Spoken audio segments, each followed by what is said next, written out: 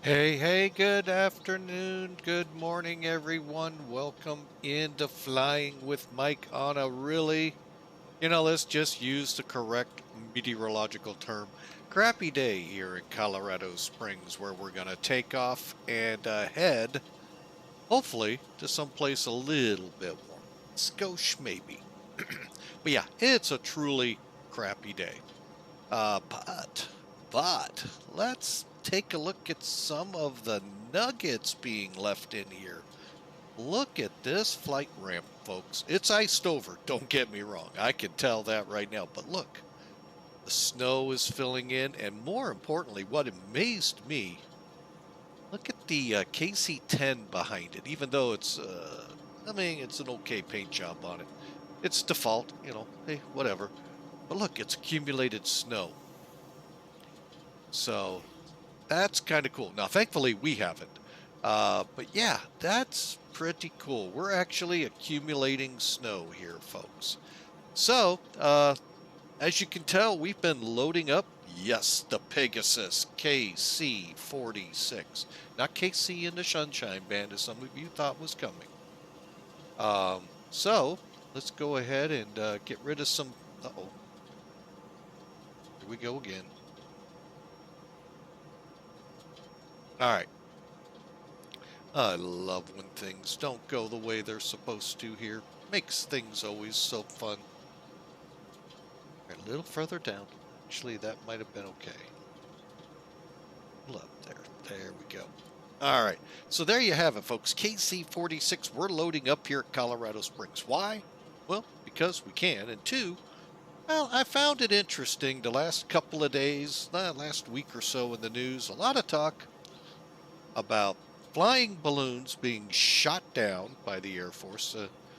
Somewhat humiliating to me to think I'm shooting down a balloon if I was a pilot. But two, now we're talking UFOs. Is this because we're reversing Roswell? Remember, Roswell was a UFO that became a weather balloon. Now we have weather balloons becoming UFOs. Interesting dichotomy. Go see if the news finds out about that one. But anyway, we're going to head down to where all the action is, where the first shoot down was. And we're going to carry 60 people from here, as well as some of their personal equipment and all, and head on down to Charleston's Joint Base Charleston, which just happens to be Charleston International Airport there in North Charleston. All right, and there's my foray into politics for a while. All right, so here we are, folks, in the bird. Let's go ahead and get rid of some of the stuff out there. We're actually already loaded, fueled, and ready to go. To a point. You caught me getting the FMC ready. So let me, though, button up the rest of the plane, show a couple things here, and then we'll pre-flight. So here's one of the ways you can get the EFB up right here. So we're fueled. We got to keep the chocks. We got that in. We got that taken care of. We'll keep the stairs, the chocks, the GPU, and the ACU. Go over here to the airplane. Close, close, close, close, leaving just the front door open. Hopefully not for long, because it's chilly here. So there you go. Now you can see where we stand, what all left. And we're going to bring one piece of equipment in, just in case. But you know, folks, since I've been sitting, well, I actually took a couple screenshots. You saw them. If you're over at my Discord channel, look under Go Live. And I'll get you that invite over there. Look under going, let's go fly or something. I forget the, oh, you know what? Instead of I forgot, that's a bad word. Let's go flying. Look under there. You'll see the difference in that screenshot and this one. Folks, the airport's accumulated snow. Now, currently, our cam conditions are 555, dry snow. Perfect. We like dry. We can take off on that. We may not be able to taxi on it. That's a whole different story. But you know what? As long as we go slow and easy, it'll be just easy peasy all the way down to the end of the runway. So, anyway. So let's see. We've got the chock still in, the generator on us, the stairs, and the ACU. All right.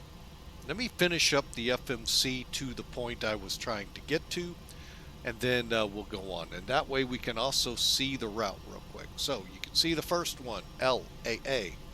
Next up is Garden City. I lost my place. GCK, there it is. And then off to Walnut Ridge, Mo.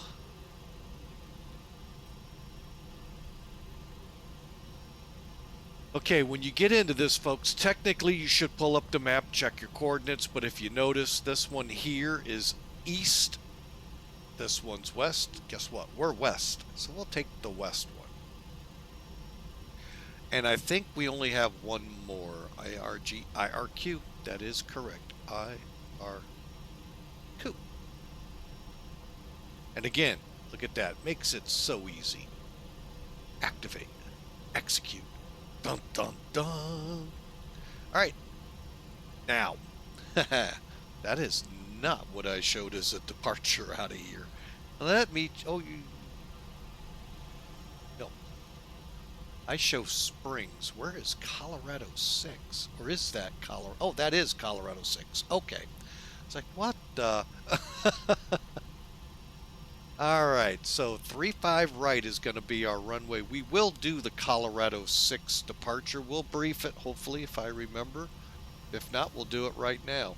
Here's what the Colorado 6 looks like. We'll do it this way. I don't forget. Whoops. All right.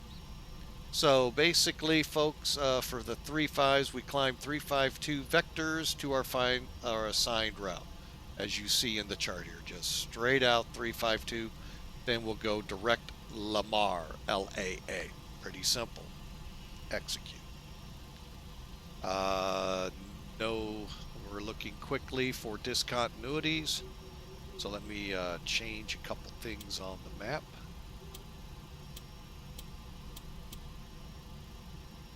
Okay, and all right. So what we're going to do, we're not on plan. There we go. Now we're on plan. All right, so let's step through it real quick. Cool. Everything looks good. Next page, we'll do it one more time. I want to watch. I was more paying attention for discontinuities than I was the plan to make sure. It looks like everything's cool. Come back to map. And we're at 20. That's a good one. And legs will put us back to there, and we're set to go for the moment with the FMC. We got to do the performance and all of that. We'll get to that in just a second. All right, so let's take a look at this sucker, shall we? As we pull back from charts, we'll go to Sim Toolkit. Real quick look here, and then we're going to get going because I want to get this in the air. It's about a 3 hour, 15-minute run, so we'll see.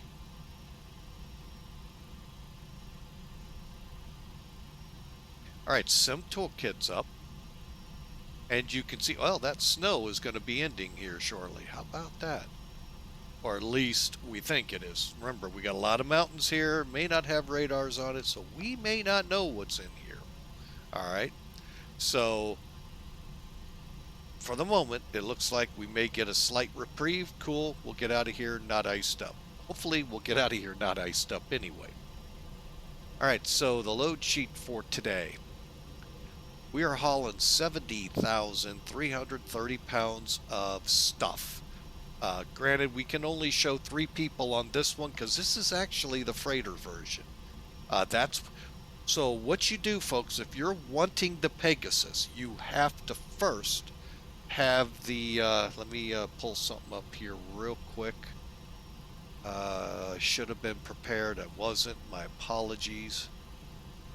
You're going to need the Boeing 767 Professional Extended Version, minimum, okay? And like I said, currently we are at version, and there's a link to it, 1.6.9 in X-Plane12. It actually, and I really, I want to give a kudo to Flight Factor, but I also want to say, the kudo is when I fired up the aircraft earlier today, got through all the initial, what you want on it. Boom. The X updater came up and said, there is a new version, 1.6.9. I said, sure, why not? Had to put in my license key there. That's cool, all that good stuff. And it updated. Phenomenal. Perfect. Love it. Kudos. Fired the plane up, had to verify my license key again. So, is where the comes from. Why? I get it. We're in the piracy age where everyone wants to get a hack to get in, to fly it for free. But that's a little overkill to me. But I'm not the developer. They are. So that's how they feel safe. So be it. But anyway, that was phenomenal that it updated automatically. All right, so again, 70,000 pounds. That includes the 60 peeps we're taking with us. The 60 Brainiacs, and fuel 42,103 has been loaded. We'll go with a cost index of 35,000, and at Walnut Ridge in Missouri, we'll kick it up to 37. Pretty simple flight, folks. And let's take a look at the METAR while we're here. 320 at 14 with gusts to 21. We're near blizzard conditions. Half-mile visibility. And why are we getting 17 left taking off on 35 right? That's weird. So 3,035, we're good there. Snow blowing. It's minus 10 degrees Celsius out there. Someone get my muckluck. It's cold. And altimeter now 2981. 8er. Yes, I said it. 8er. We're going to call it 9er. Let's go 8er. That could be sick depending on when you picked up on that. So I think I'll stop that. All right, folks, there you go. And a quick look over at the live map. We're actually on VATSIM right now. You know what? Folks, you want to have some fun. Yesterday we tried with the stream to get from Monument Valley Airport, where we left off with the C-90, to Aspen, and ended up in an in-flight emergency into Montrose. That was unscheduled, folks. I had no plans. I wanted to get to Aspen, and we made it halfway. Check it out. Why I say that? Because I forgot to get on VATSIM. secret out. All right, so we got ATC down in Dallas, which is not on our route. But these are the VATSIM aircraft currently around us. And you'll see them as we progress on down when I bring the map up from time to time. So with that, let's get the map out of here and continue our check of the aircraft. We're powered up, as you can tell. We've actually got the IRS up here aligned.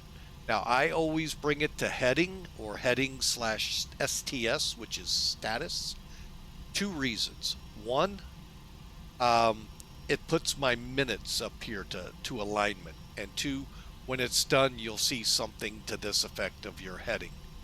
So we'll go back to coordinates. That's the position spot, and leave it there. We're in nav. How do you know that? Very simple. Come down here and look. We have a nav display, and I am going to fix that real quick. All right, because it's annoying as all get out. Oops, that's planned. There we go. All right, and we're at 40-mile radius on there. All right, so let's continue on. So like I said, we've loaded, we've aligned. All we've got left, and we've powered up. Got to power up to get to all of that. Let's finish this up, shall we? Okay, we were on the routing page, setting up our route. So now we go to the performance page. First thing, that is not what I loaded on this plane. I can already tell you that right now. Holy, well, yeah, no, that's not it. Should have been 2683. So we're going to pull up our little handy dandy EFB and make sure that's what went into the plane. Should say 268330. So that being wrong by a lot. 268.3. Okay, our reserves for today. We are looking at 13.2. I had to do some quick math. The math being, I have to have my final reserve of 45 minutes for the FAA. Plus, I need enough fuel to get to my alternate, folks. My alternate today is Charlotte, North Carolina. So,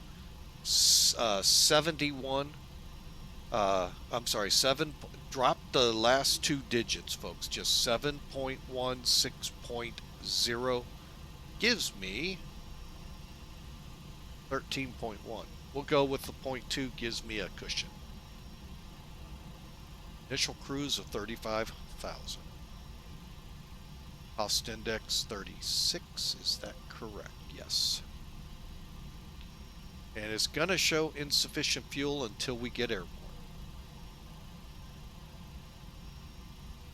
42.1. 42.1. Okay. Currently 233 at 97. Holy mackerel.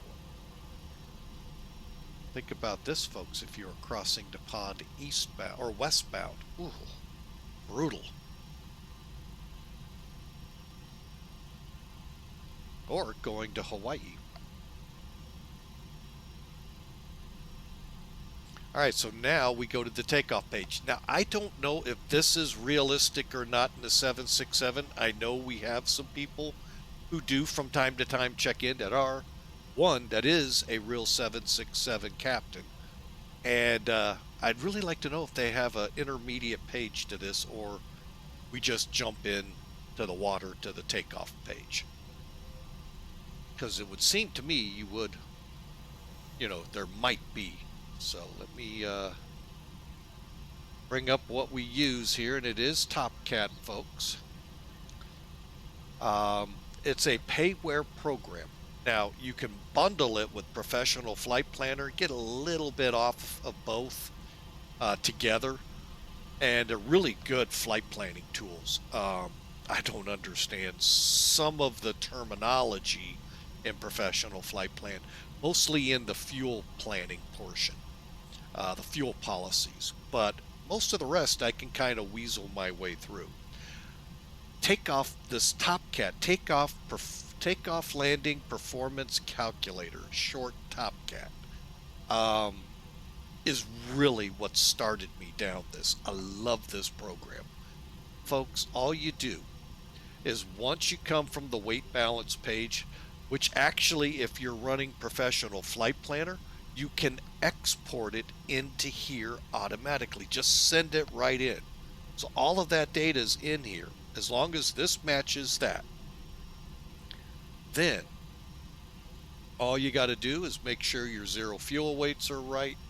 Your fuel. Now, we're not getting any kind of CGs here because this flight model doesn't actually hook to any product out there. So that's why we're not. So we go to the takeoff page. Obviously, we got the right runway. It's 352. Okay, we'll work with that slope here in a minute. And we are on a 12,000 foot runway that's 150 feet wide. We're going to probably need it on this takeoff. This could be a fun one, folks.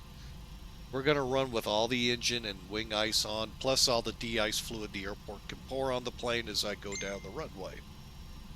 So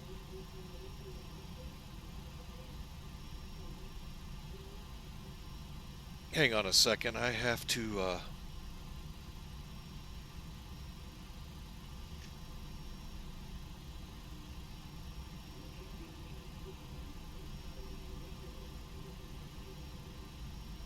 hang on a second.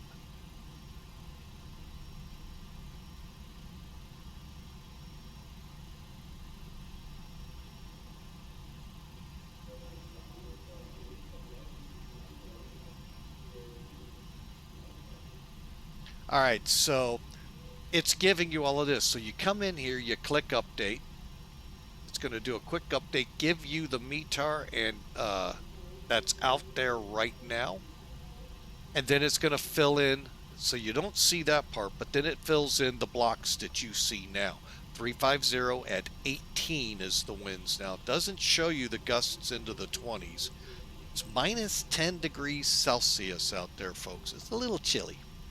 And 1011, which is equated to 10 or 20, 8.5. I'm just gonna wait. There we go.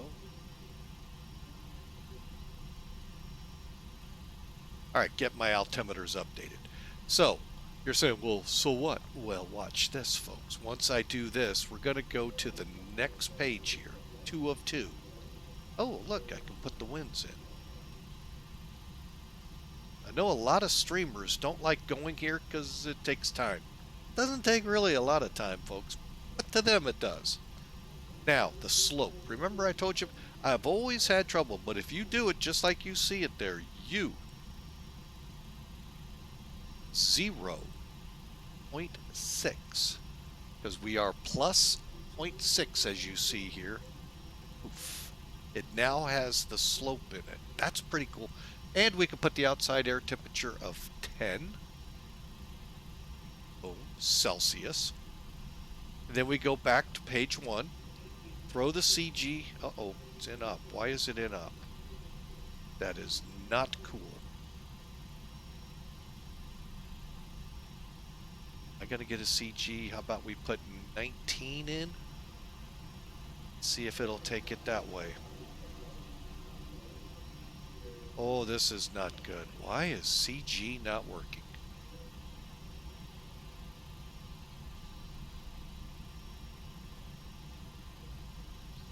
All right, we're doing a quick run over to Flight Factor real quick to see why we can't.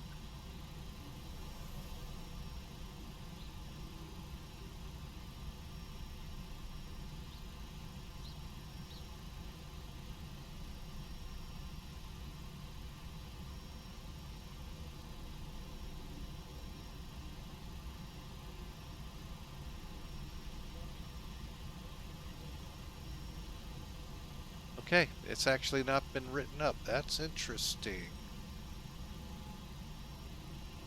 Alright, I hope this doesn't prevent. We're going to find out. So I'm going to go ahead and turn on the reference speeds. they're showing right now for 15. We're not going 15 on the flaps. Let's see, we're going to get flaps 5. So we'll put in a thrust here of 39, flaps 5, TO. So 39, flaps 5. Really curious why this isn't working. All right, last try. Okay, so now did I do this right? Hang on a second. I need a wet runway. Let's do it again. Okay, so we're off by a whole lot different here. So I got 141, can I put a wet runway in?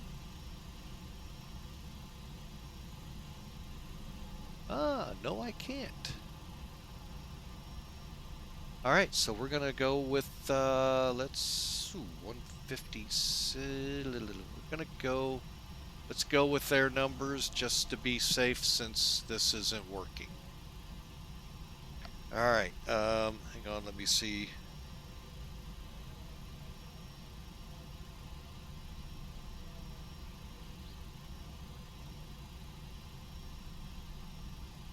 All right, so we've got the FMC loaded. All right, now we're gonna move a little too high. Reason I kept this up is so I can set my speed real quick. That's my heading. Keep it off. 167, let's go to 177. I like to go V2 plus 10. And I'm gonna go ahead and pull away some toolkit since or Top Cat since we're done with it. And I think that's all I need this for. Over here, we'll set it to progress for now. And what was our runway heading? 352. Okay.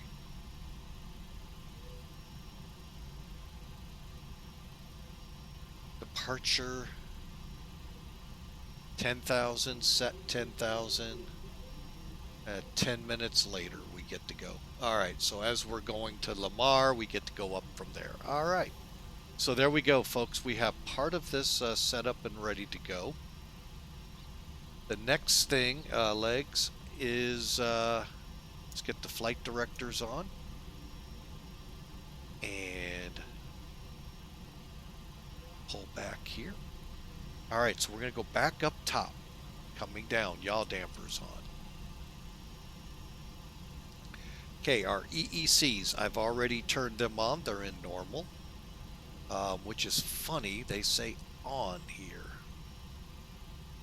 I think the guy writing this checklist would have said something. C1, C2, electrics are on, auto, okay. Aft, cargo heats can turn on. Engine starts, they want them on both. I like to go with what it is. If it's an odd day, I go 1. If it's an even day, I go 2. Engines are set. Fuel pumps are currently off for the moment. Anti-ice off. And the wiper is parked. Window heat on. Signs on. Gotta get those rowdy brainiacs back there in line, you know, along with all of their cargo. Really knows what's in it.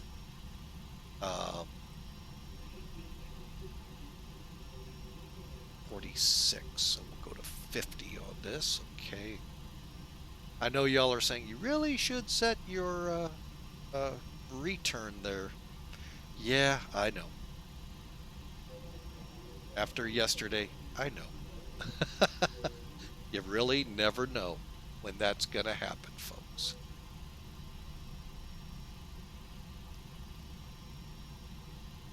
All right, and finally get that online. Okay.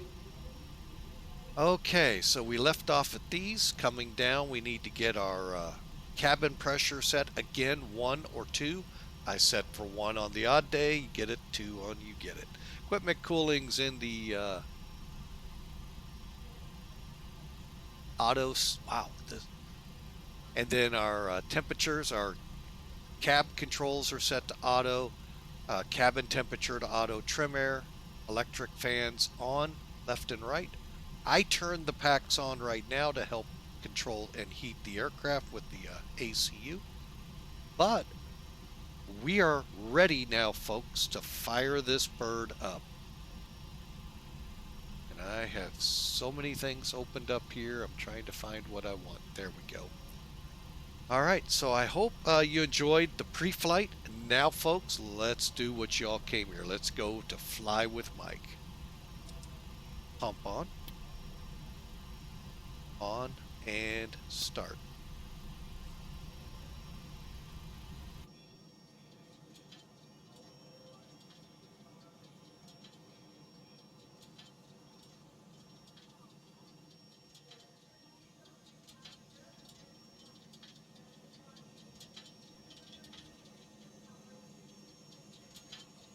I don't know if we hear it out here, folks.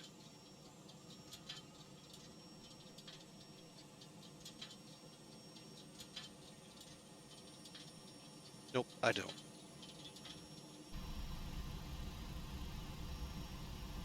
Okay. Oh, I'm not seeing it. Let's see where we are. We're up to 86, okay. And folks, you can add the brake temperatures, these fuel flows and all from that EFB. Really look through it, folks. A lot of great stuff in there. That's where I got a lot of what you see now on my screens. All right. We're at 100% on the APU. See it right here. Hydraulic pressures look good. No RFs. And our temperatures in the cargo bays are looking good. Coming up. And let's go up here and bring on the APU generator. Now, just turning it on does not bring it onto the bus. And that's one thing about this aircraft I don't like. And the 737. Now, I think this still didn't flicker.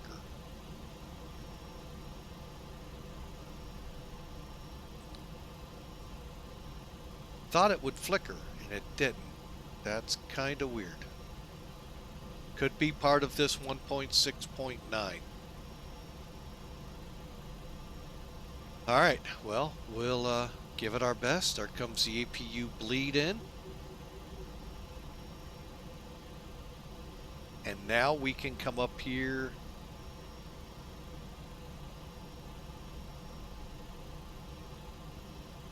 Remove the GPU, the ACU, and the chocks. Hopefully we didn't start sliding. I'm not sure what the ice will do here. All right, so we are, folks, going to close up the airplane and get ready. We are not going to be pushed back.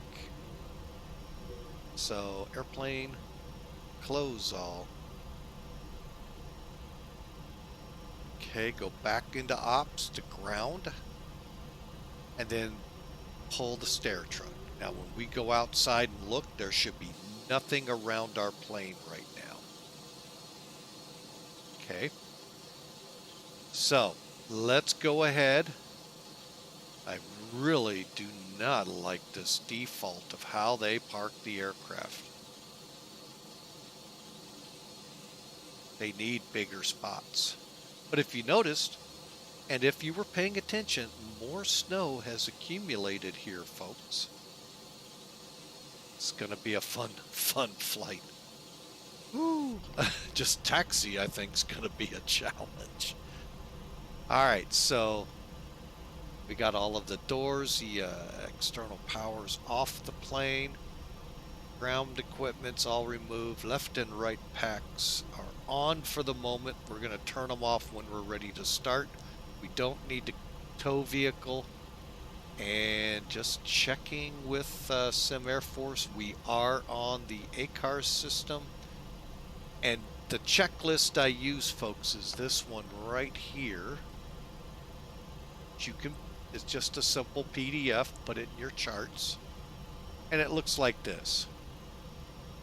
And we're right here. So we're at pushback. See how it says all doors, ground, left and right packs will go off for the engine start. Tow. Look at this. This is what I like in this one. It's also on the Airbus start. ACARS. It's a nice reminder if you're following. If you're those that don't follow checklists, well, you're going to find you miss flights. All right, so here we go. We are in a line. Okay, just doing a last minute check, and let's get all the fuel pumps on.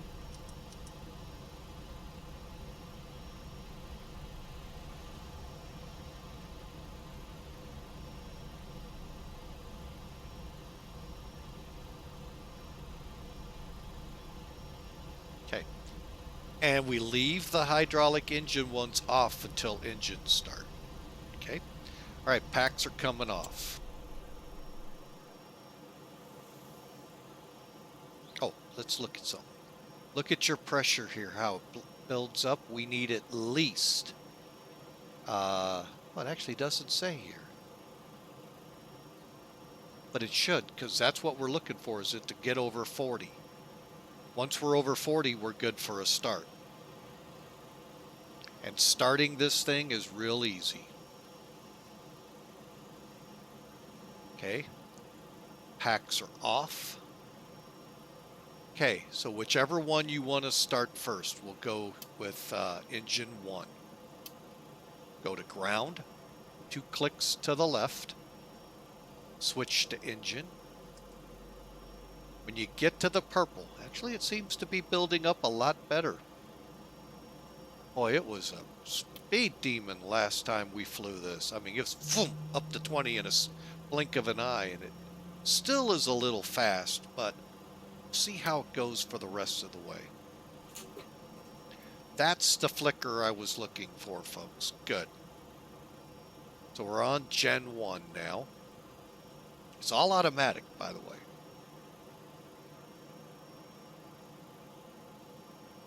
Okay, and we're just waiting for it to stabilize.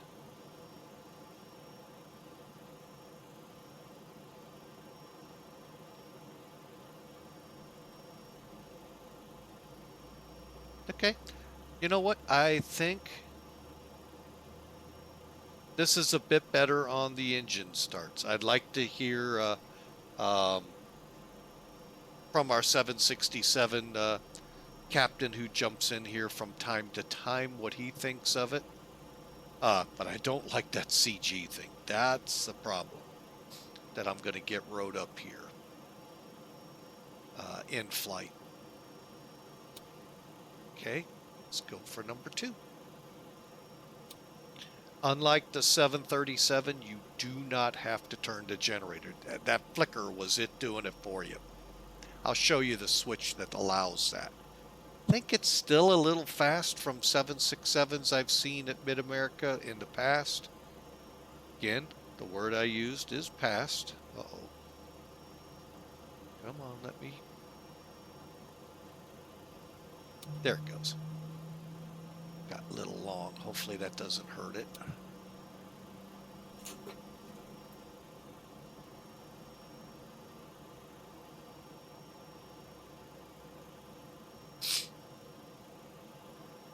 And maybe this is the part I don't see and know that it takes this long. That could be. I'm on the outside looking in instead of looking at the gauges when they start up. I don't know why they won't let me up in the cockpit when I fly on them. Just, I don't know why. I told them I know how to start it.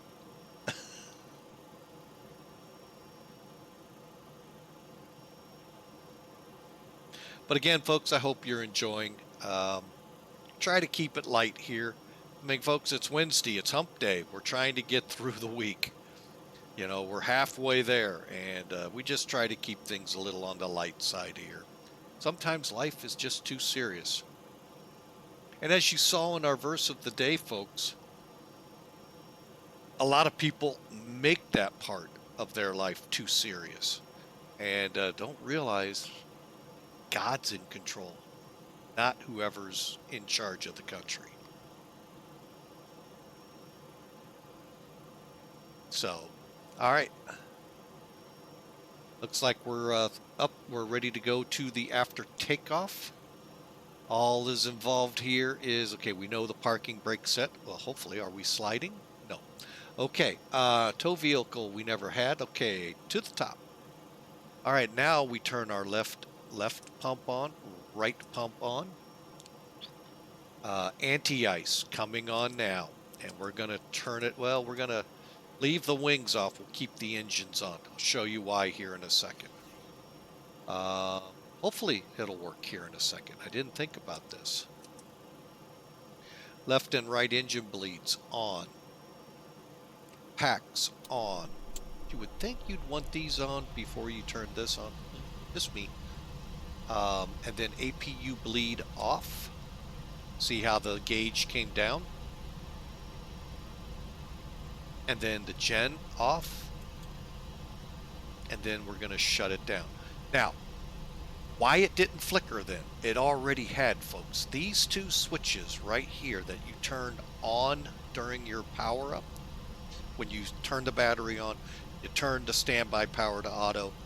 You bring your external power on, and then you hit your auto, your bus ties to auto here, your utilities to on.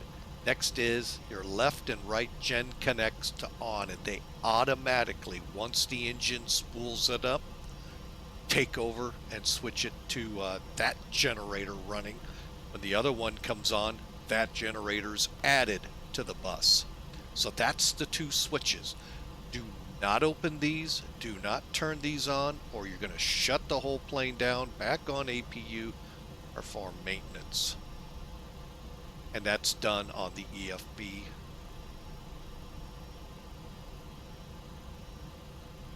Right here, you're going to have to do it again.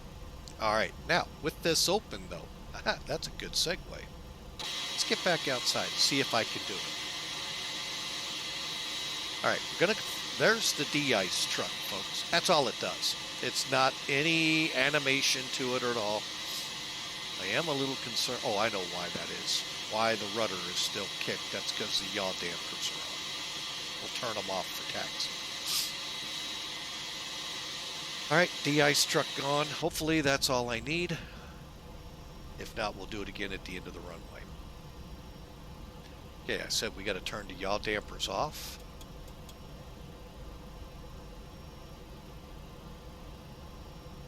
Go to status. Now you'll see the rudder should look like it should. See where the needle is? We're going to do a quick.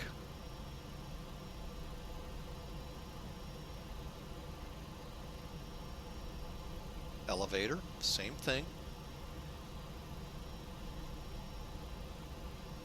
I do these for two reasons, folks. One, make sure there's no gust locks in place. That's the main reason. And the other, sometimes with my X-Plane12 and the way my flight yokes work, or flight sticks work, it'll snap to the left.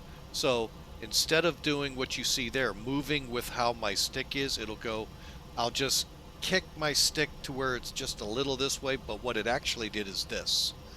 Deflect it all the way. And oh my gosh, if you don't do this before, you talk about flying an approach, you're in for the treat, folks. All right, let's get the wipers on, see how bad this will be. Hey, that's actually not too bad. Let's get the brakes off. Let's get the taxi lights on. Beacon and wing lights.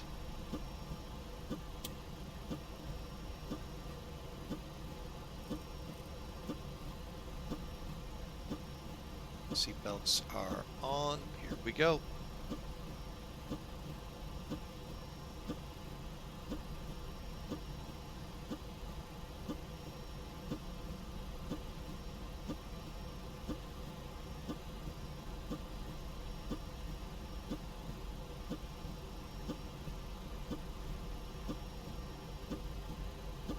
There we go.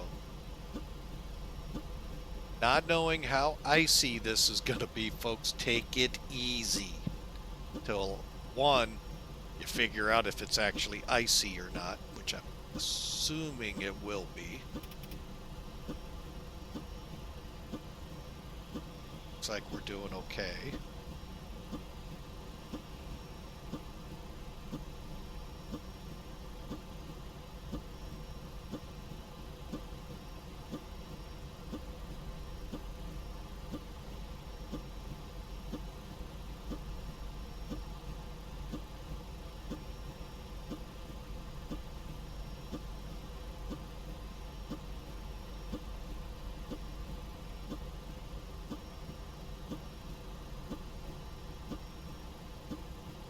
All right, and we are going to taxi out the 35 right. Now, there is no shortcut like there is to the left side. So we just take the ramp.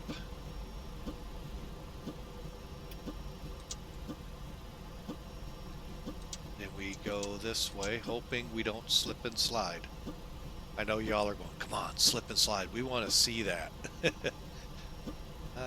You might get to see it as we put power to this thing on the runway.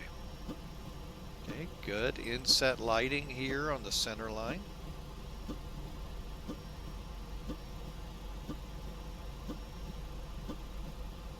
All right, now we go all the way down. So this is all the way, folks, to Echo. So it'll dead end into, well, actually, it'll not dead end, but it'll get to where you'll see the runway. Then we'll turn right down Echo all the way to our takeoff point, de-ice, near the end. Yeah, what is it saying? I'm going to get in here and see what our FMC is reading. Maybe we are low on fuel. All right, estimating 9.4. Well, we'll see. That is potentially a problem.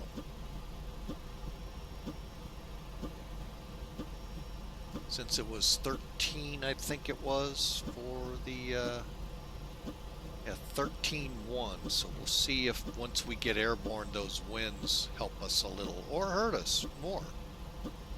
And then we end up having to divert. Gonna be the mantra of the week. Let's divert.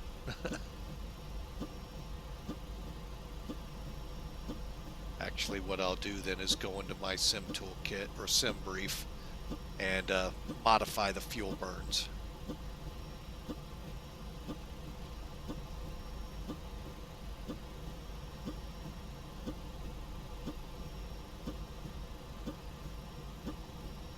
But we have an extremely long taxi here, folks.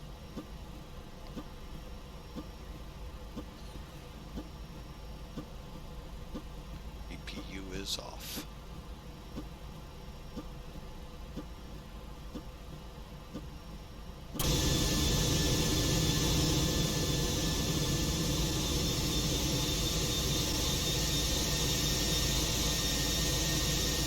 But I have, you know, now this effect looks good. Now what it looks like coming in on that ILS breaking out low, like, oh, look at that.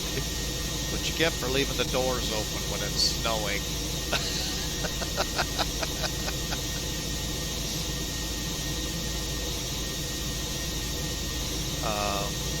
So yeah, it'll be interesting to see. We went into Vegas, and this was one of the betas, folks, about a month or two ago. And when you got to this, you had a very hard time picking up runway versus ground versus taxiway with the way they were showing it off.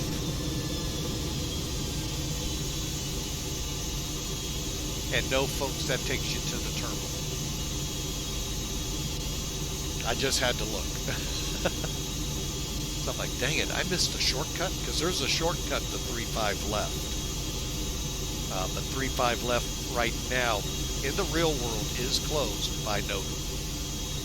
Probably because they're like our airport.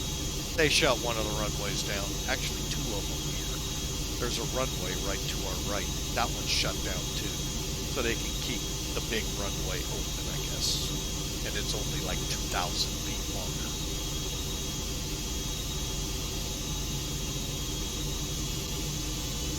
But no, that wouldn't get us there any quicker, folks.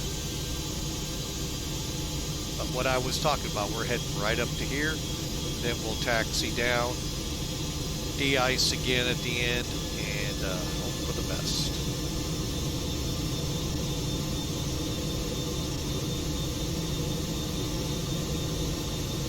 Kinda not liking how much power I need to get this thing to move.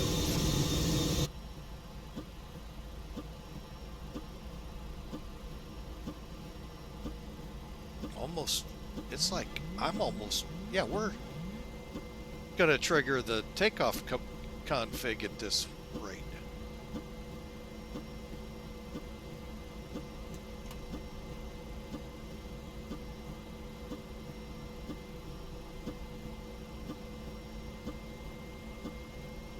I mean, I am almost to takeoff power, folks.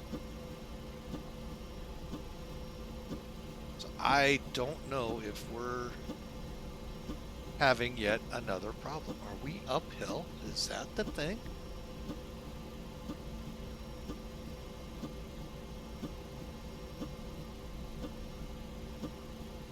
I mean, look, I'm at 80% N1. And I am burning a lot of fuel just to get to this runway.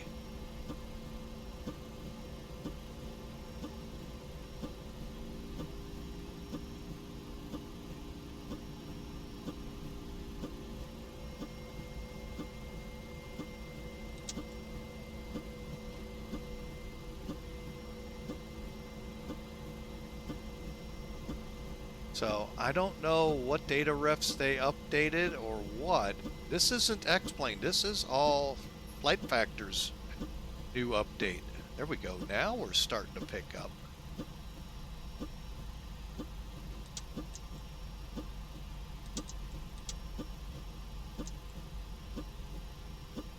I mean, geez. Okay, 6103. Okay, so we're going to be going downhill to the runway, hopefully. All right, so we're coming up to one of the hold short threes, but we're going to be going down Echo.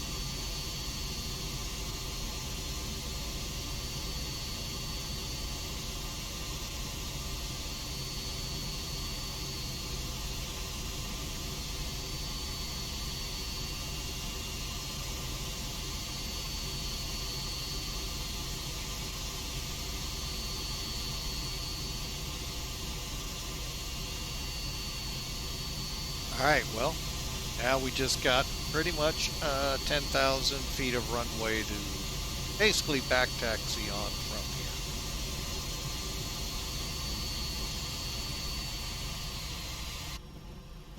Shoot, we ought to have a fuel truck waiting for us down there to refill us. Lord have mercy. Look at that. It just kind of... Wonder if this is one of those elevation problems. But I think part of it might be the new version as well, because I never had troubles at any of the airports. Now, I never tried it at Anchorage in the new sim.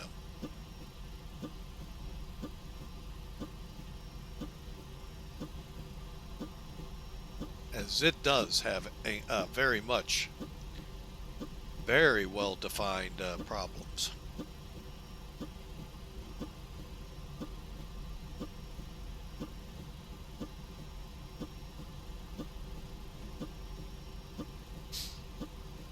Okay, I mean, slipperiness, is it there? Possibly. Propeller plane would be the easiest one to figure it out, just because of the P factor. I think we're getting into an uphill drag again.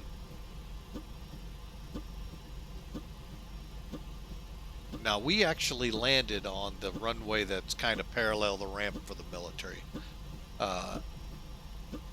3-1 and 1-4. No, 1-3. So, I thought about taking off on it, but when you got a 13,000 foot runway and it's no-domed and it's crappy outside, as we've defined as a true meteorological term, we figured we better just follow D-ATIS. D-ATIS! D-ATIS! Again, that sounds kind of creepy. Alright, no centers online. And you're all going, why didn't you tell people you were taxiing? Why? Tell me why I have to tell people. There's no ground. There's nothing here. In many ways than just the radio chatter. But I am, while we're in this, man, it's wanting to pull. Okay, so it is moving again. 128 is on, 1215's on. Good. Okay.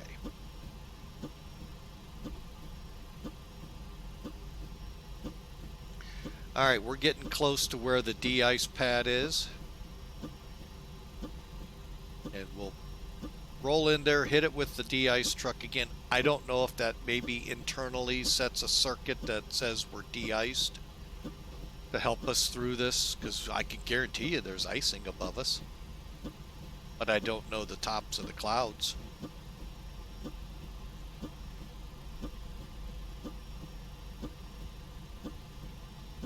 And that's all dependent, folks, on which weather program you're running. Are you running default, Rex, Active Sky, Rex, any of the others?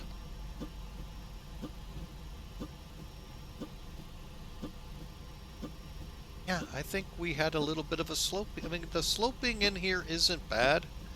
I think in some areas it's extreme, Anchorage being one of them. Skagway even worse. As we saw in that, I had to actually full power take off, flaps full, to get out of there without stalling. And you're going, how did you do, get airborne before the hump? I mean, the hump was almost straight up. So when you took off, you're in an angle that immediately stalls you.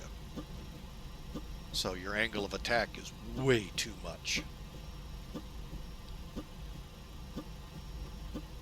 So check them out if you're in X-Plane12. Let me know if they're fixed. I've already been to Anchorage and no, it's not. I think maybe, no, I'm not even going to say maybe a little less, because when I went over to the FedEx ramps, one was like 20 feet higher than the main area, so it's not fixed. Good luck on an iced ramp getting up that with the way the icing is in here. And no, X-Plane, don't turn off your icing effects. Developers, work with it. Especially Tolus. Or help me so I know what I got to turn on in icing conditions.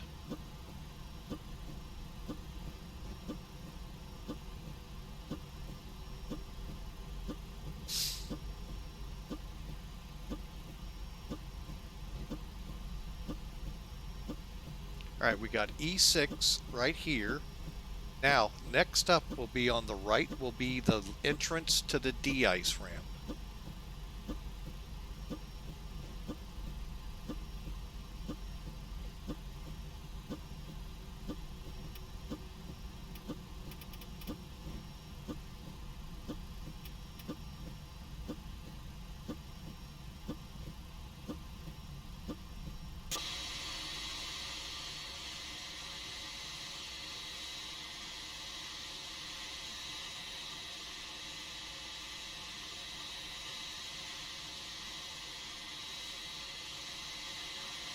Okay, it was supposed to be like right here, but it looks like that's your de-ice.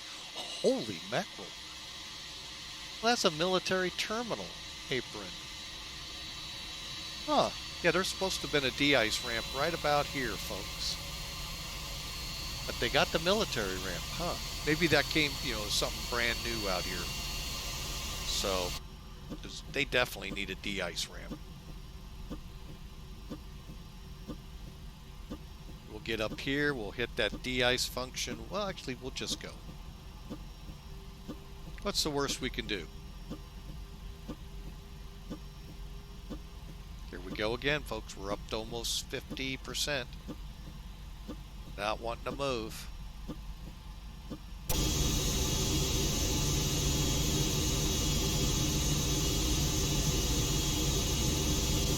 Now we are. Just amazing how much power you're needing on what should be a downhill run. 187 to 103. That's an 80-foot descent. Now, granted, that could be roller coastery, but still.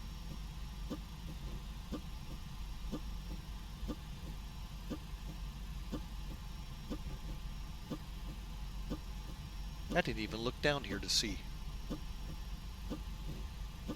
That would have been cool just to come right out here. Boom, gone.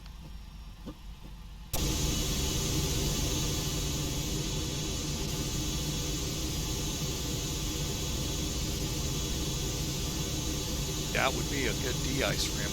Doesn't look like they get a lot of traffic for something that huge. Pretty cool. Alright, we got our flaps set. Let's do our before takeoff checks. Auto brakes, reject. Thrust, let's take off. Speed brakes off, flaps set, 5. I believe we'll check it here. One thing I like about Airbus, it tells you, yeah, 5%. And landing lights, and those will come on. MCP. Until we get on the runway, I am not turning it on, because holy mackerel.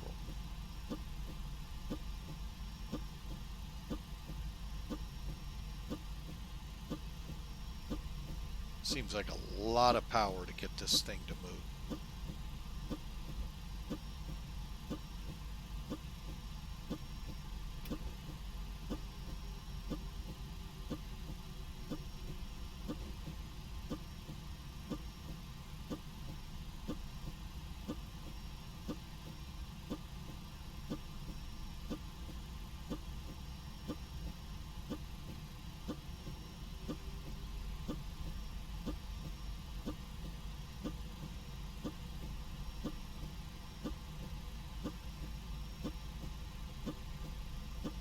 Folks, that's 70% just to get it to move.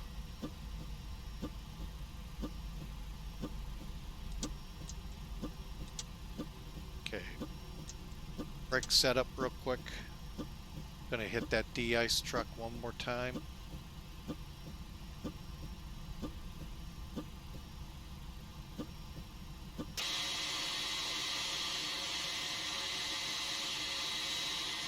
Okay.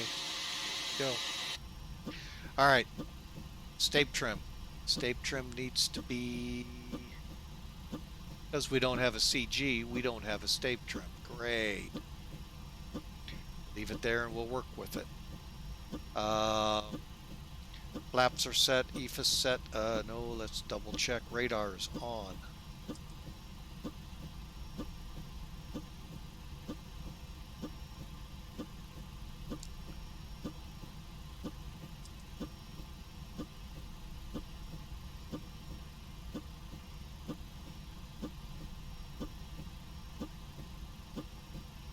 Weather, terrain, okay, HSI 200. Flight controls are free. Parking brakes, MCP, on, keep that off till on the runway. Nav, VNav. Here we go. Transponder, TARA.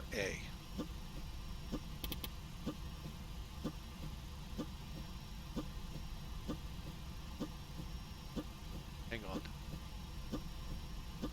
What's going on with the weather radar?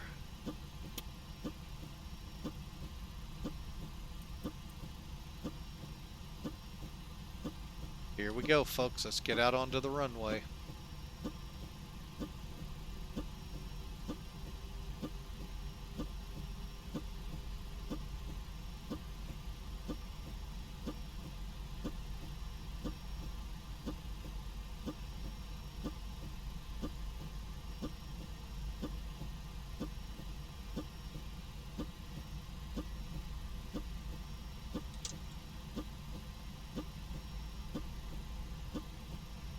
Come on, airplane. You got 70% power on you.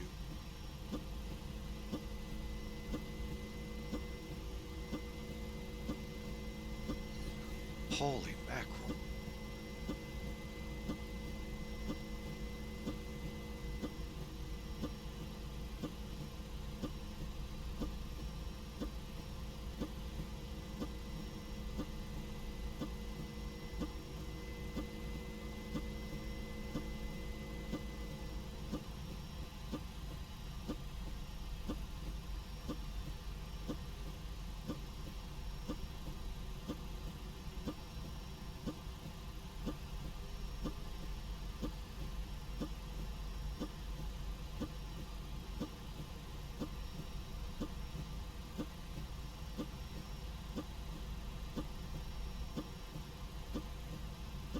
Really?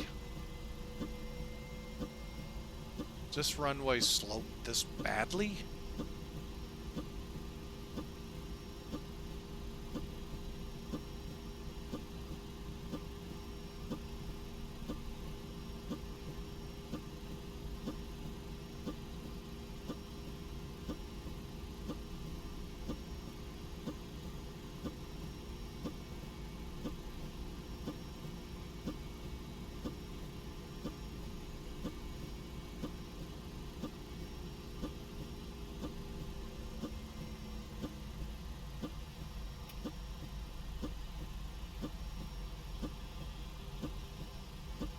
Holy crap, this is... Boy, this is going to be a miracle I have any fuel left when we get there, folks. This is unreal.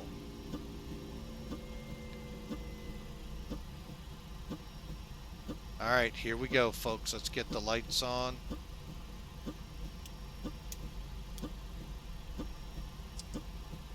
Now we'll turn the auto throttle on. Alright, there's a couple of click spots here, folks, to be aware of. You got one right here with the, that's pretty cool, the weather. But, this, where are we at? Oh, right here with the altimeter. That'll set the first officers. This one goes to Toga. Speaking of which.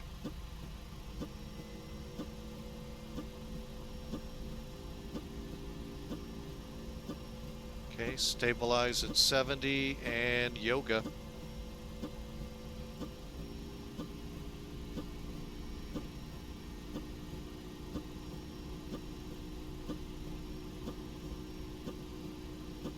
Holy crap, this thing ain't speeding up for anything.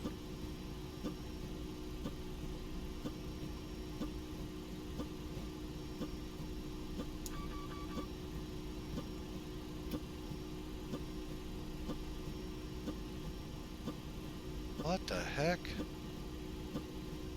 We may have to abort, folks. We're not getting any speed. Got speed brakes out. Nothing's out.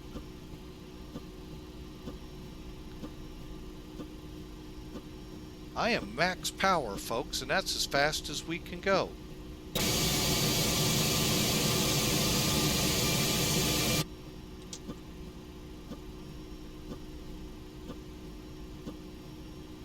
Are you really kidding me? This is all you can do?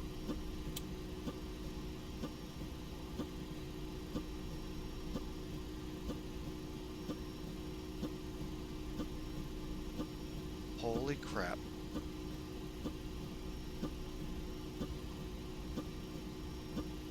I'm going to give it just a little bit more, folks, and we're going to kill this flight. I can't fly this.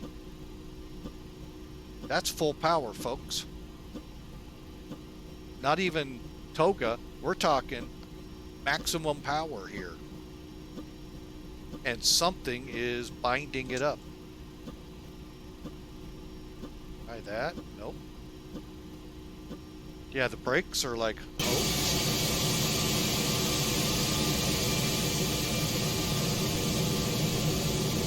It's stopping on the runway at full power.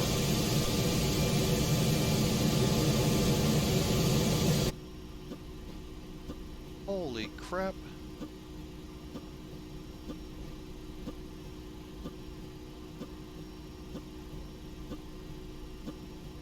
something I forgot up here real quick, and then we're going to abort.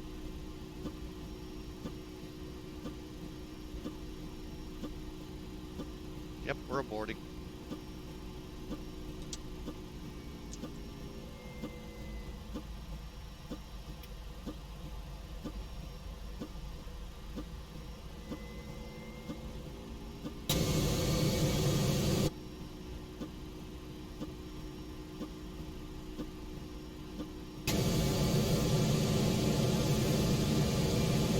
Yeah, this thing is actually not accelerating at all. Let's see what happens at this. Well, we're actually picking some more speed up here all of a sudden. Can we get enough before the end of the runway on this downhill? This is ridiculous, folks. I don't know if this is an X-plane scenery issue. I think it's part of the, see what happens here. If we go off the end of the runway, folks, you know why. I'm going to let it rip.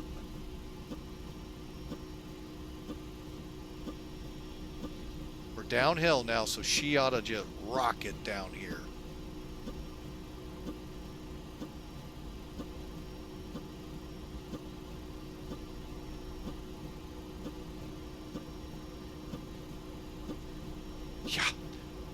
Yeah, this something's really hosed with this. Alright. Sorry, folks. We're gonna switch sims and switch aircraft to get this done because this is hosed big time. Holy mackerel. Folks, we were at full power. We're now halfway down the runway. And we're not getting any speed. Let's look at the plane real quick. I mean, turning packs off won't help. This is unbelievable. I don't know what happened here in these ensuing. Okay, so parking brake is now set. Let's go ahead and disengage.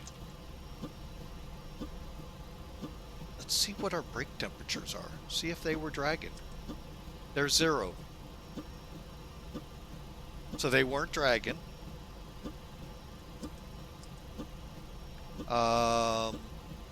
Yeah, I really don't know what caused all of this, folks. Either the brakes weren't releasing. Let's try something for fun.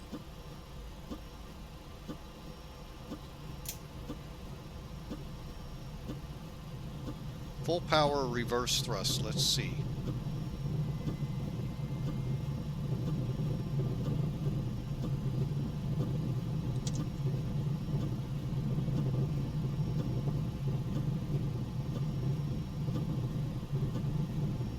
See what it does.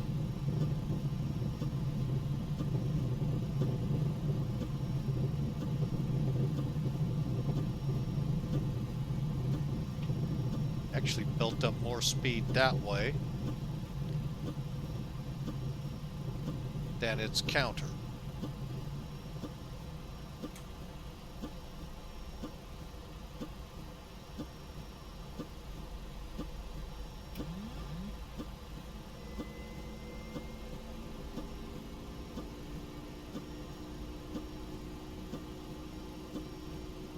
Actually, we're now building up speed a heck of a lot quicker.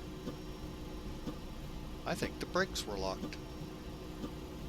We'll see. If I can't get any faster than this, we go off the end of the runway.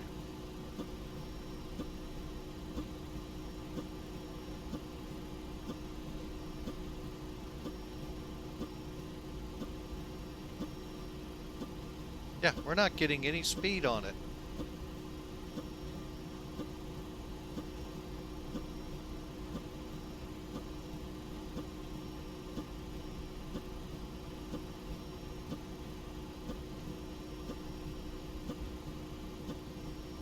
Holy mackerel.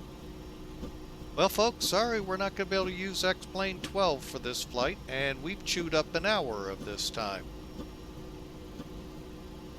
Alright, well, let's shut her down.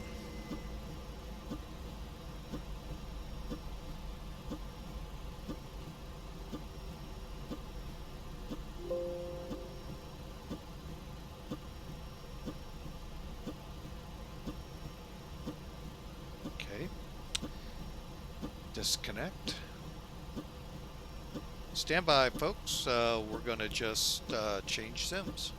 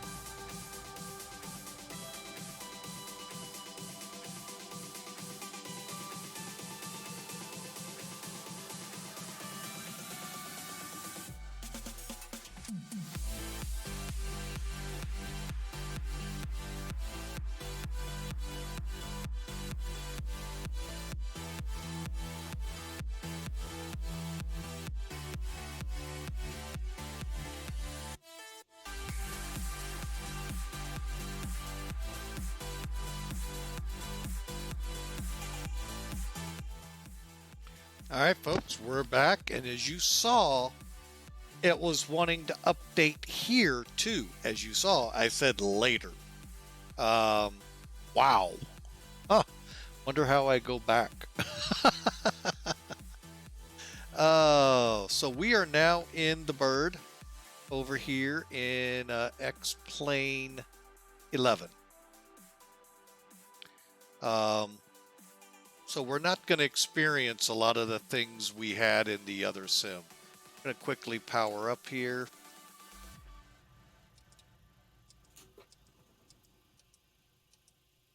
Hopefully we won't.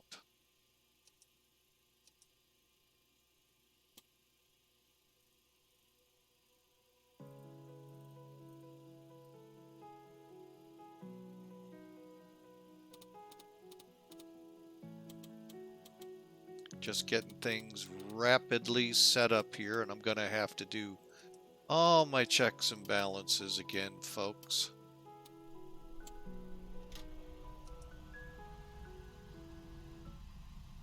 So, bear with me a second here.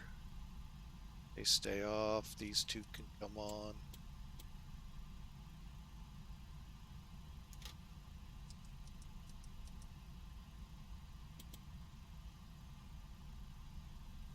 All right, we'll get things set up here as quickly as we can, folks. Gonna be running out of time is my fear. We'll see how this plane reacts.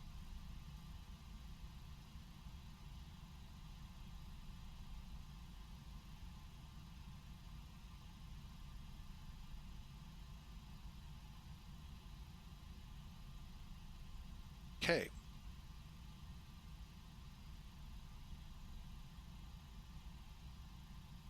Oh, I forgot the EFB.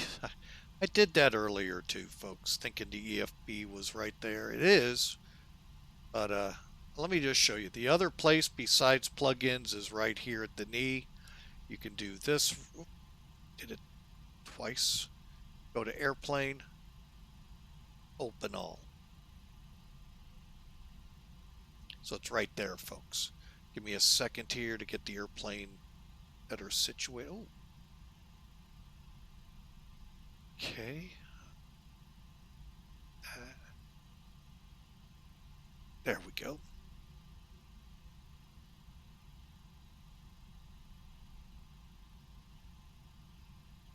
Sorry about that, folks. Clicked the wrong button.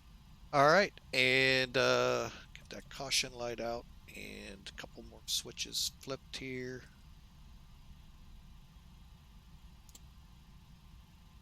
All right, what we can do is hope for the best here, folks. Oh, panel lights, that's what I was looking for. Okay. All right. Irritated, yes. Part of me wants to start typing right now to them.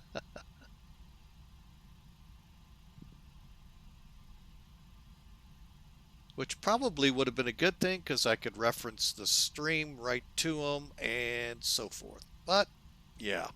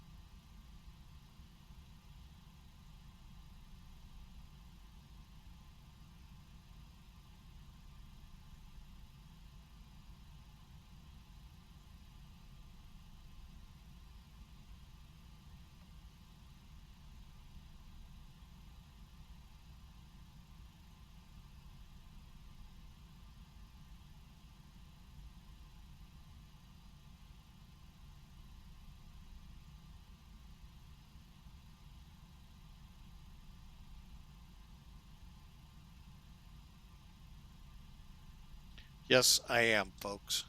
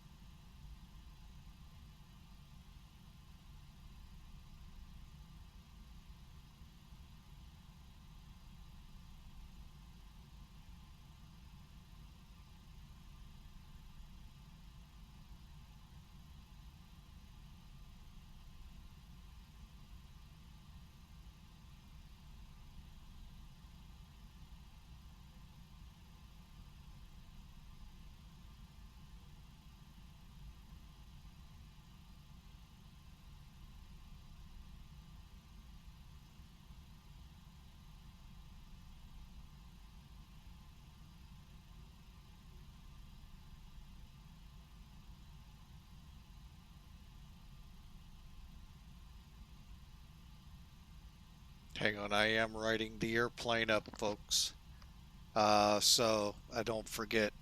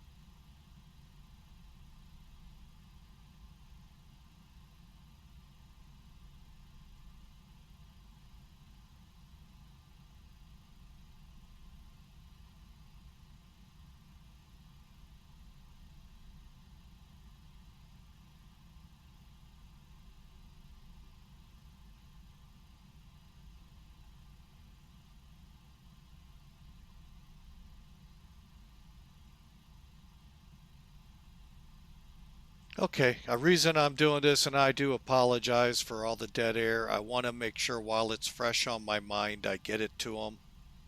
Um,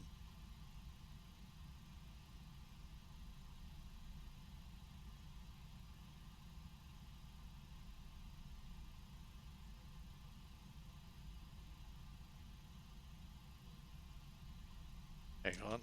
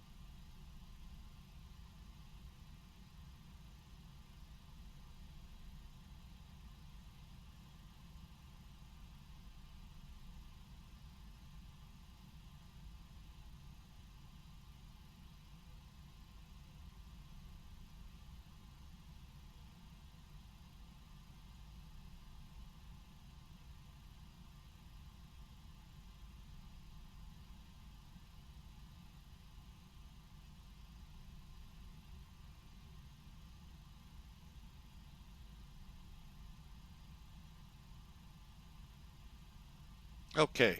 Again, my apologies, folks, for that long interruption. Just like I said, I wanted to get this set and ready to go. All right. So I need to get my stuff back up here, don't I? Like Sim Toolkit.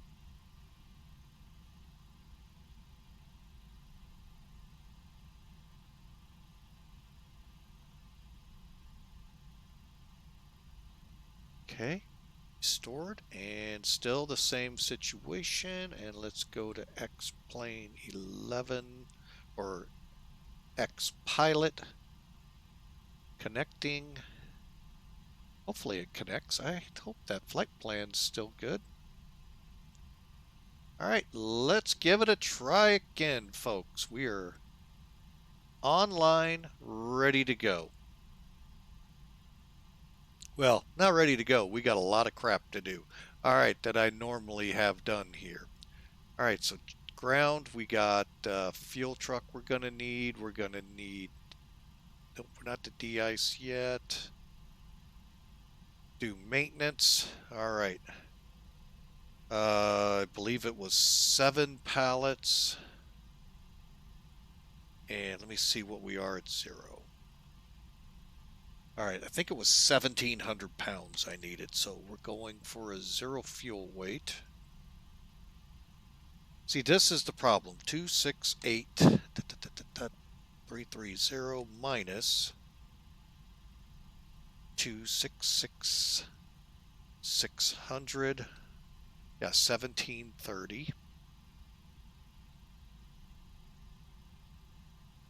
Yeah, all in an hour, folks, and we're still not off the ground. We're restarting is a sad thing here. And fuel 42. Okay, I got to double check now. Sim brief 42,103.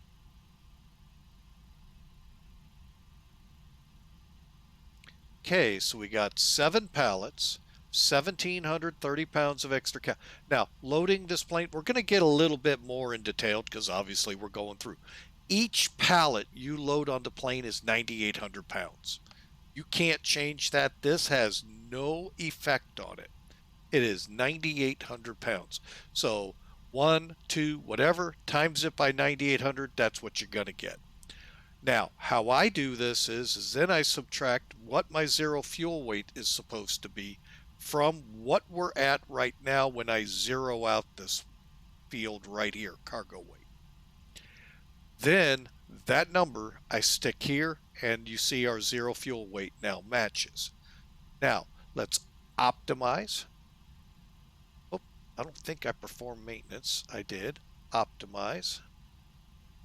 And load. Planes loading. To include fuel. Now you're going to hear the banging and clattering around in the back. That's fine. But how you know you're full, it'll stop. That's one thing. And this will read 41.1, possibly 0.2. Okay, so that's the easiest way.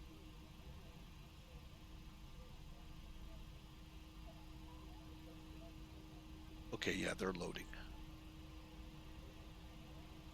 Couldn't hear them. All right, so next up, powering up the plane. Again, we're not going to push back. We're going to pull forward. Chocks and fuel trucks and all of that will be removed. Okay, parking brake, double check. Set. Battery, let's go back up top here, is on. You saw us go through that quick power up sequence. Here again, turning these on, you're good. Hang on a second. Traffic. Don't care. All right. And then we come to the IRS. So we go to Align. And then we wait for it to show Align. Right now it's doing an on DC check to make sure that it'll work when you're on just generators or just the battery. There it goes. Nav, nav, nav, 7 to go. All right, so that gives us plenty of time to come back down here. Hang on a second, folks. Oh, okay, I see what I did. Okay, this one's different. Okay. 22.8. Okay, making sure frequencies are good. Let's dial you up a little bit. Okay. All right, things are a little different here. That's fine. All right, let's get the McDo up here. Go to FMC, initialize. We're at KCOS.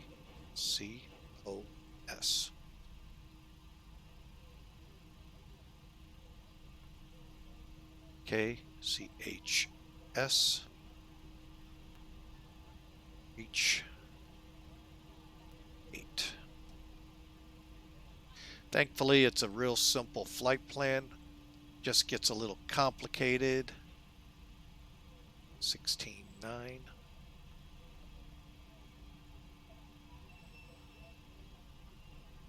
GCK. ARG.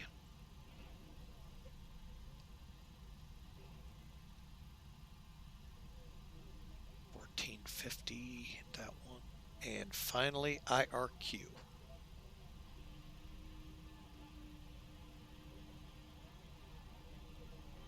Okay, activate, execute, departure.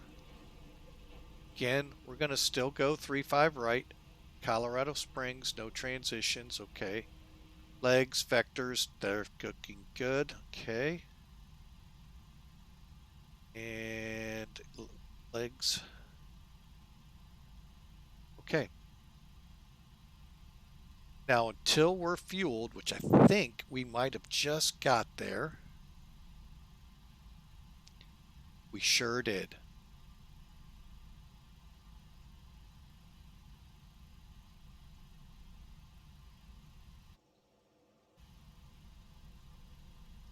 Ooh, it's going to take a bit to get used to this, folks. 268. Let's read. 2683. Perfect. Should have put that in the notes too. Dang it. 13.2. 350. Cost index 36. And we're going to keep it 233.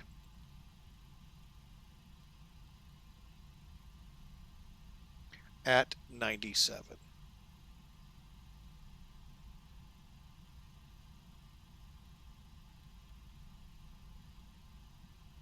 Okay, we know that. Now, next page is takeoff. All right, we'll turn the speeds on again and know we're not going at 15. That's what it's supposed to do when you click CG and to give you a trim. But again, let's go next page. Things are going to have updated a little. Should have, folks. So again, the METAR. 350 to 18 gusts to 27. Still pretty much close to the same. Compute. 39. Okay, so wind 350. Diag 18. Up 0.6. And we're not going to do anything over. Actually, we will. We got a 10-degree ref. Legs are back to route. Initialization. Takeoff. I meant to hit next page. Okay. All right, so our thrust will be 39. Flaps will be at 5. Again,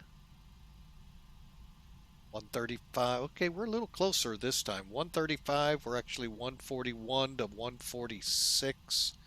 151. Let's do that. I'm going to keep this one. Pull this one to 146. Keep this one. Speeds off. We're set. All right.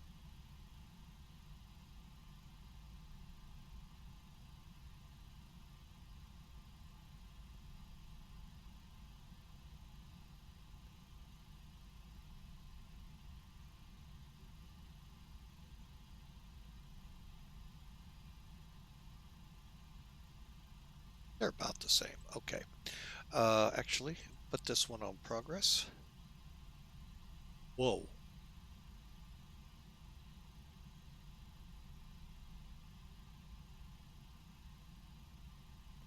What the heck? Well, let's see what happens when we come off this vector. Holy mackerel. That's why we're getting that.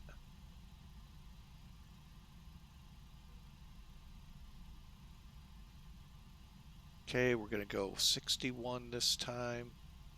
352, 10,000. Boink. Auto trims off.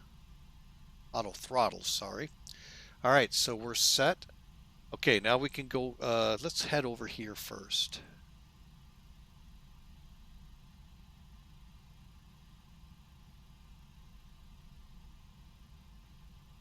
LSU can go, fuel truck can go, loader unit can go. Airplane, we can start closing up. Close, close, close, close. What the heck, we just closed the front. Why not? All right.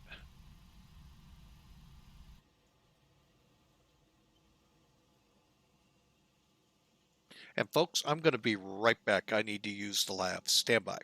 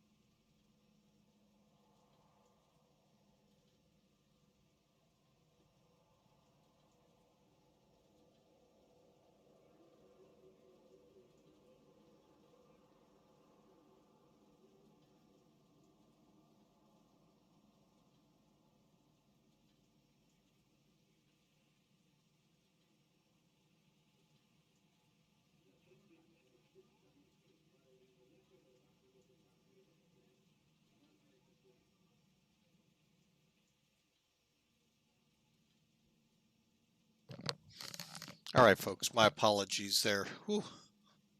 All right, so we are to a point where I can restart my ACARS for Sim Air Force.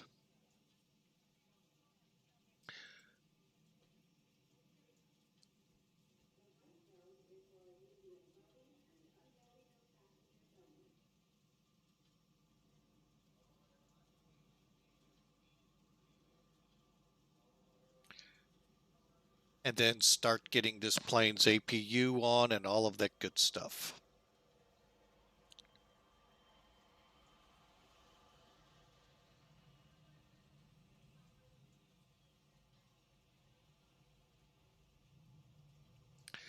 Okay, flights.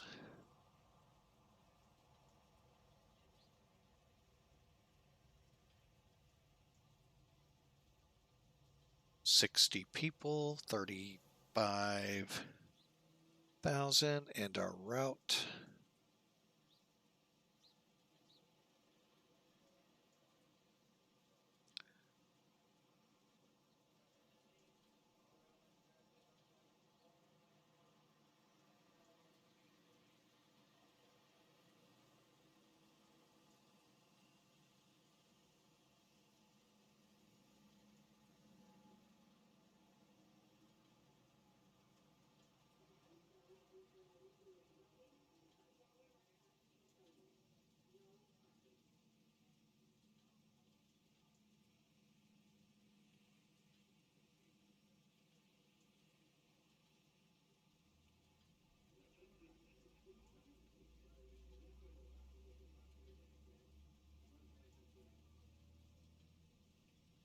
Okay, got that running. Let's get into cockpit. Oh, I got to get used to this. Sorry, folks. This is set up differently than my other one. All right, so APU.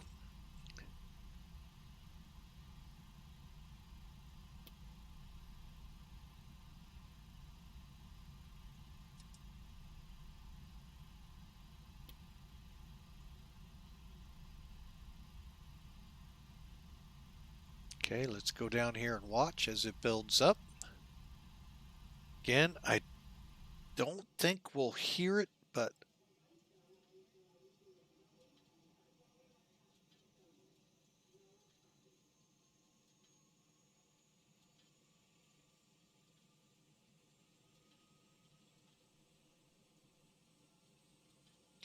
then once we have this on, folks, we'll get everything else outside here removed. Okay, with it on run, let's make sure. Not yet. I'm going to wait till we're at 100%.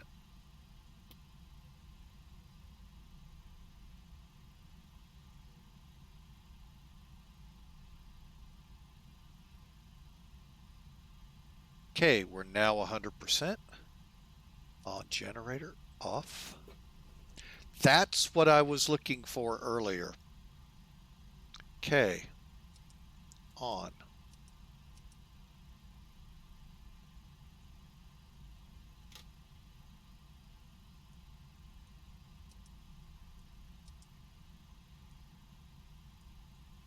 I like making sure these guards are in place, folks, because I'll accidentally click things in flight. All right, so we're set with the gens. The fuel is started. Let's go ahead with the anti-collision because we're getting ready to start engines. All right, let's, hang on. Go to map.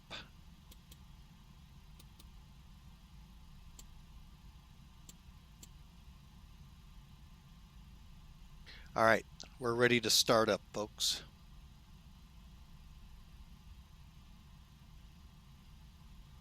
If it doesn't work this time, how's it going? That's going great, Matt. Second attempt here, this time in X-Plane 11 to get the 767 rolling. We couldn't get any speed if you, it was unreal. This one is not 1.69, it's the old 1.6.3 or whatever it was in X-Plane 11. All right, engine start time. Oh yeah, first we got to clear everything.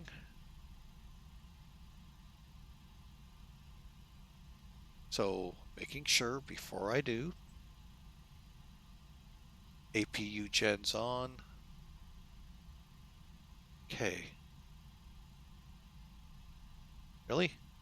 Just had to do that, didn't you?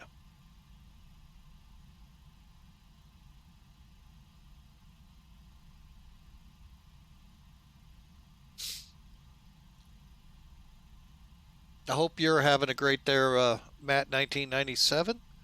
We're going to try and get this 2 to 3 hour flight in. It's starting to get a little shaky here.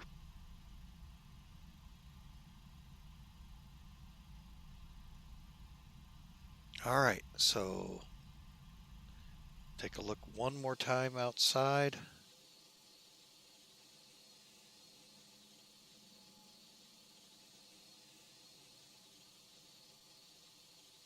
Okay.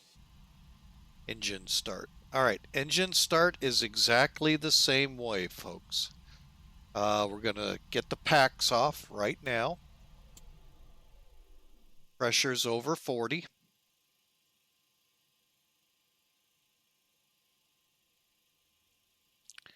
And then go 2 clicks to the left. We'll start engine 1 first. Go to engine. And watch it build up. See, it's building up a little slower, not much. And, well, why is that not working now? Okay, there we go.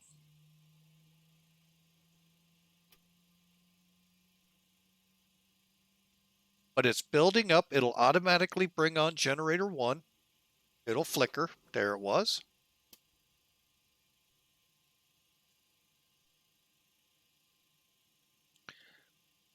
And then as we watch it here,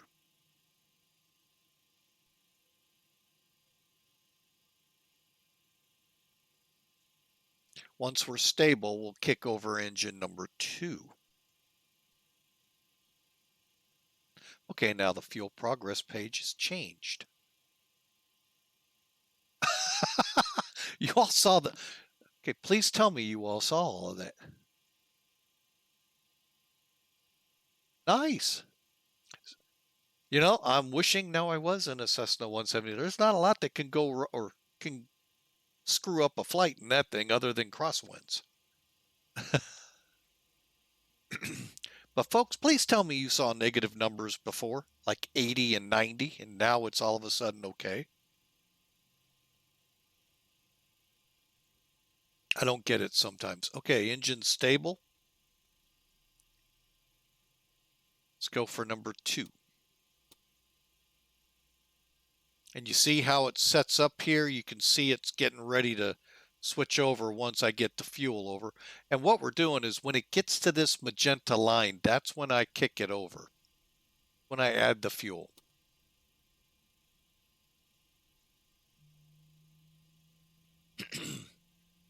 But again, for those still here sticking it out, thank you so much. Last night we had an in-flight emergency, cut the flight and stream short because thereof. Couldn't get the gens back online. So got the engines back online, couldn't get the gens. So I didn't want to risk trying to get into Aspen with problems. Check that video out. Stream is still up on Twitch. YouTube has it up at YouTube. You can look for all of our videos at YouTube by going here.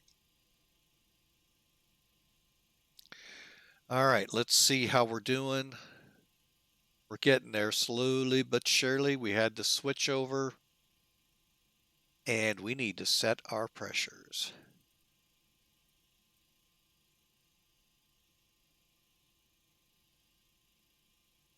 Now, remember I told you about click spots. This click spot here, let me see, am I going to get lucky? Yeah, just barely. Okay, it's 2985 here. Well, if you see here, we're still at 2992. This screw right here in the upper right corner where the arrow is, if you click on it, it will set that for you. There'll be a disagree here, clears it for you. You'll see it when we go past transition on takeoff. Okay, both engines are stable. Let's finish up the after start checks. Okay, parking brakes still set, left and right hydraulics on. Let's get the cargo heat coming on. And moving on, anti-ice. Yes, engines for now.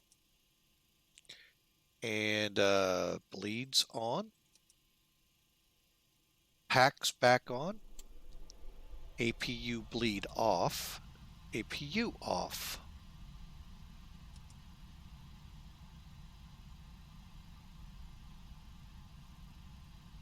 And what these 3 switches work, your chart, your dome, that's easy to figure out. But cabin, when you got like the passenger version, folks, you can actually set the lighting right there. Now, they also have panels in the real plane in the back to do it for you, but that's how you can do it here. Let's get these on real quick. All right, we are set here.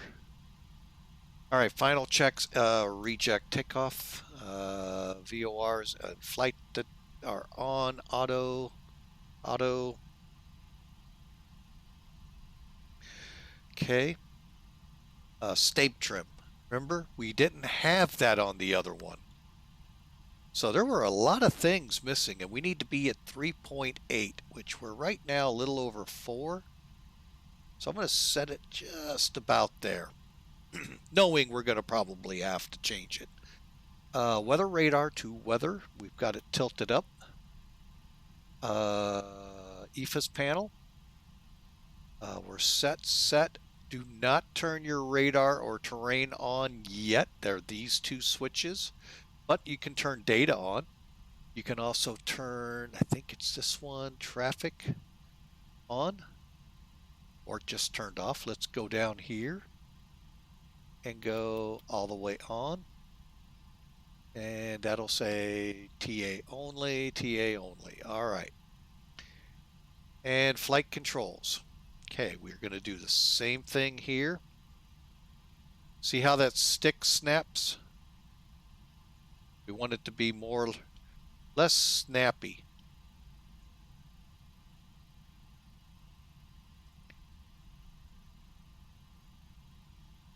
Yes, these can be done during taxi, but with snow and ice. Now, folks, I highly recommend, this will release in the next couple of days. Go and watch it, or watch the stream once we're done. Folks, you're going to be amazed at X-Plane12's snow and ice. You don't get it here because they didn't do it in X-Plane11. But it's downright accumulating on the aircraft. When you look back here, the aircraft itself, oh, we got someone taking off. How about that? Accumulated here. Hang on a second. Let me...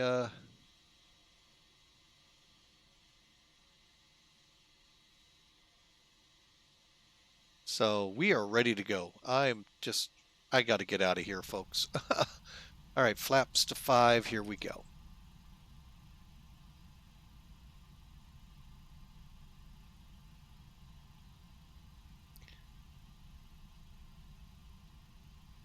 By the way, folks, you notice the plane moving already? I barely put any thrust in. That's a good sign. Once we turn away, I'll bring the panel down on the radar.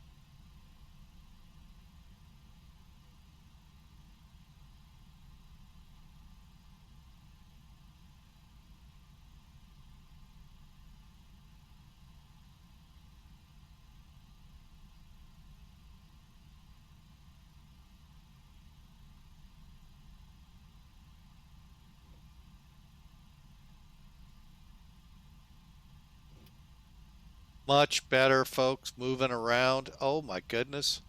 Then again, look at that. That's flat, or we might have been actually going uphill. I'm up to 50% and we are responding well.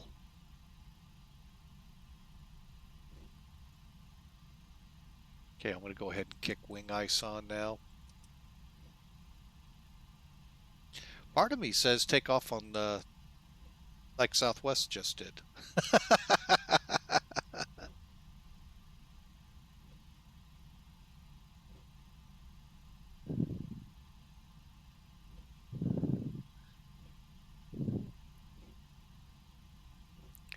Actually, I want to make sure. I don't see any. Nope, still no ATC. Okay. All right, folks, we are going to still do the Colorado 6 or Colorado Springs 6 departure. We're going to go ahead and use 3.5 since we're taxiing a heck of a lot better. We'll get on down there and get the show on the road. Let me get the radar tuned down.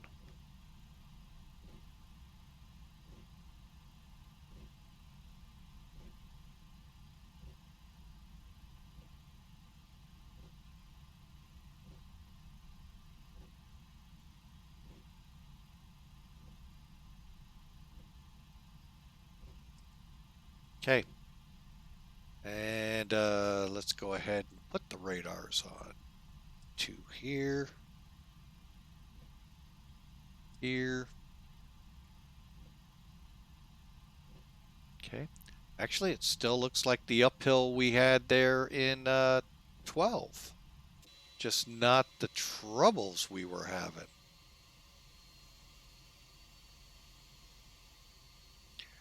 I wonder if a brake... Let's see how the plane's sitting. I think it was down on the nose.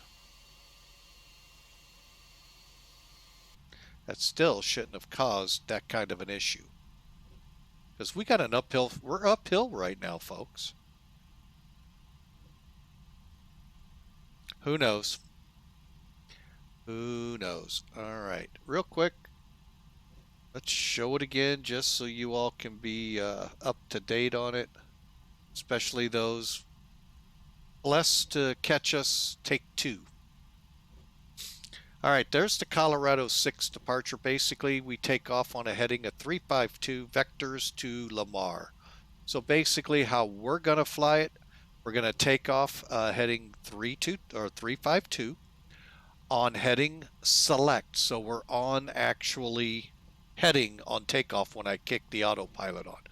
Then we'll dial it to intercept or start turning towards Lamar.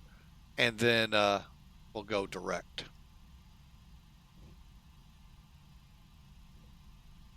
All right. Yeah, we're doing, folks, it took us probably the better part of 10 minutes just to get to this point in X-Plane 12. I don't know. It's got to be the new update from Flight Factor. So they've got it. They're going to have to chew on it because I'm not going to be flying it for a while in X-Plane 12.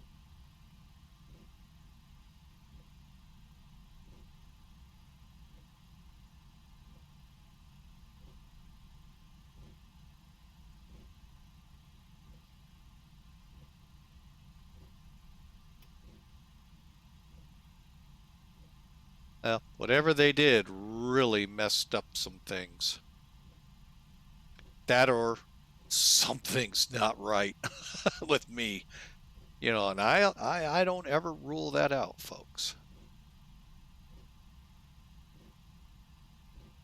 All right, so as you can tell, terrain radar right down here. We got the mountains pretty close to us over here. Just doing a quick search over here at Flight Factor. Does it give me a ticket to reference? Guess it does that for me. Okay, I am not Discord savvy, folks. I would love. We had a young lad here asking, and I wish he'd come back. Something Jaguar. I can't remember the full code. But anyway, I would love to talk with you and see what you had in mind. But there you go, folks. There's the departure that we're going to try to fly. Let's see what it looks like. I know in Zebo it looks pretty good. That's actually not too bad. Yeah, actually it is.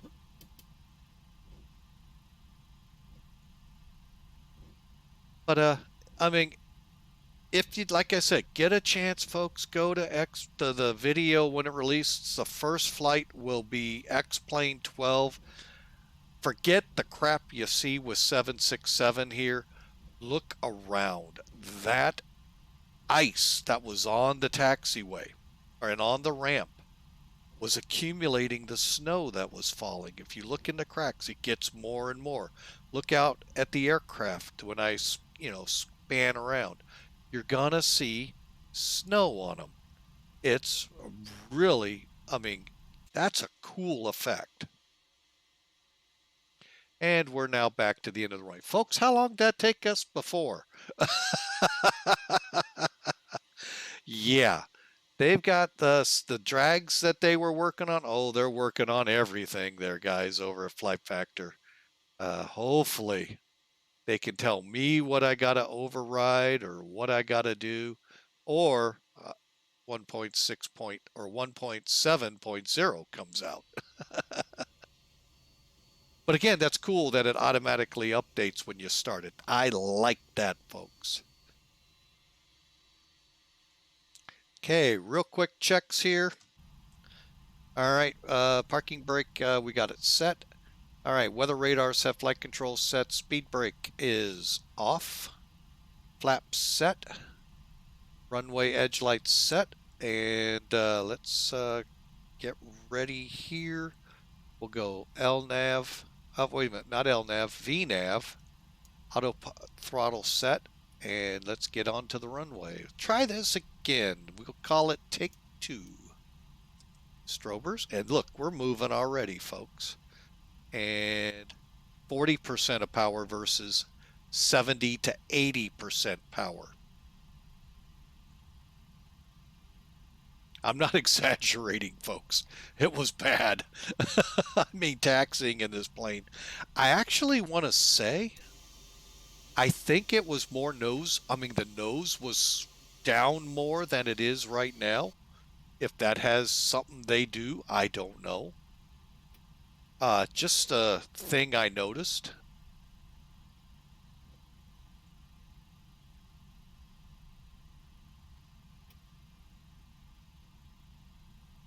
Colorado Springs traffic, reach 18 heavy, departing 35 right.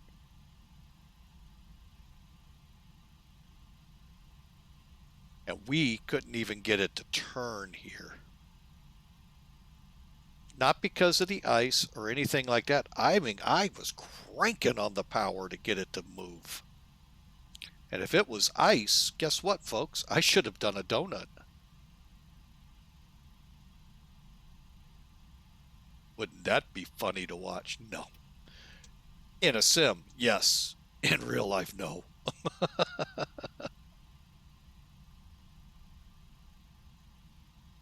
All right, folks, you all ready? Strapped in, ready to go? The other click spot, again, I told you is right here. This set screw next to speed. That's for toga. Auto throttle has to be set.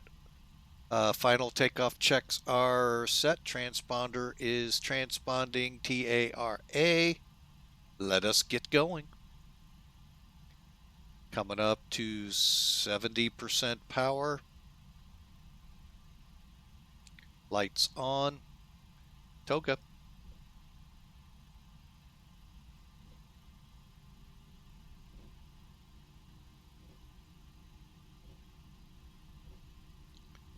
Okay.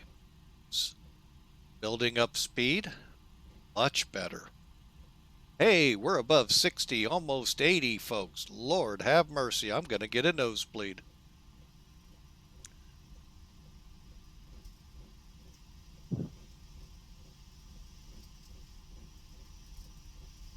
Under knots, stay.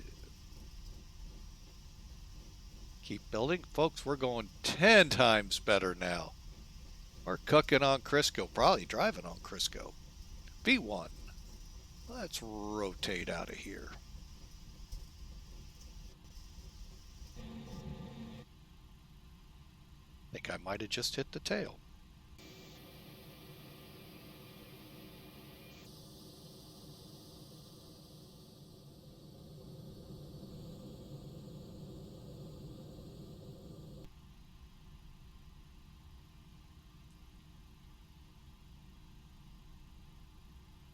All right, let's get on course and gear up. Don't sink. We're Terrain. Too low. Terrain. Caution terrain. Caution terrain. Too low. Gear. Too low. Gear. Too low. Gear. Too low. Gear. Too low. Gear. Caution terrain. Caution. come on, airplane, climb. Too low. Gear. Too low. Gear. Too low. Gear. Don't sink. I'll go ahead and kill the Caution autopilot. terrain. Caution terrain. Pull up. Jeez, and criminy, are we iced up? Caution terrain. Too low. Gear. Caution Too terrain. low. Gear. Too low. Gear.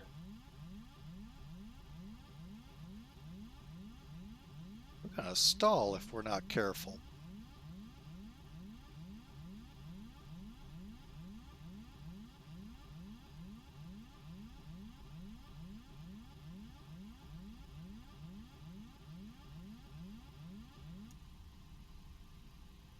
Okay. Autopilot's kind of useless. Don't sink.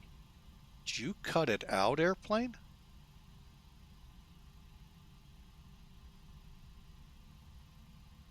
Gonna go 09 something. And we're descending again. What is going on? Terrain. Pull up. Terrain. Pull up. Too low. Gear. Too low. Gear. Too low. Gear.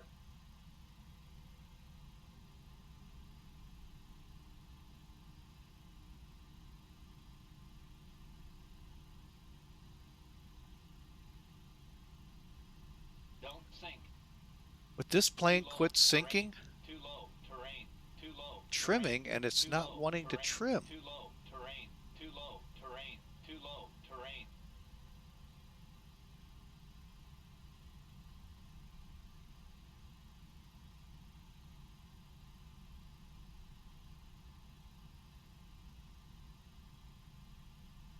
Okay, I'm not moving the flap lever one bit, folks.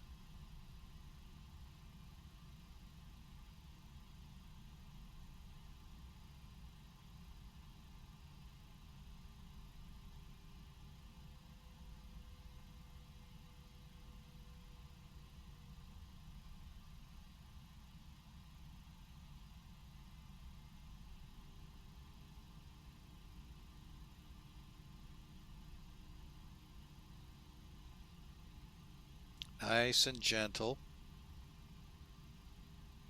I'm going to get to about a 150.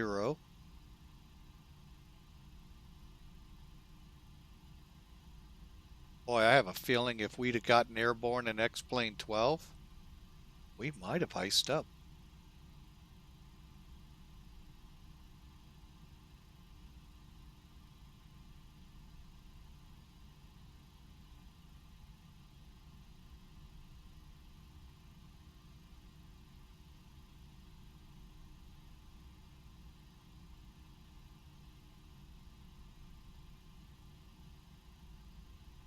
Boy, she just dogging it.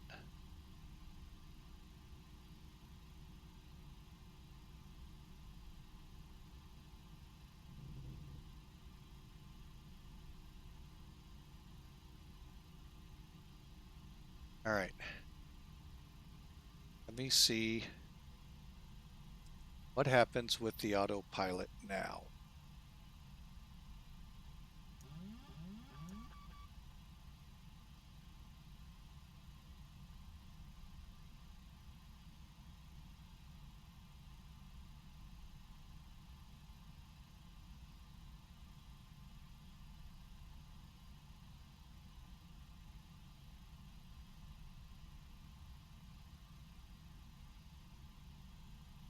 She just doesn't want to fly.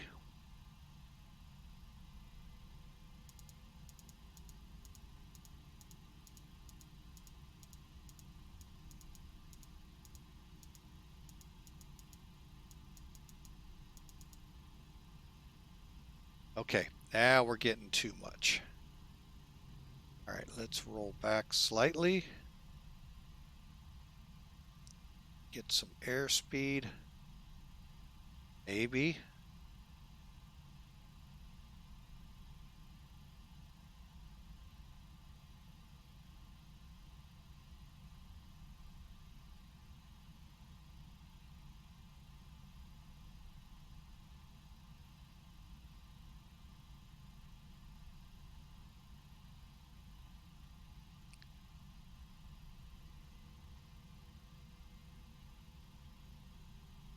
Okay, I'm going to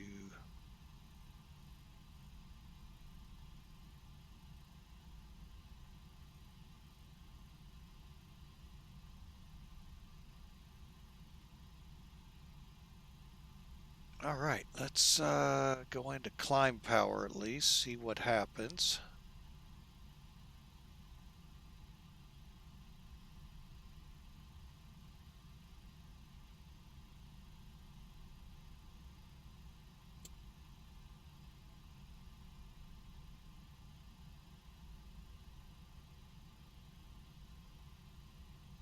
Now we'll get the flaps up.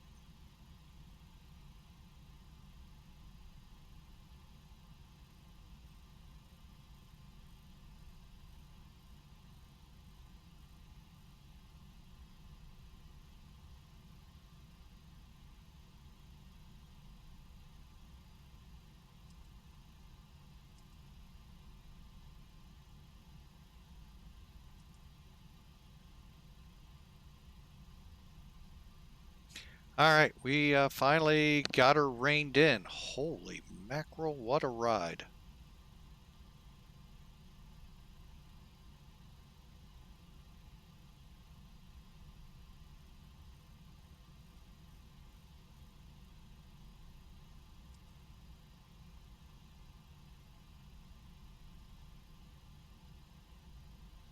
How about that, folks? Whew. Well, the good thing is we broke out. We're in where the sun is doing any kind of melt. Could you imagine this in X-Plane 12? Holy Toledo. Would have been interesting to see. Man, that did not work as planned.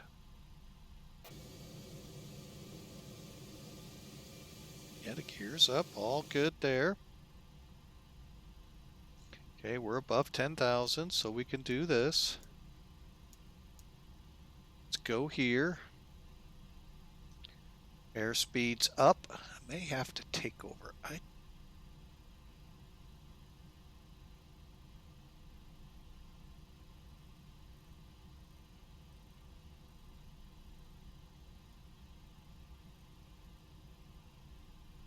All right, 290.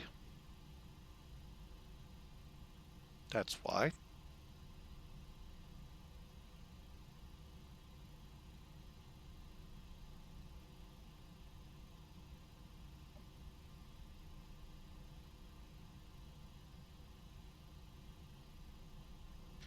Okay, folks. 2 fun days. Boy, have they been a challenge each of these days.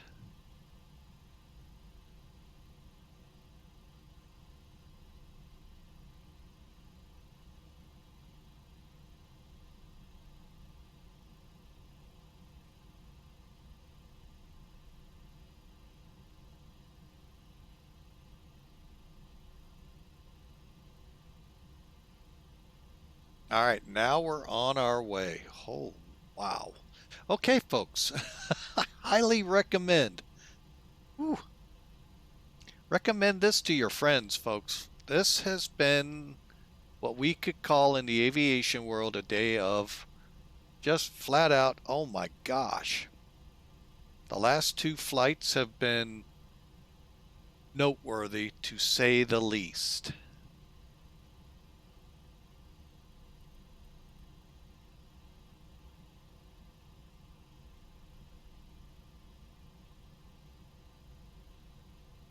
All right, yesterday with the King Air having to do the unscheduled landing at Montrose because of a dual engine failure.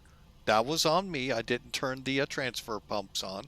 Once I did, the engines then relit off and we were good.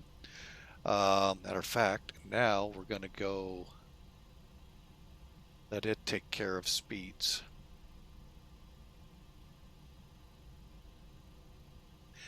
And we ended up landing at Montrose. Then today, all the trouble we've had. It has not been a fun day for flight simming. But, oh, have we lost our scroll wheel?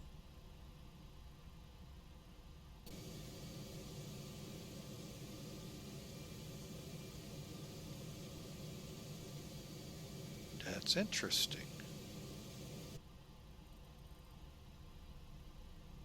Up, they're working there.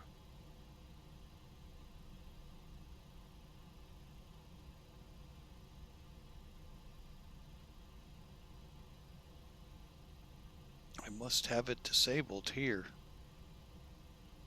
Shame on me. Okay, now watch over here, folks. Oh, it didn't come up. Well, let me do it. There. Okay, now we're way off our transition, but you see altitude disagree comes up when you're too far apart. All right, so again, clicks here takes care of your co-pilot side, so you don't have to keep going over, but you still got to set this one. Oh, it actually set this one, or I didn't set it right. But anyway, folks, we are now safely in the air after pretty fun departure of an airplane that just did not want to fly. And we do not have 1.6.9 on here. So we said later. So next time we beat it up, it'll be asking for it. We'll see.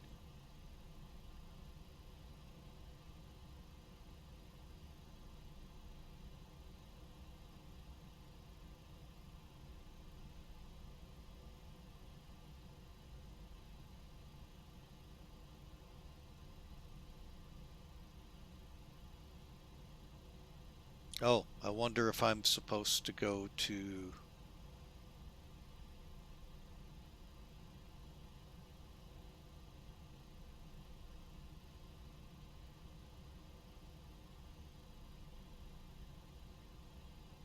Hang on a second, folks. I'm just going to try something here.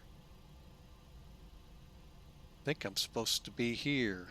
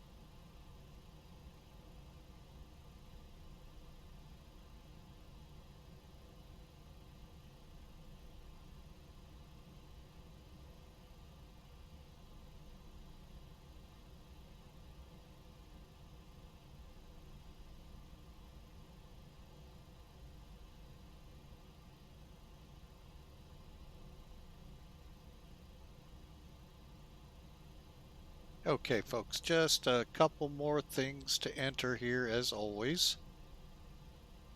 Let's just make sure to get the...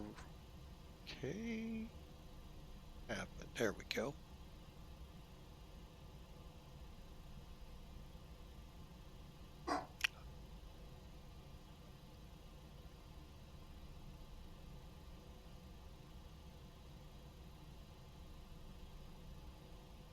All right, and put this in there.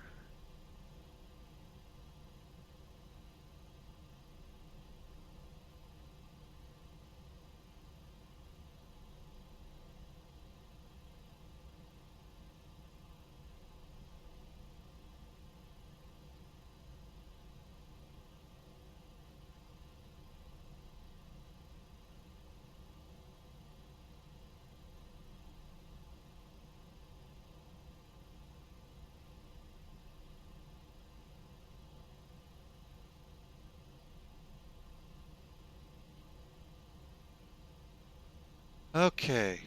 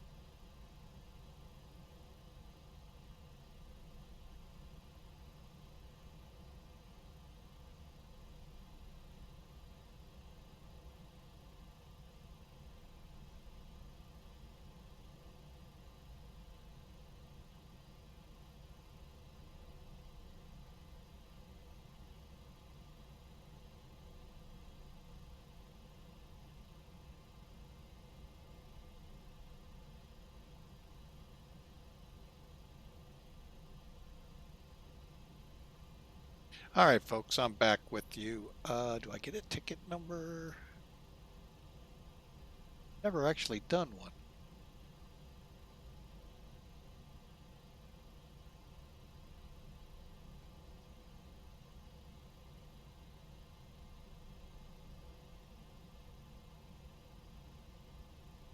Okay, well, we did it in both places, so I don't see a ticket, and I'm not gonna sign. Oh, actually, I have set up an account here. Yeah, I forgot I had problems way back when with the the Airbus. I had to get my key set up again for some reason. Too many uses. All right, folks, we're level 35,000 Mach .80. We're on cruise. We've been on cruise. We've had a very, you know what? I think we need to enjoy this cruise because you know what? We've earned it, folks. The stream started 2.5 hours ago, and we are just now getting off Lamar, yeah, Lamar VOR, our first VOR. And you know what? Let me check something here. I think if I click, yep, I did not do that. And let's get that up here.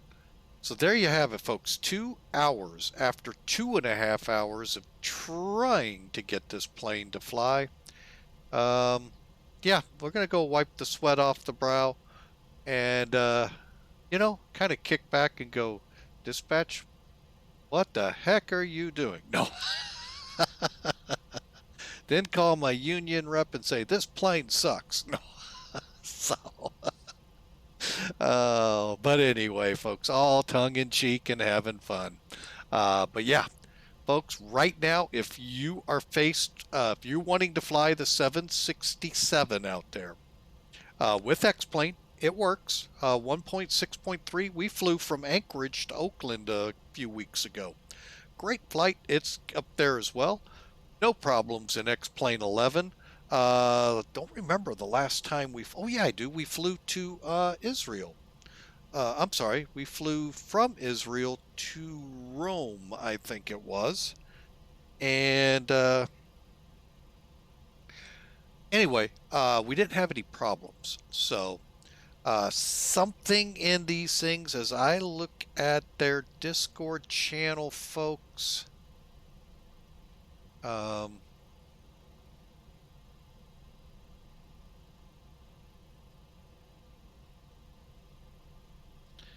let's see. I saw where they did updates. Where were they? Updates, updates, updates. Where the heck are the updates? Or do they go away after I read them? Dadgummit, I hate when things do that.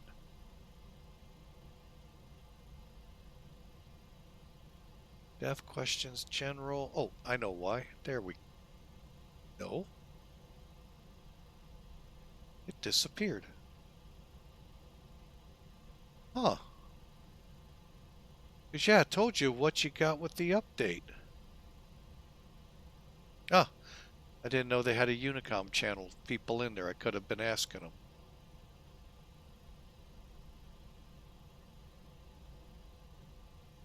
Oh well.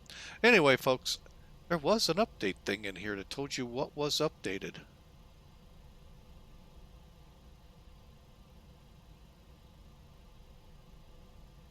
Okay, well, it's not important. There we go. All right, so, well, folks, we'll just kind of kick along here and enjoy the ride. We'll put some music on and get ready for the weekend as we're halfway there. Wouldn't know it by how long it took to get to here. We'll talk to you in a few.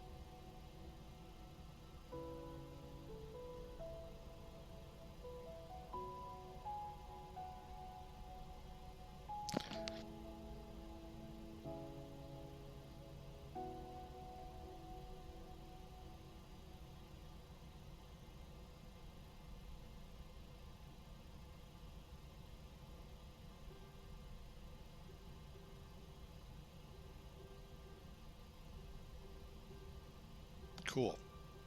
All right, folks. Yeah, I just got the notice they got it at Flight Factor. Hopefully.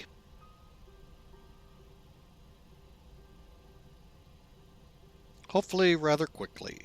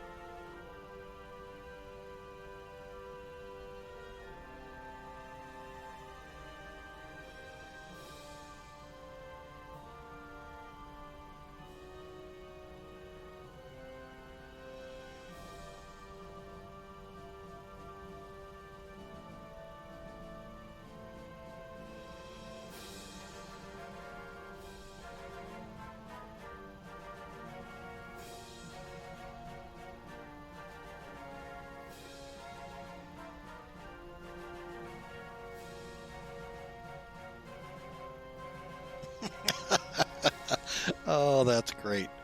What a post on Facebook. Uh, Guy all wrapped up, kind of looks like a mummy, sitting in a hospital bed. There I was at 40,000 feet in my own private balloon, not bothering anyone. Dot, dot, dot, dot, dot. Oh, yeah. Oh, no, here's another one. Somebody's firing a missile off at E.T. And what's his face riding the bicycle in the movie. Gotta love it, folks. Gotta love it. What's this? Oh.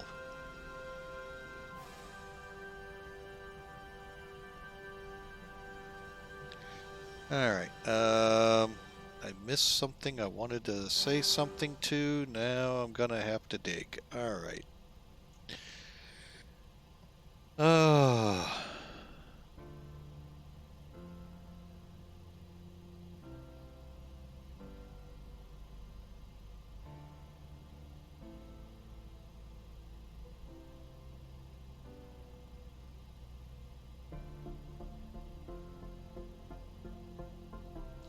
There we go.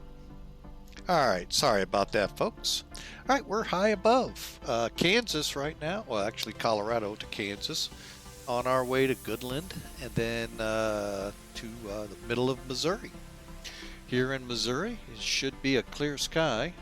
Somewhat, get ready for this. You ever hear this in February? AZ. Yeah, you don't hear that, folks. We're approaching 70 degrees here at 2:30 on a Wednesday, February afternoon. Folks, that's just, I think global warming's over. The Chinese solved it. They put balloons up to make it worse. Oh, folks. Sorry. I know some of you are really nervous, but folks, if you trust in Jesus, this stuff just really... Death is just another doorway, folks, that we all go through. And really don't get overly concerned with what goes on in politics anymore. Sometimes I laugh my butt off at it, at how funny people take it. It's just unreal. So, but anyway, my apologies to those of you that are in that, on that fence, that just, oh my gosh, don't you care what's going on? Yeah, actually I do, folks. But I more care how God is working instead of how so-and-so in charge of their country is. So, I'll worry on that side. And actually then I don't have to worry because God's in control. So, you saw it in the verse, folks. So, I'm not going to give a devotion or anything today. Just, the verse itself says it all. So it might stink to hear the first part of that, obey your leaders. But that's because God's in control, folks. So they will give an account for what they do because now they're teachers. If you ever read the Bible, folks, it's pretty interesting how things are in there. It really puts your life in a whole new area when you actually read all of it. Not just, I think today I'm just going to read Jude because it's only like 2 pages long. And that's it. That's the Bible. No. It takes the whole Bible, folks, to let you know where you need to be. So, because not only do the leaders have to give an account to God, so do we. Did we follow? Did we, as it says, yes, I was a real world pilot there, Langers, 1987. However, not a commercial pilot. Flew Cessnas and Pipers back in the 80s, a long time ago. Folks, it's gotten way too expensive. So that's why. When I stopped flying, I joined the military. And ever since, wanting to get back in the air, but can't. So, but anyway, folks, thanks for the question, though, Langers. Really appreciate you. And if I mispronounced that, my apologies. Trying to clean my glasses right now, because... Oh, yeah, I did say it right. Okay. So, but thanks for coming aboard. As we head to Charlottetown, or otherwise, in the Revolutionary days, I think all the way up to like the Civil War, it was called Charlestown. Not sure when the change happened, why the change happened, but the change to Charleston occurred somewhere. But it was at one time called Charlestown. So, hope y'all enjoy the ride. Right now, everything should be pretty well smooth sailing as we cross over. A lot of snow, it seemed like, below us. I'm going to switch over here and look. Actually, we're starting to put it behind us, so... What is this one?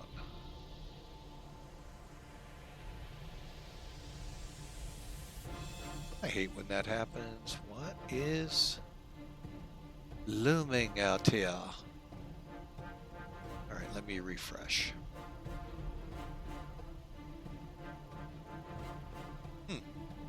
Oh well. It's a green dot showing up.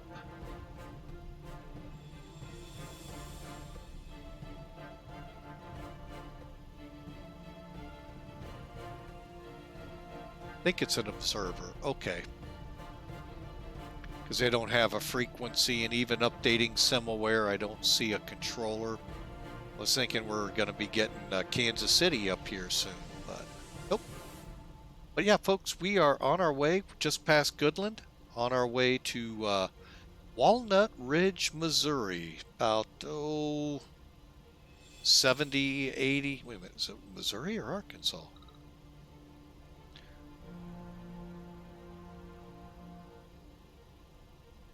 Okay, so Walnut Ridge is actually Arkansas. My apologies, folks.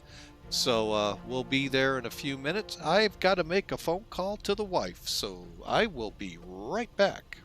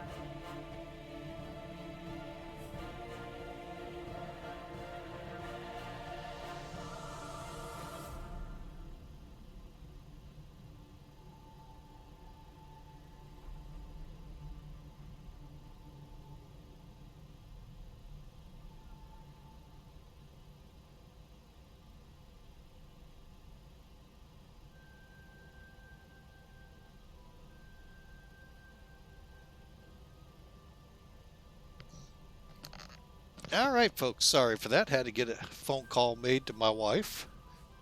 But oddly enough, you know what? I think the military is watching us. KC-46 just flew overhead into Scott,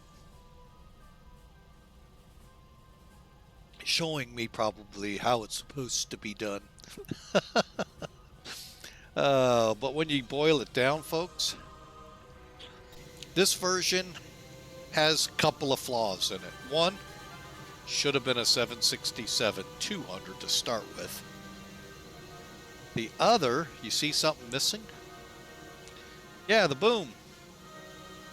That's because it's just somebody took the freighter version and turned it into, painted it. That's it. Hopefully somebody comes up with a flying air refuelable plane, or at least with the boom working. I'm not sure where, if they, I didn't even think to look. It went right overhead, didn't think there's anything on the wings for the Draugs, for the Navy fighters to hook into. But yeah, that's the things missing on here. So basically you're looking at a 767-300 freighter painted as a KC-46. So that way you get the cargo door opening. But overall, folks, it's a really, I mean, it's a good model right now. And forgive me, Flight Factor, but I am going to say it. I personally would not upgrade to version 1.6.9. If you do, and it works, and you get airborne and all that good stuff, hey, let me know. We'll give it a try again. But I don't know what's not working. So, yeah, there you go, folks. You get a good look at it. So, but yeah, the boom's missing. I'm sure a few other features. And again, it's the smaller 200 version that they built this out of in the real world. So,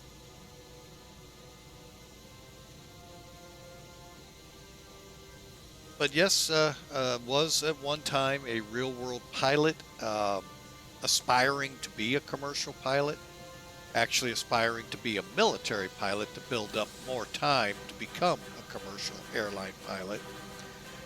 All of which I personally just, I can say this now, but it took a lot in the past to say it. I had a bad flight test. It wasn't like I was testing for my instrument rating, but it was an intermediate in the Part 141 training test to see how you're doing working in this modules, how you did. Oh, I didn't even feel like I could.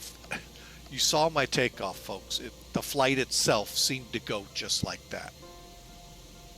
And I was just mortified at allowing myself to get a crush on my flight instructor. She was gorgeous, I'll give her that. But just screwed it. I mean, yeah, it was me. So I kind of threw it away, went into the Air Force, thought I could start back up, and I just could never afford it. It's not a cheap thing to do, folks, so. Why I can't zoom in on that. Anyway, so that's what happened. I mean, I'll be totally honest, folks. I'm not proud of what happened. Just it was a bad day. It was just a bad flight. I wished I would have, wished I could have, would have, didn't. So, enough negativity. Let's press on. But what you saw in that takeoff and flight control, for some reason, wow, that was rough. Like I said, kind of felt like that instrument flight many, many, many years ago, 1985. 1986, I would join the military.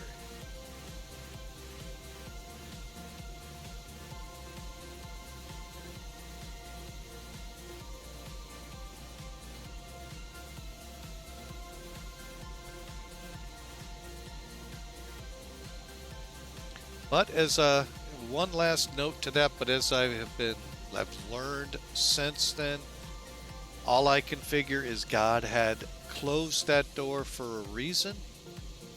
And, he opened it up. I have a great family. Pretty good job. I'm not going to say it's great. There are days, I get, it just, I don't even want to get into what happens at work. It just irritates me there a lot. But there's a reason God did, shut that door on me and being a pilot. Maybe the hard way to make me shut it, be done. But then he opened up light simming. He opened up a great family. I mean, I can't complain, folks, how things turned out. Would I have loved to have been a captain? Yeah, who knows? Yeah, would have loved it. Would I have loved to have flown a 767 or a 747? Hell yeah. But I can also say, would I love to have the 3 daughters and my wife that I have? Hell yeah. They're great. They've done great things in their lives, and more to come. So, like I said, folks, God is a famous term we all hear. God works in mysterious ways.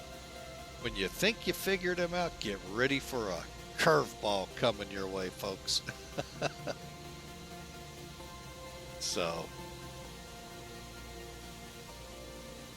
I hope y'all enjoy the ride here. We are just about an hour and 40 minutes out of Charlietown, Joint Base Charleston, also Charleston International Airport, co-located 2 runways, however, right on the same grounds. You can look at the International Airport, they can look at the Air Force Base. Also, side note to that, 787s are built there.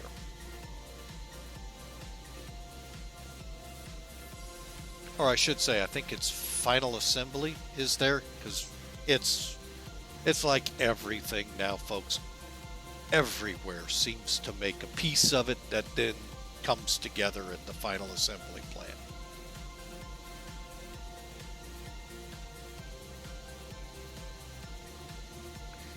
So, I will shut my trap for now, and actually, we're just passing McConnell, IAB, or is that Wichita? Hang on, let me see. This is kind of cool.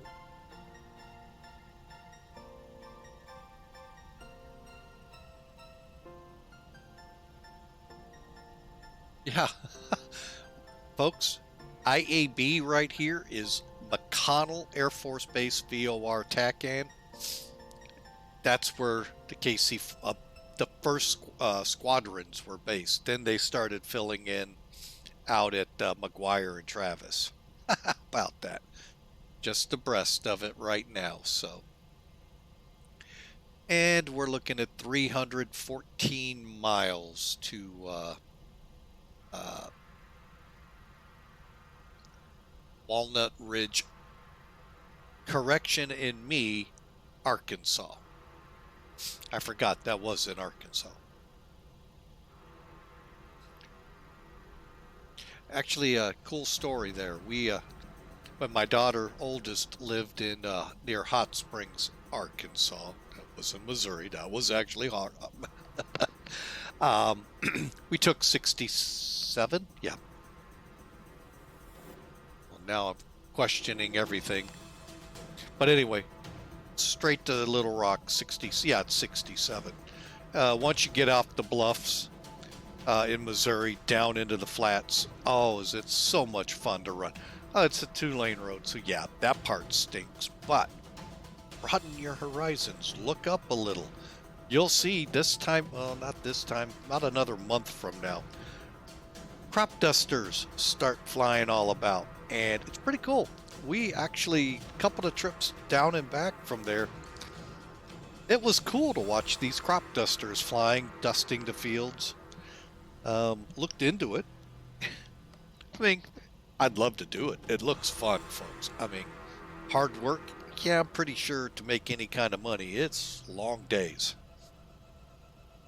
But yeah, it was actually pretty cool looking with them guys going up and down in the fields, seeing the forward operating airports, which were merely like roads with I think like a hangar, if even a hangar, where they stored their um, uh, pesticides, fuel truck would just drive up. I mean, it was just really cool to see down there. And that's all over down in that area. So that was just pretty cool. Just a side note. Walnut Ridge is a place where some of them are based.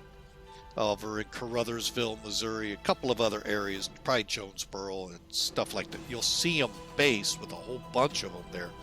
But as it's time for them to hit the fields, they start going out to these either little rinky-dinky strips that are probably just made for them, private, or very small airports, and they just in, reload, out. Cool videos of them sometimes on Facebook and YouTube. So anyway, just thought I'd put that out there. If you're interested, folks, those crop dusters are pretty cool. I give it to you guys. That looks fun. But again, I realize very hard life. So any aspiring pilots out there, that's one option to building time to your ability to get into the right seat of a commercial aircraft passenger. Because you got to have that magic, I think it's 1,500 hours now. Back in when I was training, it was like, whew, I think all you had to have was your multi-commercial instrument, duh. Did you have to have your ATP? I don't think so. But you could get the ATP with your airline you went to. I can't remember fully because it was a silly knee-jerk law they put into effect that's biting them in the rump right now, big time with the pilot shortage. That's what you get when you knee-jerk and don't think it out. And we'll leave that comment right there, folks. And I can tell you the senator that made that happen, and just nothing but a knee-jerk, look at me, I care, and didn't look at the whole incident to see where the actual issues lied, whatever.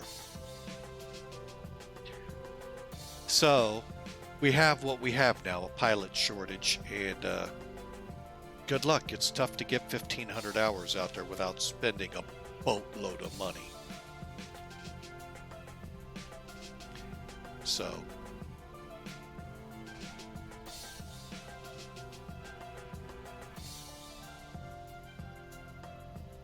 all right, folks, enough doom and gloom, enough of gloominess. Let's brighten it up. Folks, we're on the downhill side headed to Friday. So hope you enjoy. Relax. We got an hour and a half to go, and we'll be in Charleston at Walnut Ridge, by the way, ARG, 260 or so miles out.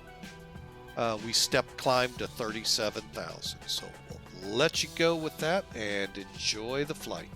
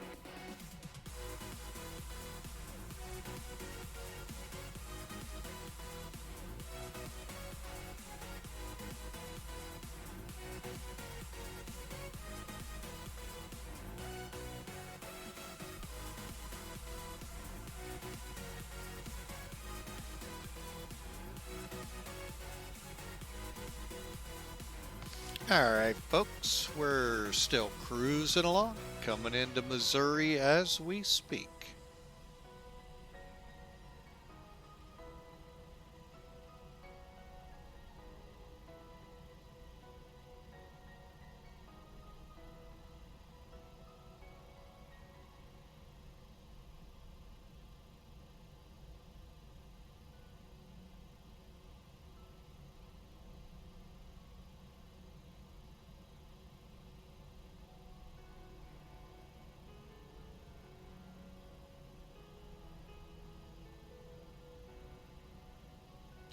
And for anyone new to the channel, would love for you to click follow.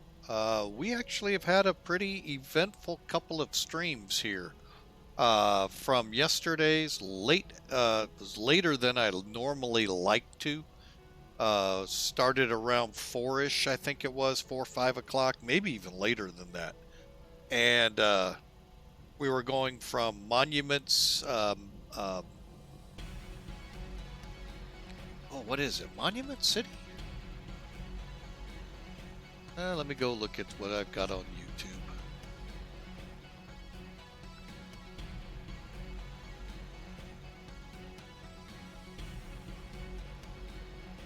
Monument Valley. There we go. I knew it'd come to me. It just may 57 years old be better with your memory than mine. Monument Valley to Aspen. That was the game plan until about halfway there, both engines cut out. Now that was my fault for not having the transfer pumps on early. My bad. Flipped them on. Well, first attempted the restarts and they weren't restarting. Flipped the transfer valves on, they restarted. However, the generators didn't come back on. So we declared the emergency, landed at Montrose, California, or Colorado, sorry. Somewhere out west. My apologies. That's a huge insult to those in Colorado to think you're in California. Oh, that's an insult to anyone. Anyway, so we had that unfortunate cut off our flight yesterday. Today, we started this in X-Plane12. Beautiful weather. Well, not beautiful. Let me rephrase how I define beautiful. Snowing to beat all heck. Ice on the tarmac. Snow out in the grass. Building on the tarmac, on the aircraft, except ours. Folks, X-Plane12's weather engine looking great. Or weather generation, however you want to call it. However, we had taken an update from Flight Factor for the 767-300, bringing it up to 1.6.9er. We couldn't update the CG in the FMC, and we did use the X-Plane12. I was very careful to make sure of that. And that's the one we had. Then we needed enormous amounts of thrust to taxi. I mean, N1 was reading anywhere from 60 to 70 to help get this thing moving. When you looked at it, it almost looked like it was pushing the strut down on the nose gear, not into the ground, but down significantly. It wasn't kind of like how a dragster looks, you know, the rear end's up and they get the little wheels up front and the big wheels in the back, kind of like that. Took us, I'm going to say, every bit of 15-20 minutes just to get from the military ramp at Colorado Springs to 35 right. And once we got on the runway, everything set up, went to Toga, which is, even in that plane, right here. Auto throttle on. Throttled up. We had it right about here. I mean, we're now in cruise, so it's a little different. But where the green caret is up here, it's pretty close. And she was barely moving.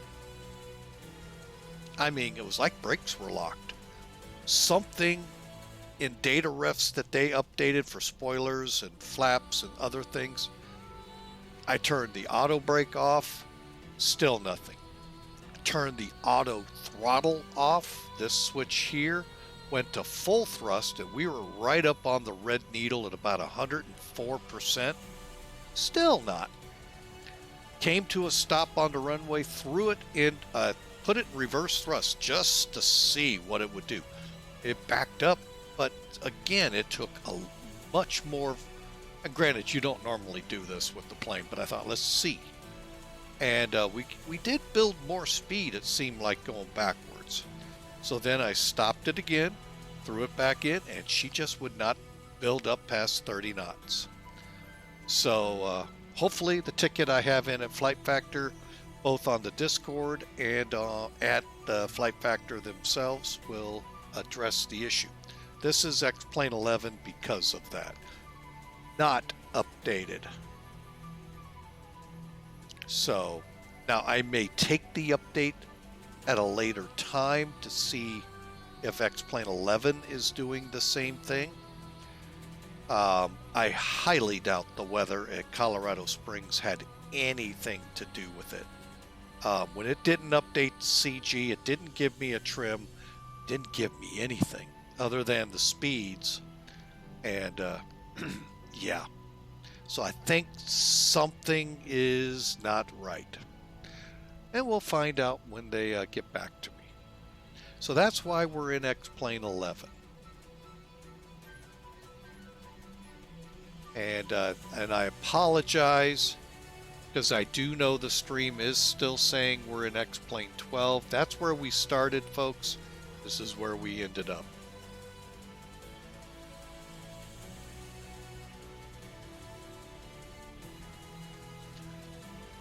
So, hopefully, they in the ticket to Flight Factor know that we're streaming right now,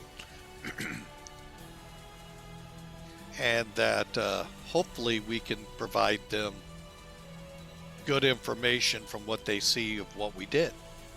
The only thing, of course, you never see is the opening screen where we're selecting aircraft and runway and parking and all of that good stuff.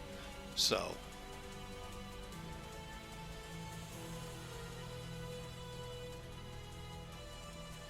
yeah, a couple of eventful streams here this time. The flight yesterday is up on YouTube, folks, so if you're interested in watching it after this, we would sure love for you to. Just head over to that link, and that's our channel, and it's got just about every flight we've flown, from our Alaska travels to around the world to different Allegiant flights we've done, and all of that is, playlists, plus we have every video cataloged in there. Good, bad, the ugly end up there. So enjoy. And if you like what you're seeing here on the live streams, boy, we'd love you to follow. That way you know when we'll be live again. Our next stream is Friday. And it's going to be in the Tollus A319. And I'm going to start flying this plane a lot more. The latest update they did to it about a week or two ago is made a lot of changes. And by that I mean, before we had the changes where you could set up the cargo, the passengers and all right from the radio unit, or the up here with your drop-down plugins. And then you had on your EFB to your left, takeoff, landing, and was there something else? Anyway, that's all working too. So got a lot and ACARS is working. All the AOC functions, folks, it's amazing. And I have no clue how 90% of that works. So I'm going to be looking for you real-world Airbus pilots to kind of give me a hand figuring my way through it all. So, and we're going to be really, between it and the 747-200, really honing in our skills. Might throw some A330s in, because I don't know if I decide to go across the pond if I'll use the 7.4 or the A330. So possibly even the A319, depending on what I'm seeing with the weather. And what airport combinations we get.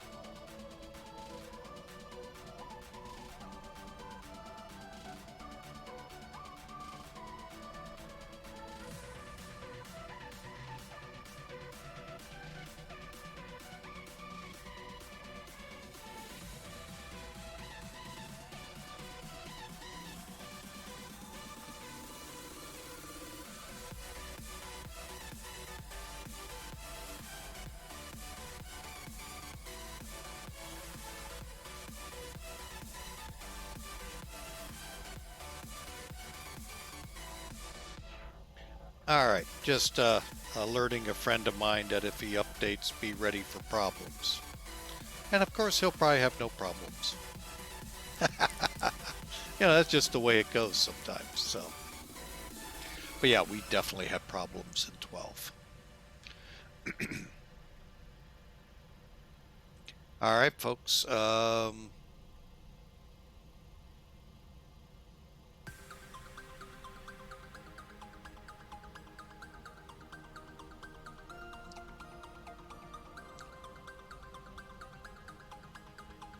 We're continuing on, so hopefully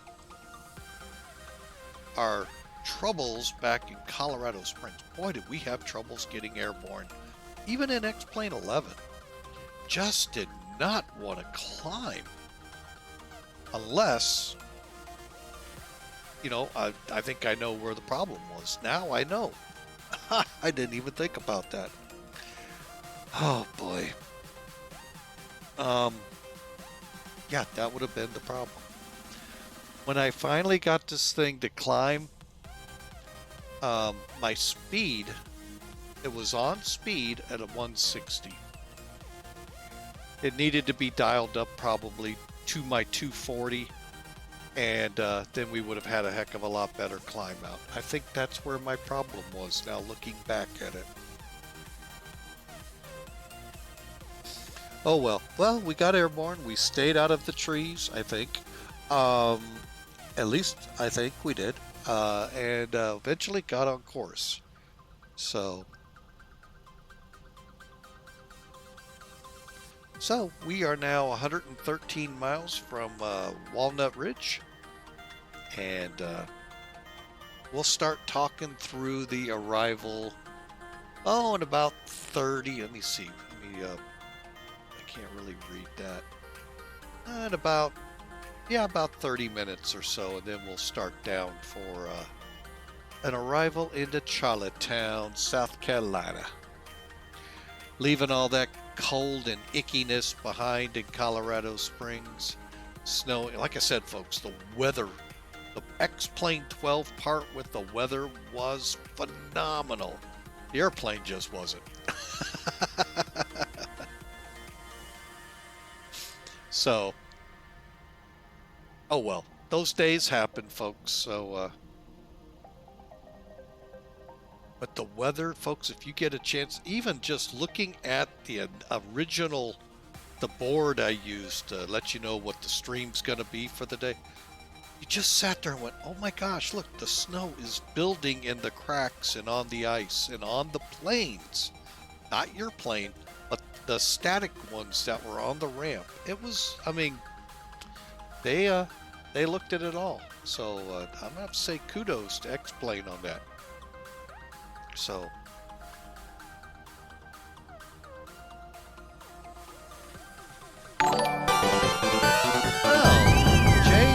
Tau 21162, thanks for your follow here. Hope you have a grand Wednesday ahead of you, be it the rest of the day or if you're winding into Thursday. And thanks again for following. Look forward to seeing you in the next flights we have upcoming.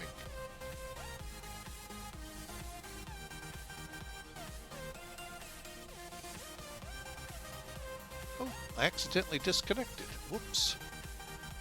Or did it disconnect me? No, I think I did. Whoops. Sorry about that, folks. As he drops off. I turned my ADS off, but I don't have any control of it. If you've been following any of the news with the balloons. There's only one way to track you folks on FlightAware and live, what is it? Live radar 24, whatever that's called. Got to have the ADS on, folks. If you don't, guess what? And if you don't have control of it, then how did it go off? Oh boy. You can tell I find that all a joke. And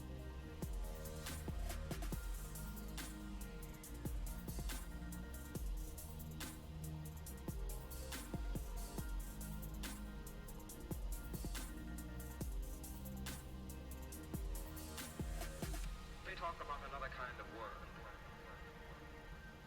Another kind of world. What are you afraid of?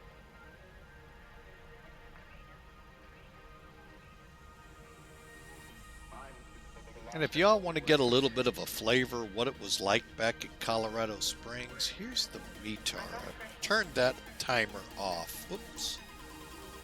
Oh, what was I typing? Not typing.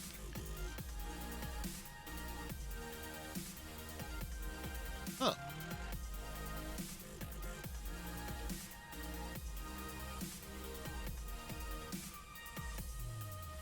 Yeah, that's what we had, folks. Actually, it was a little lower, 3,000 on the RVR for 1.7 left. But the blowing snow, it was light snow then. The rest of it, it was like that, folks. A little higher on the pressure, too. 29.85. So, yeah, just a great day out of Colorado Springs. We're just trying to warm our tail feathers up getting to Charleston.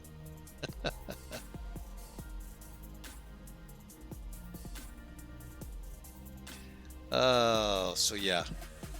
Fun times. But again, X-Plane12's weather, that was impressive, folks. What are you afraid of? I just wish the airplane was better, worked better there so that we could have attempted to depart out of there. I'm not afraid.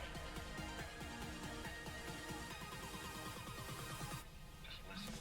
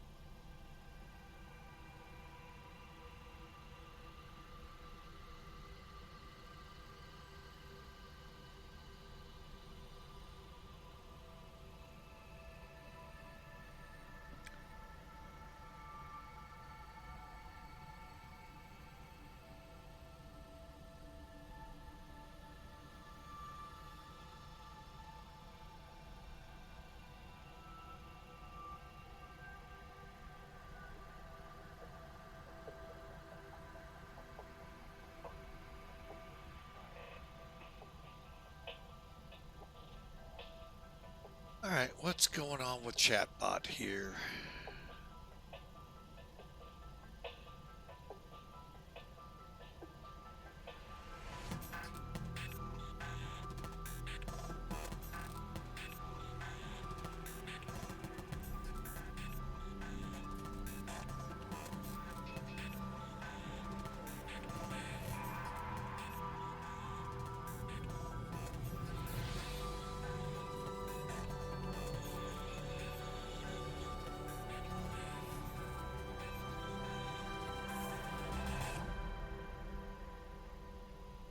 Okay, this must be those problems with... Ah, there we go. Finally kicking off.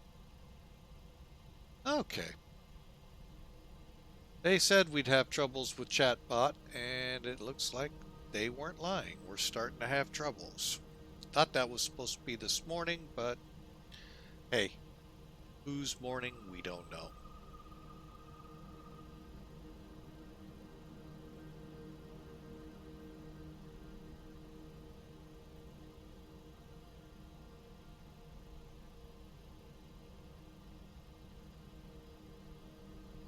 Alright, folks, we are 37 miles away before we start the 450-mile trek to Foothills. I think it's, no, Collier's, IRQ.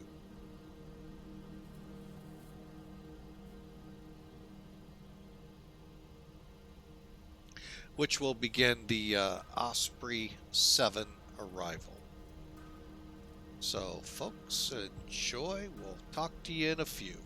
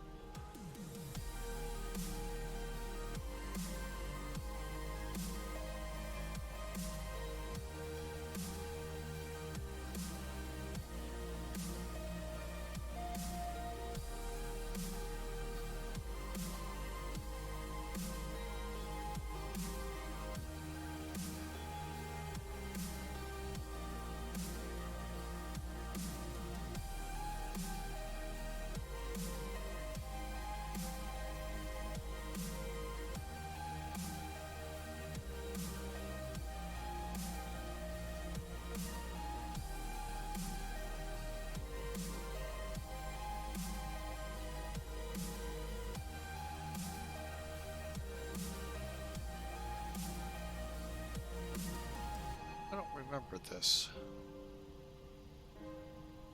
What's wrong? To look at the log to find out.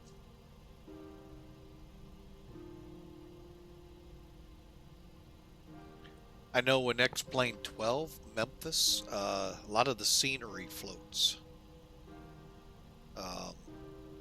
One of the towers over in FedEx across the ramp, something floats as well as over by the passenger terminal. A lot of floating scenery there. And reported to X-Plane. Again, whether the developers want to go in and fix it, that, you know, it's their call. Otherwise, I mean, it's usable otherwise. It's just kind of funny to look at.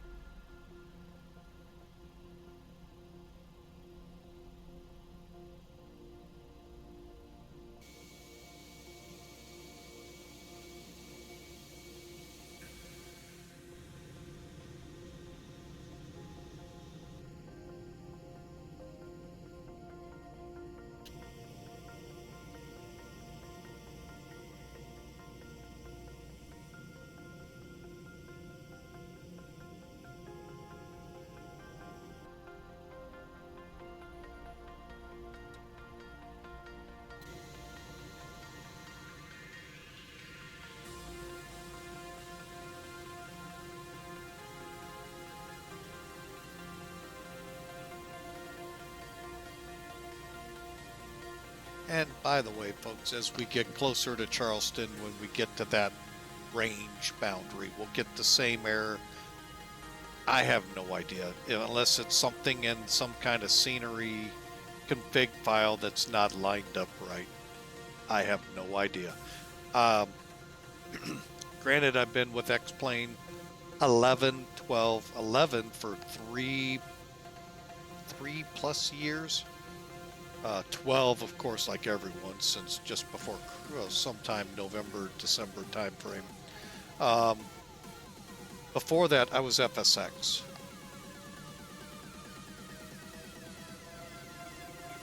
And if you all know, at the same time is when Musfuss came out when I switched to X-Plane11.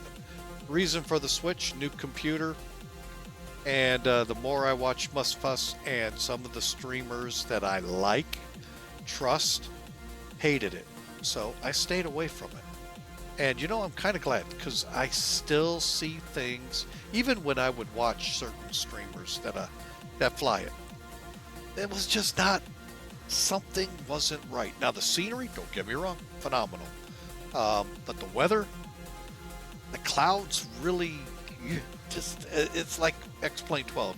You gotta love them, you gotta hate them. And X-Plane or Musfuss was the same way. And but the scenery, don't get me wrong, folks, that eye candy is dynamite. X-Plane 12 comes along. Scenery, much improved. Weather and clouds with the 3D look took some time, but they have got them up to pretty good representation. And I still thought they were off back in late November, early December when I took that trip to Arizona. But you know what? Coming out of the clouds, looking down on them, I went, oh my God, they aren't far off. Aren't far off at all when you look at it. Coming from Arizona back to St. Louis. So, and I'm not going to be switching. So, I think the flight dynamics here are enormously better than Microsoft Flight or FSX ever was. I don't see any improvements in their flight dynamics in Musfuss. I hear you all saying it, but I don't see it with your aircraft. I see all the neat systems and all they've given you in PMDG and fly-by-wire and Phoenix and all of that, or Phoenix, however you say it. But I just don't see it. The dynamics here seem more realistic. So, now granted, I didn't fly at 30,000 feet. I flew the highest as 10,000 feet. But even when I fly Cessnas in here, it feels sort of like I did. Now, of course, not exactly, because the airplane isn't twisting and banking like it would have when I flew it, with me in the seat twisting and banking with it. But I get a sense that 12 is better on the flight dynamics, and that's what's keeping me here. The eye candy is getting better. Is it up to Musfuss standards? No, but I'll bet you 20 to 1 odds if you land at your house, you're not looking at your house. So, just because that's a lot of scenery to figure out. But you can fly. Oh, look, there's my house when I fly over. Oh, yay. So, I'm not into that, folks. It's pretty tough to make out anything at this altitude. Now, you guys flying VFR down low, hey, yeah, power to you. Get into those canyons if they are as real as they say they are. Hey, great. I hope you guys enjoy it. Me? I fly over, folks. This is what it looks like from 30-something thousand feet. Ooh, speaking of which, got a step climb to do. Shame on thy.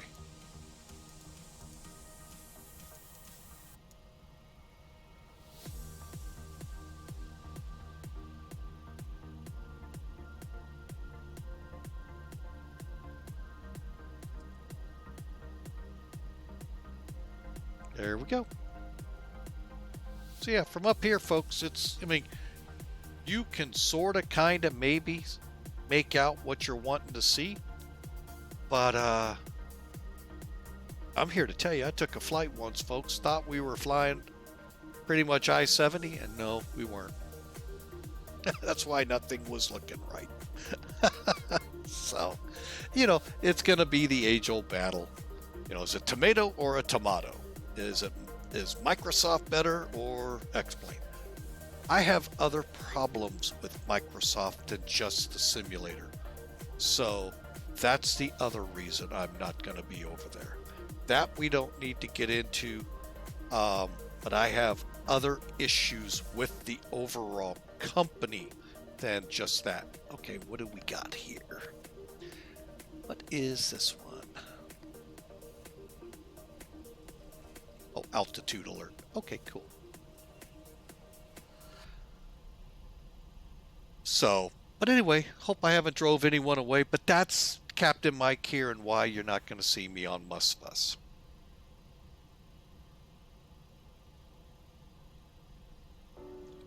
So, but again, you know, even one quick point, let's go back out.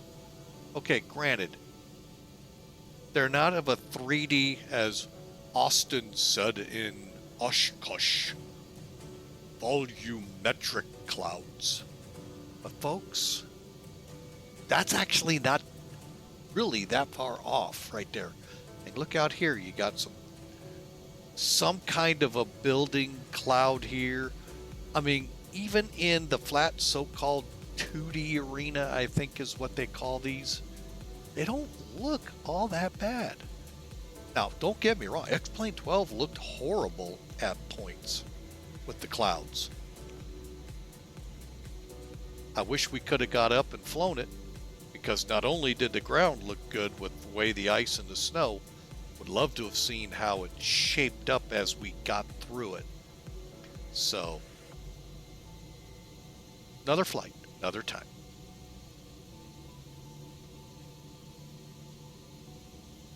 But this actually doesn't look bad.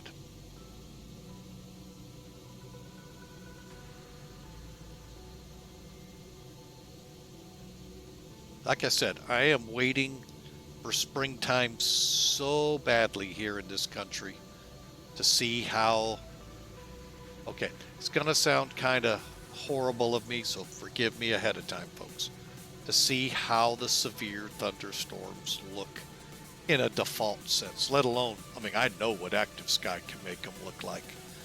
But I like to see how the default weathers are set up in the different sims for it. The hurricane, I saw that with one of the streamers. That looked phenomenal, the whole scene in Microsoft. But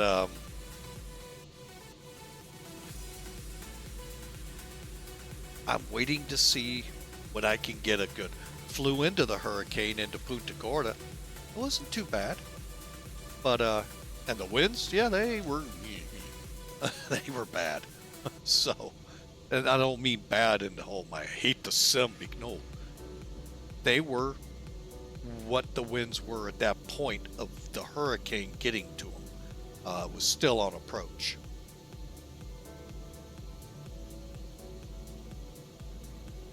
So, all right, enough out of me, folks. I know I said that before. We're now, I think, 55 minutes out, and that's not going to tell me what I want. 55 to go, and yeah,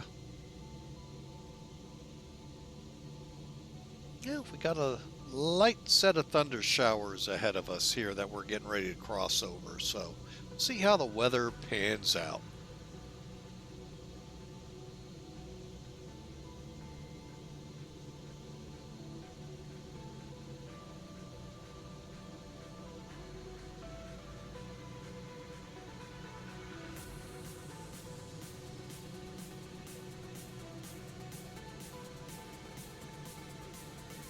Last thing, and then I'll let you all go for about 10 minutes or so. As of right now, just me, folks. I'm not an official spokesman for Flight Factor. I'm not recommending anyone take the update until I either hear back from them or you all see a good flight. Because for me, that was just really unacceptable. And I don't know what kind of, if I did something, missed something, that's always possible. So So I am going to, with that, leave that with you. Currently, I here at Flying with Mike will not recommend. I recommend you do not update. Try to find an invite to the Flight Factor page, see the status of the work order I have in, and go from there. So we'll see you in a few minutes, folks. I got to hit the lav one more time.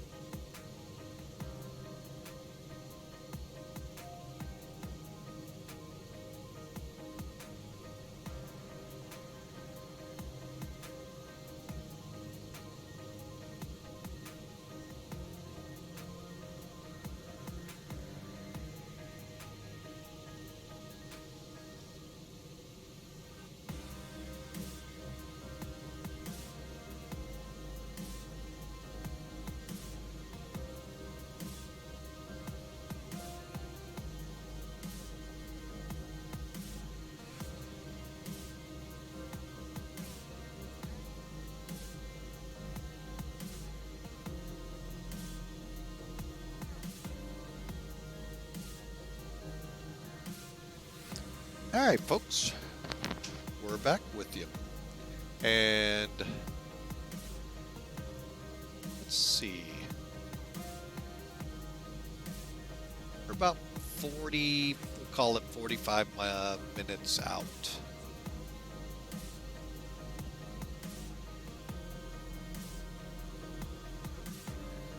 All right, just making sure the wife got back from some meetings. We should be over thunderstorms right now. Well, thunder showers, but this might be them right over here. But anyway, I think it looks good, folks. Even in X-Plane12, I really didn't have a lot of weather complaints. I'd like to have seen the cloud banks here in 12, but we'll take it as is. All right, so let's bring up Sim Toolkit.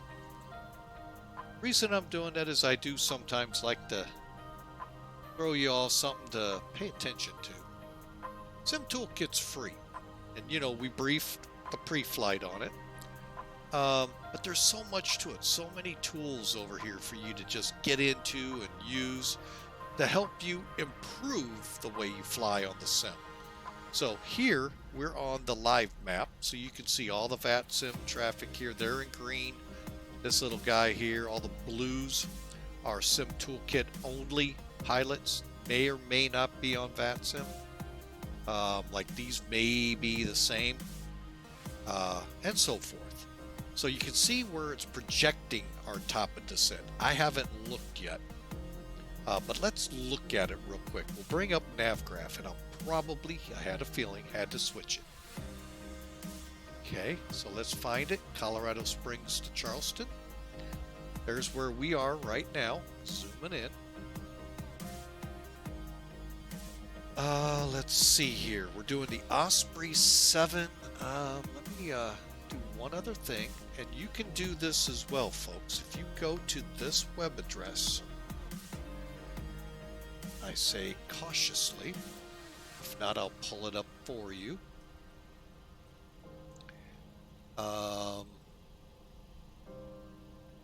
Charleston has what's called a DATIS, digital ATIS. It's not coming up. Okay, so if you go to this website, I've actually got it set, so if you just click on it, folks,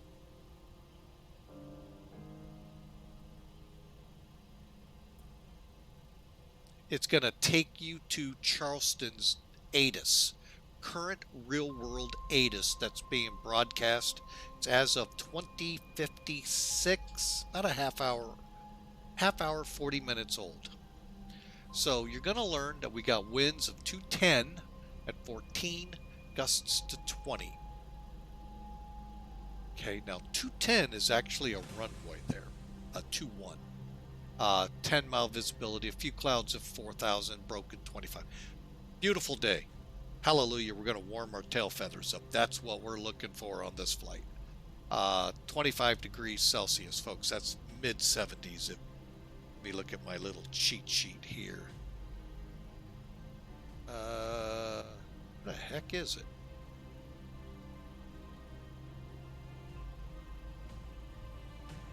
$77 degrees, folks. Beautiful day over in Charleston. All right. So, but they're also going to tell you simultaneous approaches are in use, both to 15, runway 15, and runway 21. What's the difference? Well, let's go to the airport first real quick.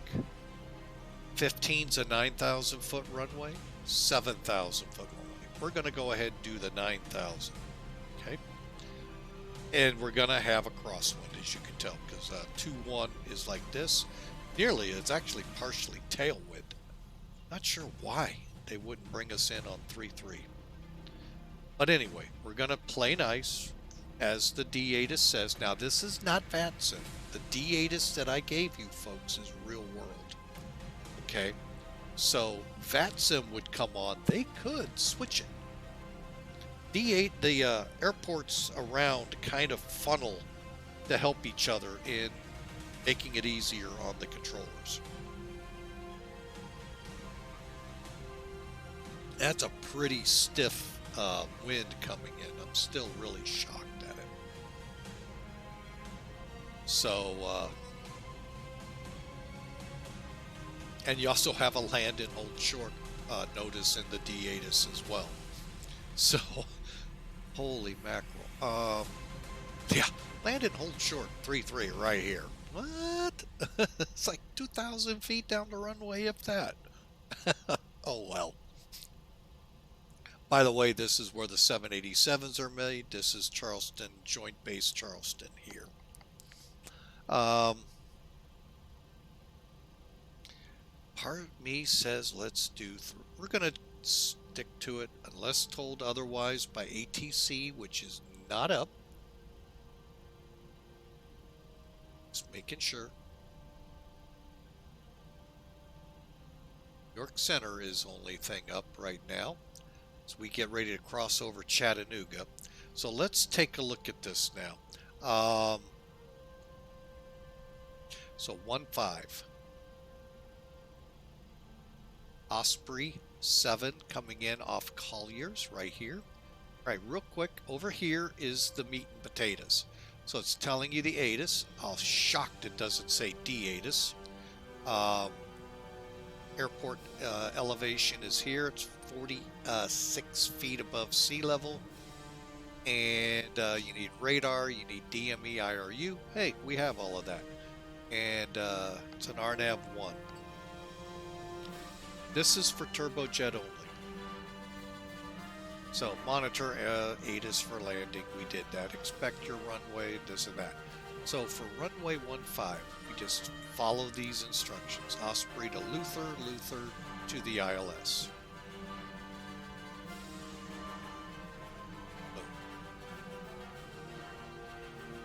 From Turtles, right here, we then track to Osprey. All right, so there's your initial. So now,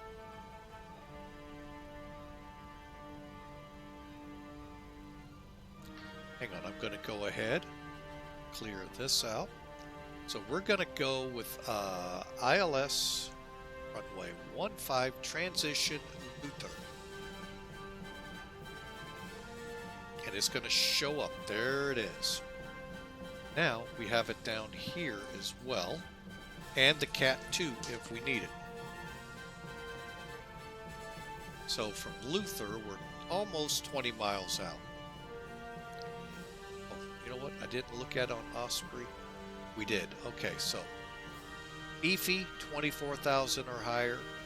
Bubo or Boo-Boo, between 21,000 and 11,000. Turtles above 10. Above 4,000 to land runway 15. Okay. All right, so here's your information again for Charleston. Localizer 109.7. We'll set that in the radio here momentarily. 154 on the heading inbound. Ashley, it's also a NDB, will be at or at 1561. No ifs, ands, or buts, and on the glide slope. Decision altitudes 243 feet MSL or 200 feet, well, 243 feet MSL, which equates to 200 feet AGL. Touchdown zone is 43 feet. Okay, so that's 200 feet. See what I'm saying? So your altimeter will read 243. Your radar altimeter will read 200. That's your minimum. No problems. We don't need to go Cat 2 or anything on this because we're perfect weather here. All right.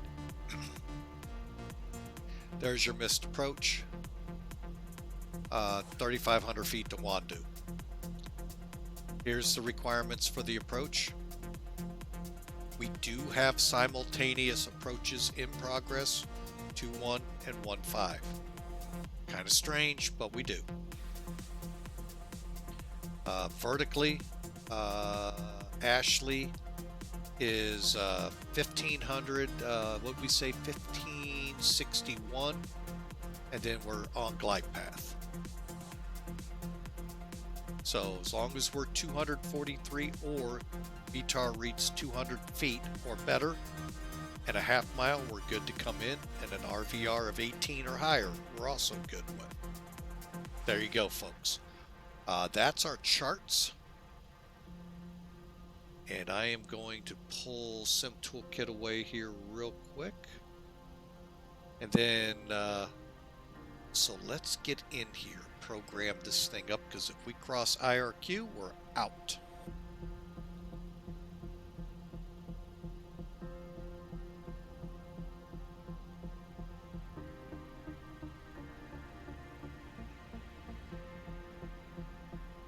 Alright, I didn't notice that alarm up there. Okay. Now, let's go to the departure arrival page. Coming in Osprey 7 IRQ. ILS 15 Luther. Execute.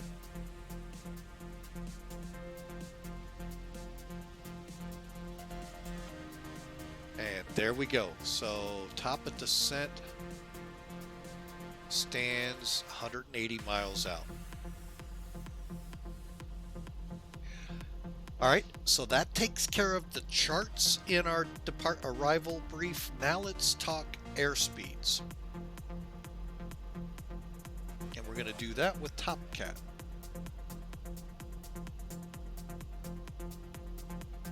Okay, let's switch over to landing. First thing I always do is hit update. Get ready. This is going to be okay, now we're getting a little better. 214 as of 2056, which is, wait a minute.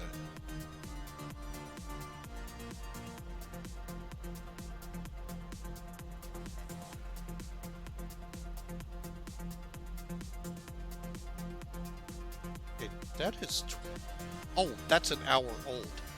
I'm going, hold on here. No.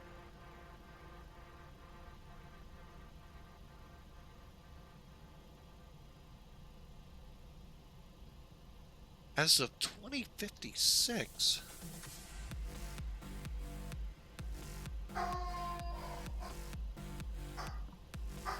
And that, folks, is the mascot for Flying with Mike.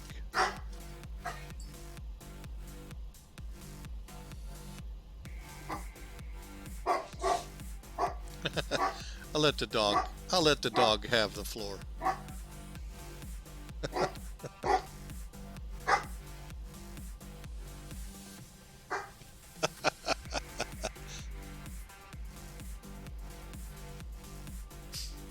All right. 2056 is 1656.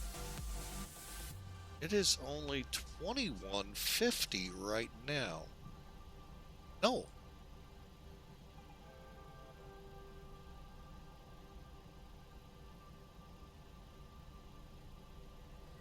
Oh, never mind. I'm being silly. I'm thinking 22. Never mind. Okay, so we're good. Still, tailwind of 20, folks. So we're good of 10. Good for the approach. 214 plus 25 degrees Celsius. We're good. 1021 or 3016 for our altimeter. Dry runway. Now, I always like to set it here. I feel like I get more info. It may just be a mirage. So we'll see.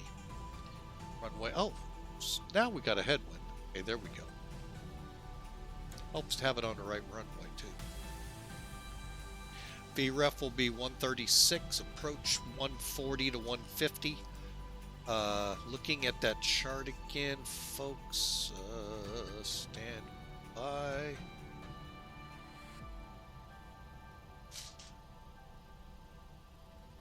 The only bad thing is the two don't update each other.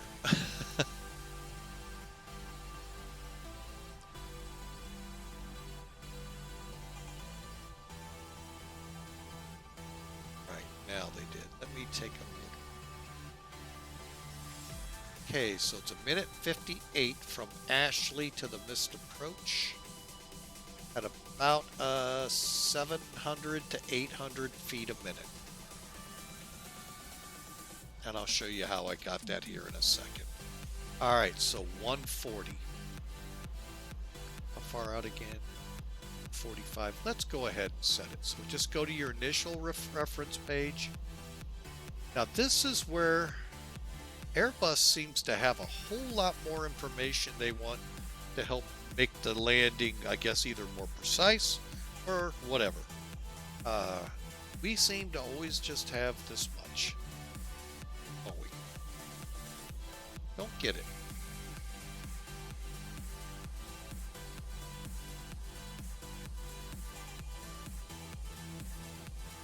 All right, so that's all set. And away with you. And in with charts.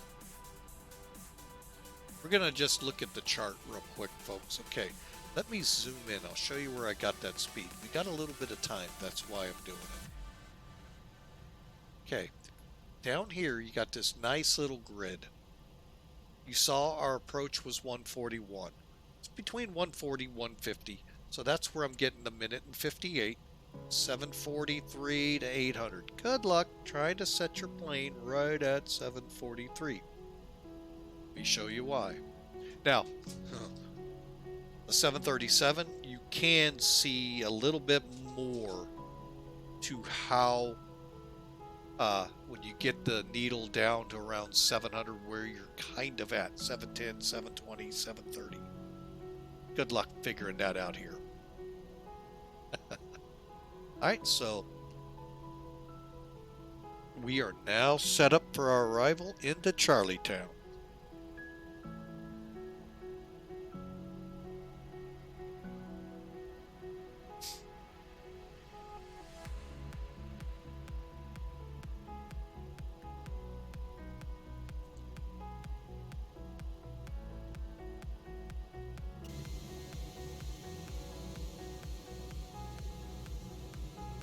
Got a little bank of clouds we're crossing over.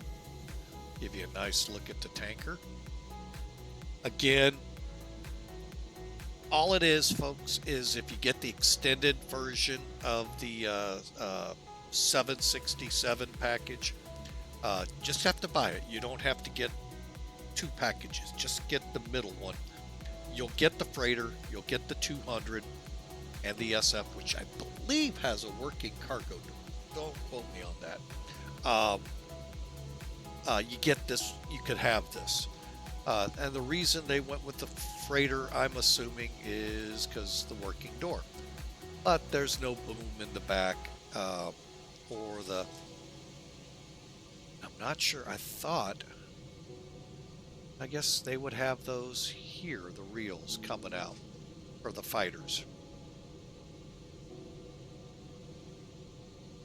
So, really a nice version. Hopefully they come out with a little bit better, where the blackout lights work on it, and all of that, so you could fly into combat, and other thing, and maybe, who knows, actually air refuel. So,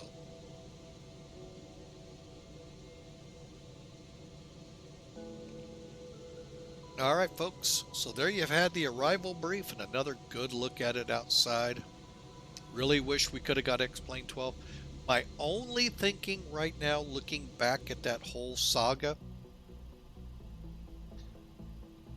when you fire up, remember I told you this in the beginning, when I fired up X-Plane12, selected the X-Plane12 version of the plane, airport, all of that garbage you got to do to start with, okay? Click, is it confirm, start flight, whatever the button says. It came up with the flash screen, and you select your engine, you want winglets or not, and then you continue, or whatever the button, again, whatever the buttons say. That's when it came up with the updater announcement. That 1.6.9 is available. Do you want to update? Click here, later here.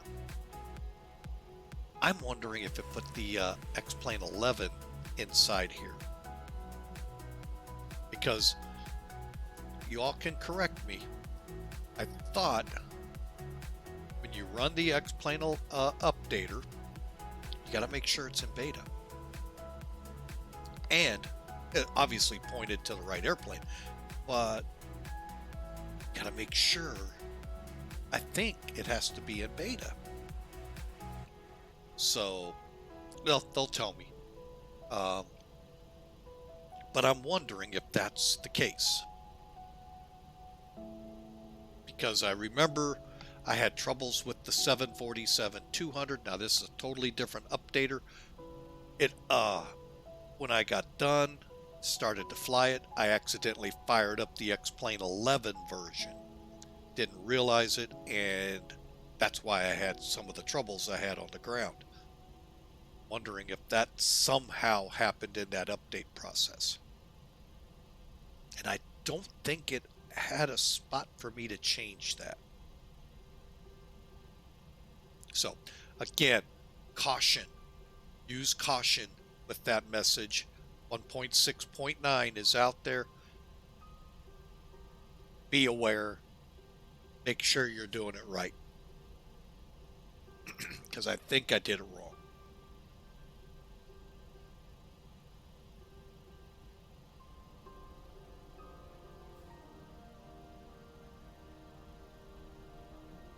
Maybe.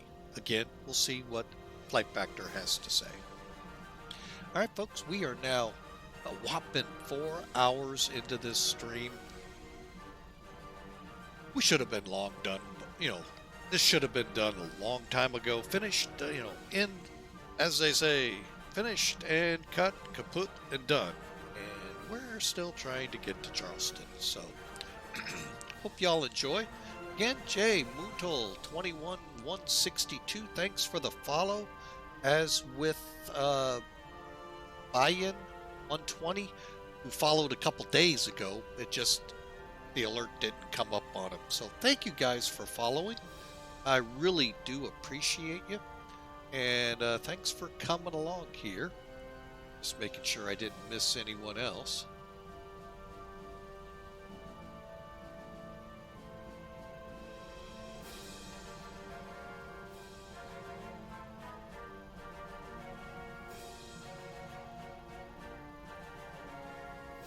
Just looking to see how things are looking here. Something on my activity feed said to click update. I did, and I don't think I like it. Oh well, that's just me though.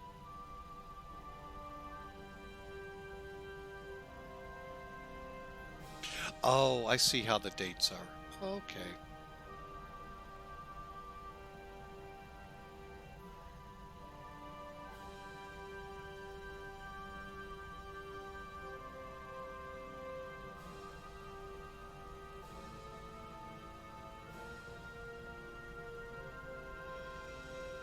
All right, folks, so we are on our way. I really do hope you enjoy the stream, and definitely check out our YouTube channel, folks. If you miss a stream or you miss part of it because OBS is screwing up, that never happens here. I have, they are always recorded so I can put them on YouTube. So. Alright, so I'm starting to see top of descent on the screen. So let's go through the descent. Alright, so we're within, I believe, the 80 miles. Let's check. 67 out. Okay. Seatbelt signs. Okay. Altitude is set. FMC page, frequency, course, flap, speeds, VREF, all checked and set, but let's make sure.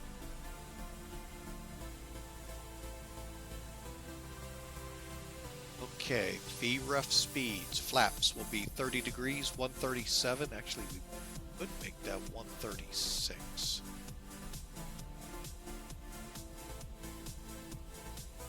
Okay. front. Okay, so our ILS is 109.7. Let's verify real quick.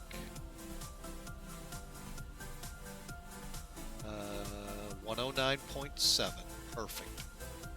Okay, now this is not going to auto-populate, folks.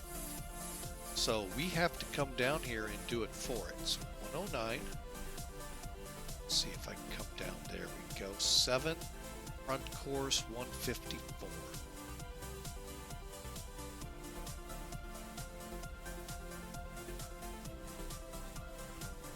Okay. Good day, good night, ground. This is Mike with the Romeo radio track. 5 Okay. And then over here, we're now 54 miles out. Auto brake. We're going to set to 3. EFIS control 200. We have that set. ILS pedestal set to freaking heading. And here, short, let's go ahead and set it. Mike Whiskey Romeo, requesting IFR to Atlanta. X-Ray Sierra Whiskey Romeo, Gwinnett Ground, hello. You're cleared to the Atlanta Hartsfield International Airport via direct. Maintain 4,000. Mike X-Ray Sierra Whiskey Romeo, are you VFR or IFR? VFR. Sierra Whiskey Romeo, Roger. I'm on Runway the 7 wrong taxi via frequency Zulu. somehow.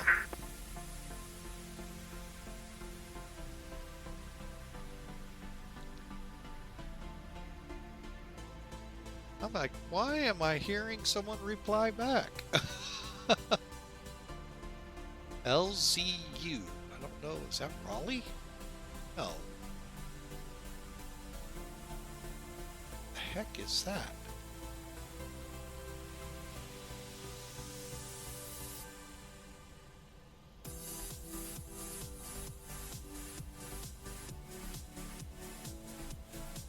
Gwinnett County Bisco Field.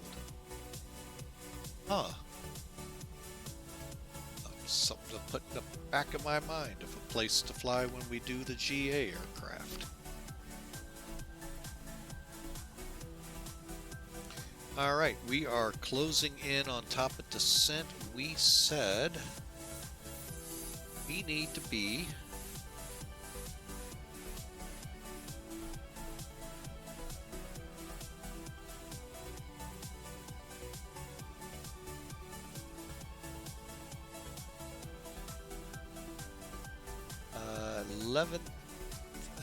let's see, minimum 11,000 by Boo Boo.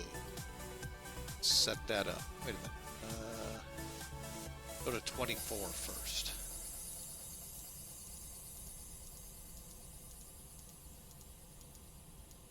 Alright, so 24,000 by Beefy, which is 20 miles off Collier's. Alright, so top of descent now lies just inside 30 miles.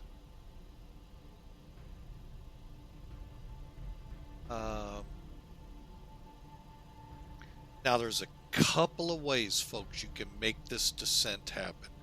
If ATC came on right now and said you need to descend whatever level, couple of ways you can do it. You set it first, of course, in your altitude window. Okay, you could do a flight level change, FLCH. Could also go to VS and descend that way.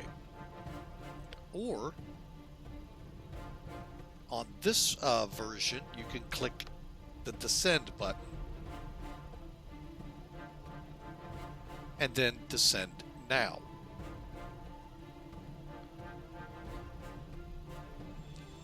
So got a couple of ways, or just wait for it to happen and it'll automatically go over at the top of descent. A lot of people like me, I like to start down a little early, somewhere between 10 and 20 miles. And then I initiate the descent, unless ATC says otherwise. Everything is caveated unless ATC says otherwise. That's why I had to get up there real quick to see what the heck was going on here. 'Cause I didn't think we had any ATC. Well, lo and behold, we had tower and ground at that small GA airport. A little bit behind us now, so probably, well, we won't see them. The cloud deck's in place. Yeah, they're back in that general direction, behind the tail, so somewhere back in here.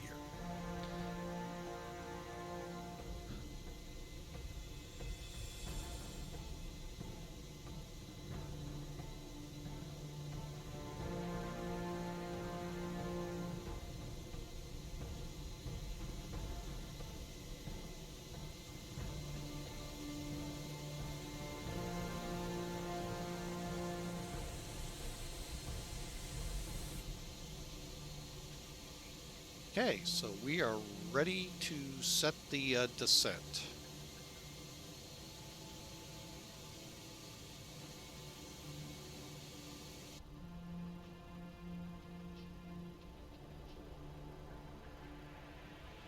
Okay, so what I'm going to do, go to descent. Let's make sure 6 miles, descend now. And we are going to slow to 0.74 unless we change it, or 279 knots. You can change it a couple of ways. You can change it to whatever up here or right here.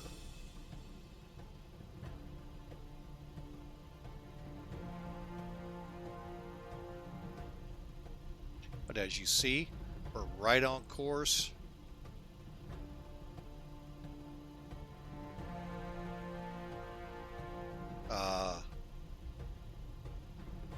But yeah, here's what you're used to, folks, as we begin to power back. And then here comes the to let us know we're descending properly. Again, staying above 24,000 by Beefy.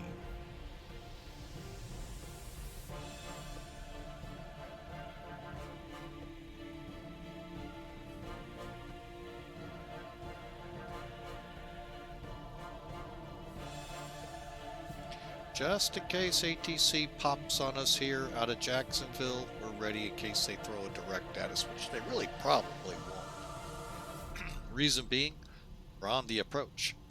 We're crossing Collier's right now, so we're very close to it.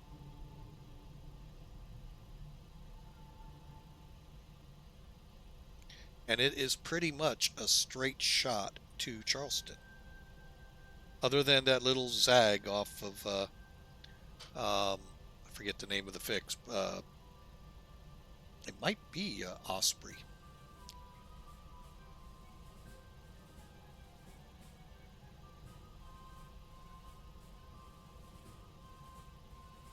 Yeah, Osprey's where we make the turn.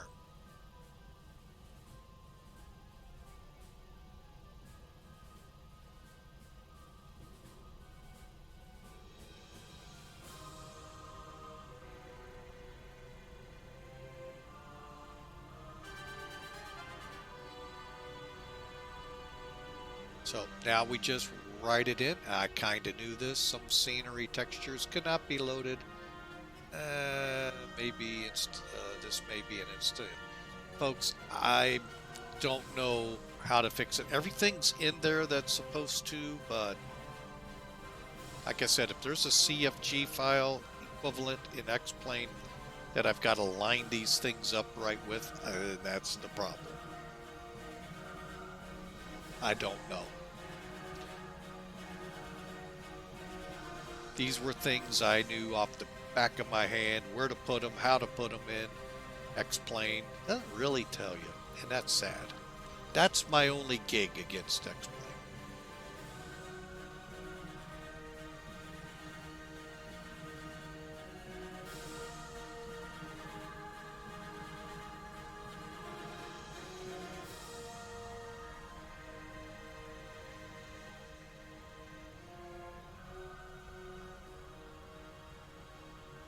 All right, so we got about 10 minutes and we'll be in here. So I will be right back.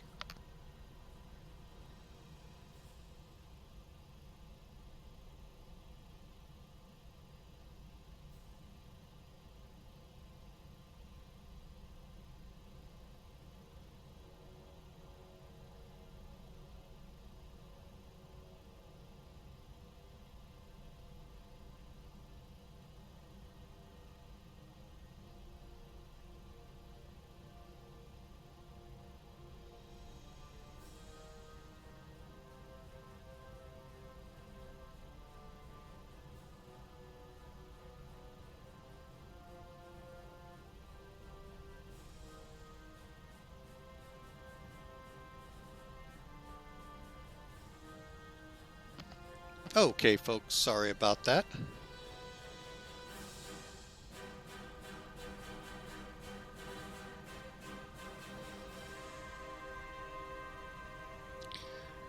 All right, so Beefy again is above 24,000.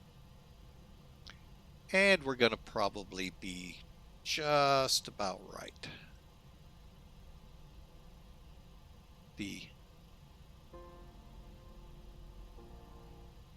We're going to go ahead and kill the music so you all can hear better. Let me take a look though.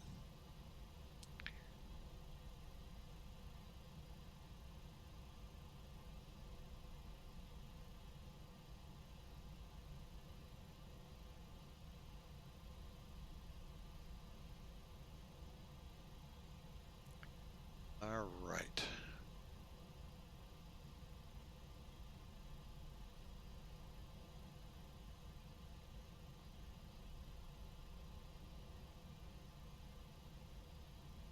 Oh, Lord have mercy. Excuse me, folks.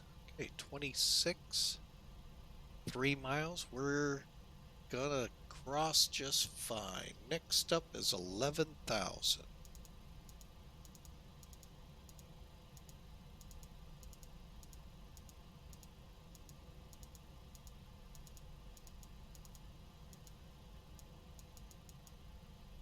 And that, folks, is Boo Boo between 21,000 and 11,000.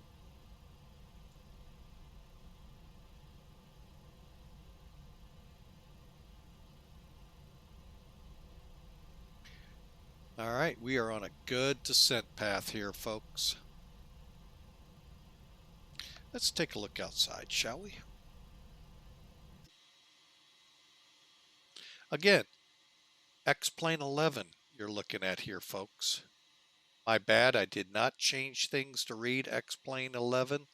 That's mainly because of the screw-ups that happened in Colorado Springs. We actually did start in 12. We just had a lot of problems with the update to this aircraft in 12. Like I said, I think I know what they're going to come back with, and I'm not sure how to fix it yet. I have a feeling they're going to tell me what to do, but I want to make sure. But the clouds don't look too bad in X-Plane 11. I mean, would have been really neat to see them in X-Plane 12. But not bad. Let's get the wing lights on. Okay.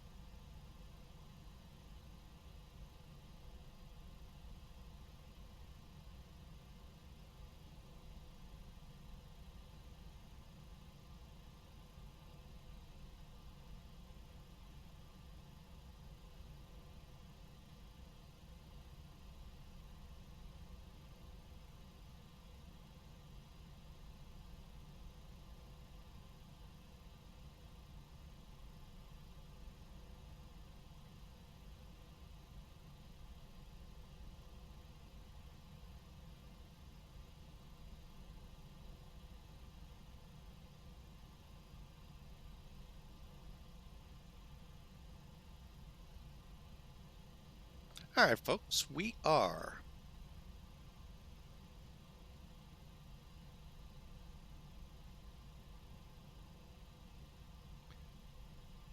slowly descending, and I'm going to narrow down the focus here.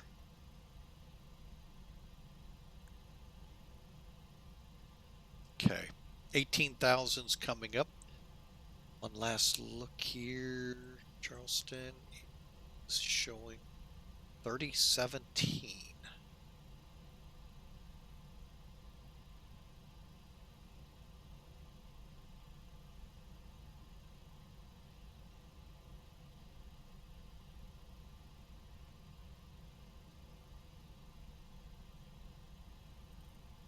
Okay, now watch. There it is. Altitude disagree. Okay, 3017. Now this one you have to set manually, but the one on the first officer side, we just set here. Now let me see if I can show this off a little bit. Okay, you can see 3017 here, 22 or 2992. Again, clicking the set screw right here sets it to where we're at.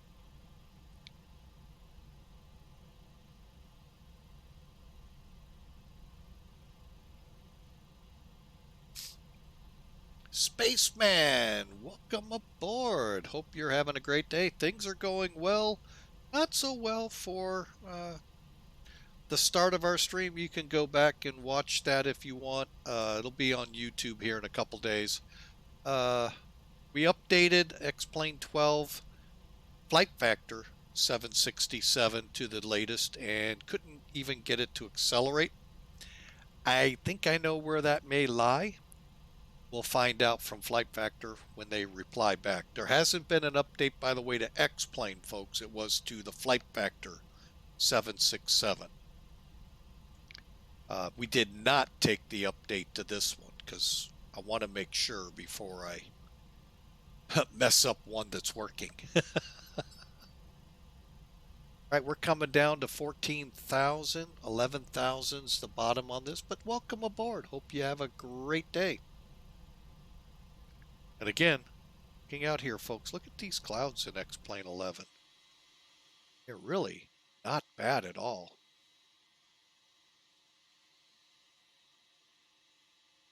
Again, would love to have seen this all in 12. And by the way, Spaceman, if you get a chance, definitely catch the beginning to see X-Plane 12's weather with the iced over ramp at Colorado Springs, the snow building, snow on the static aircraft, not mine. It was pretty, that part I would have loved to have seen coming out of there, but we just couldn't get it to accelerate down the runway. So, and I think that's telling me the update was not the right one for X-Plane 12 that went in. Like I said, I'll wait and see what Flight Factor tells me.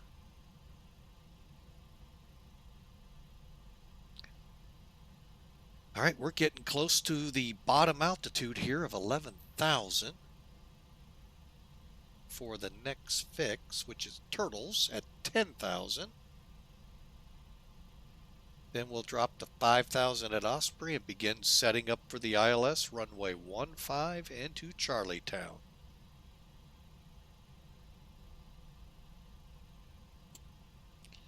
Let's go ahead and bring this down to 20-mile range. All right.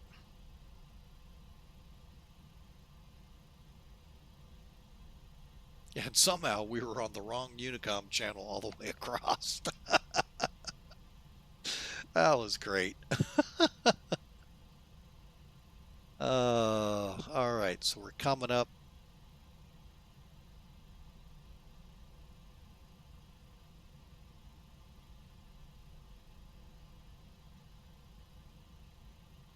Coming on 11,000. We got 3 miles to Boo, B-U-B-O-O. Then 10,000 here at Turtles, and then 10 to 5,000 at Osprey up here.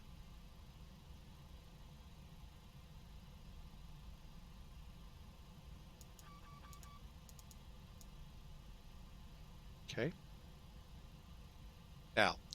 We'll get this going simply by, okay, VNav will start the descent. If not, we'll go into vertical speed and get it going down that way.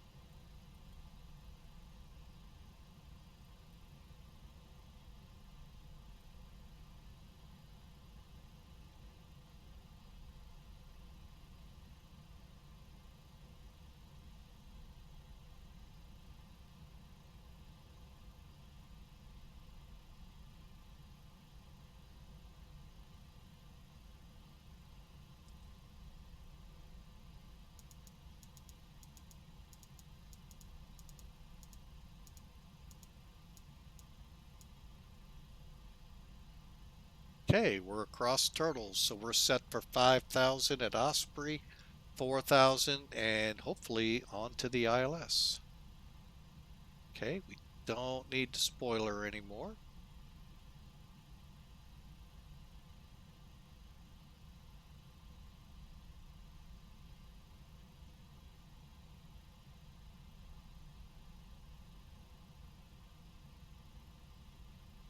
Yes, we do.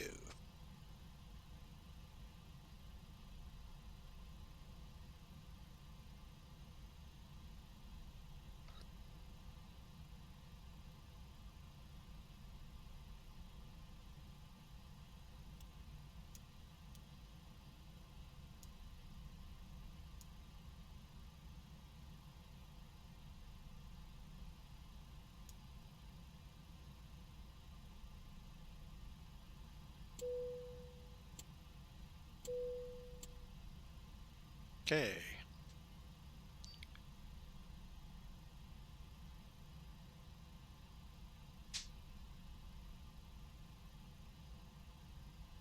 All right, we're trying to hold it. Let's get a little less on there.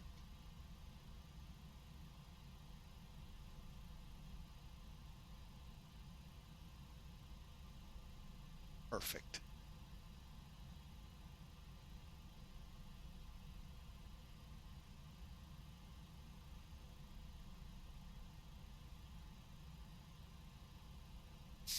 All right. Again, VREF is 136, so we'll probably fly at about 140 to 150 for the approach. 109.7 for the ILS, 154 front course. That's our course in.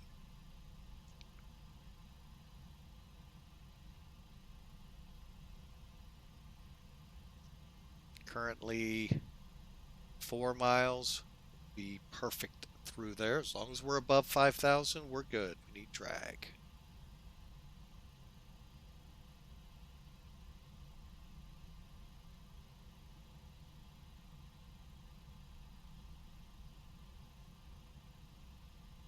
And here we come on 5,000. That'll help us get under. Then I'm going to start slowing us to like 220. Actually, may even come down to as low as 210.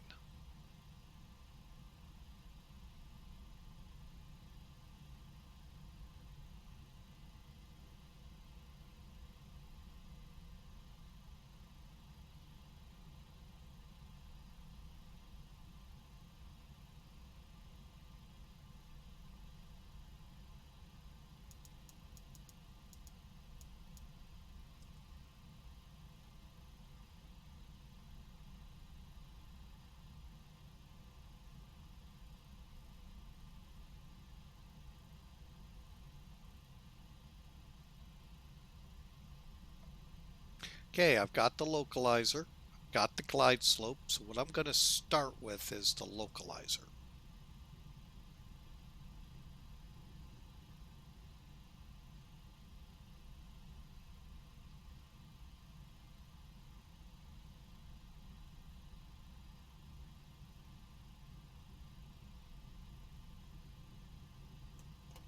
Let's go flaps 5.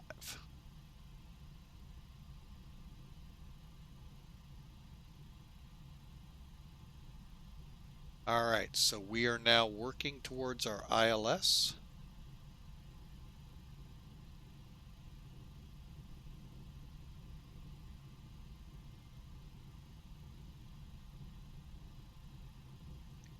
Okay, we're leveling off. Don't need the speed brakes anymore.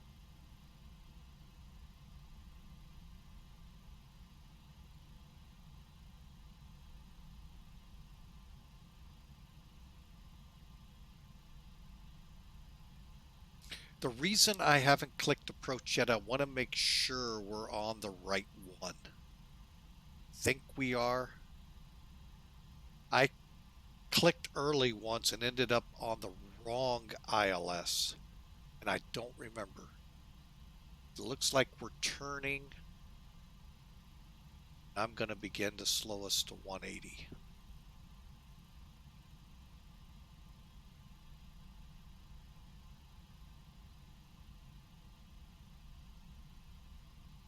And as soon as I have the runway in sight, folks, I will take over. Or for sure, no, I haven't. No, looks like I have a good lot. Think I've got the airport in sight, folks. That pretty well spells it out right there. All right, let's go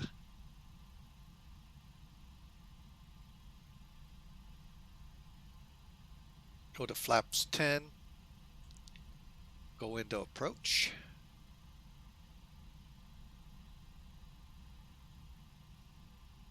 Actually going to go ahead and slow to 160.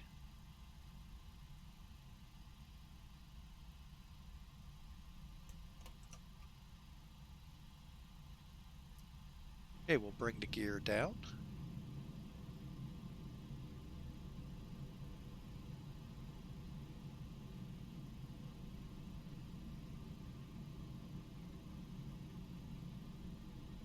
All right, first thing I take over, folks, is the throttle.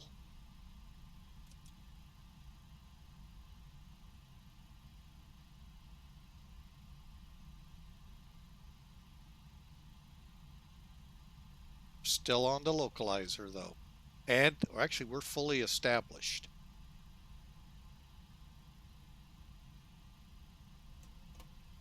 Let's go flaps 25, arm up the speed brake. Auto brakes are at 3. Flight attendants, man your seats.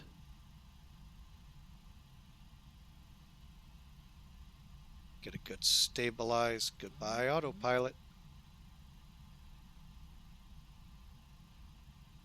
Again, this is a tailwind landing, folks. Oh, no, we ended up with a headwind. Never mind.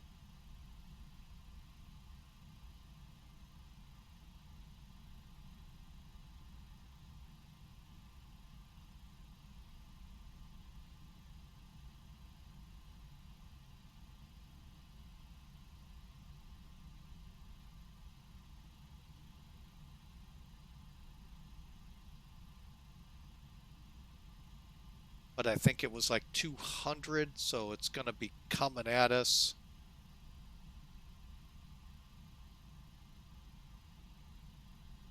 From this angle over here.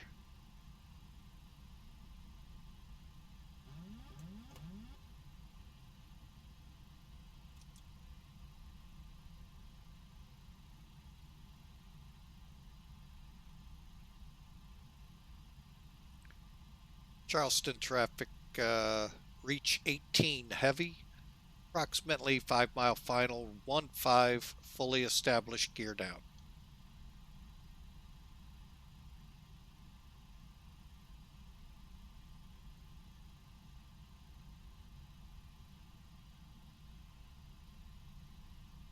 Actually, the wind's going to be at my left, or right, my bad.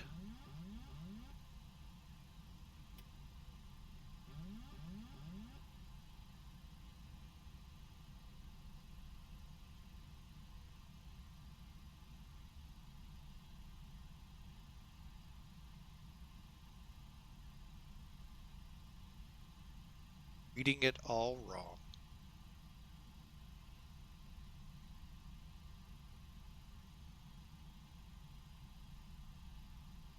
Getting really low.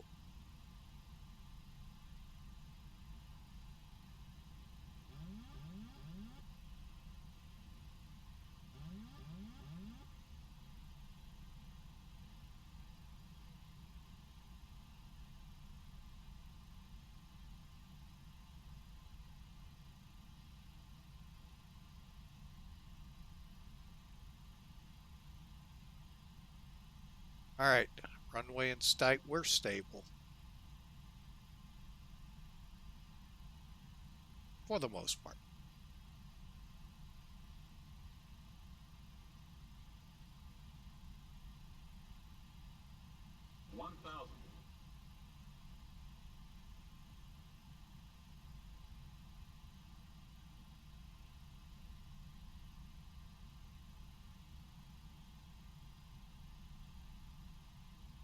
Okay, here we go.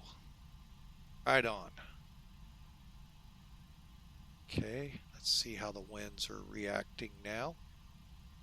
Little bit of power.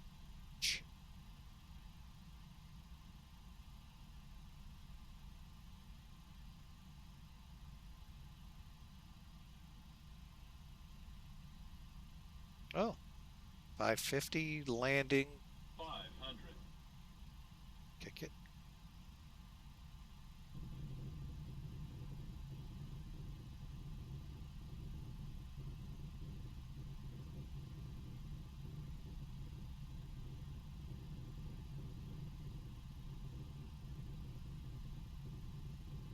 Minimums. Flight slow. Sink rate. 100. 50. 40. 30. 20. 10.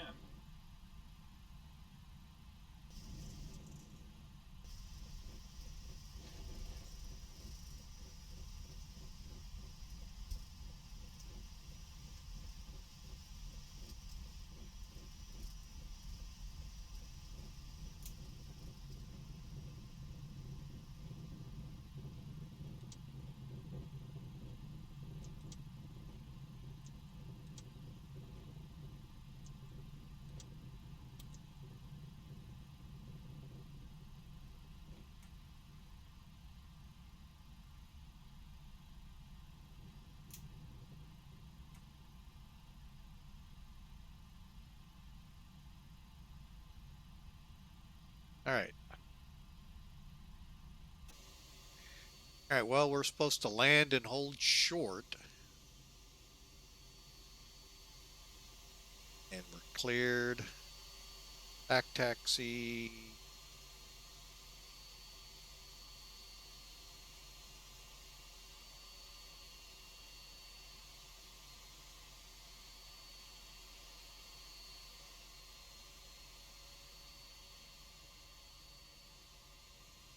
All right, folks, welcome to Joint Base Charleston or Charleston International, however you see fit you want to call it.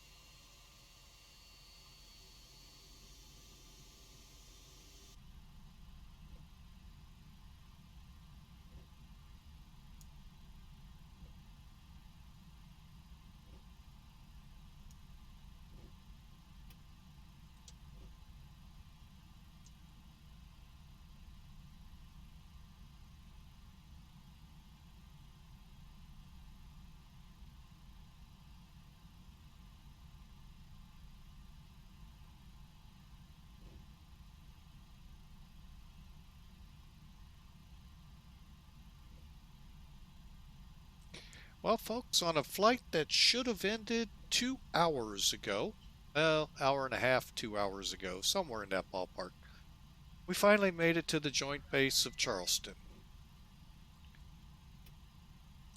And Charleston traffic reach 18, heavy, taxiing to the ramp here at Charleston, clear of all runways.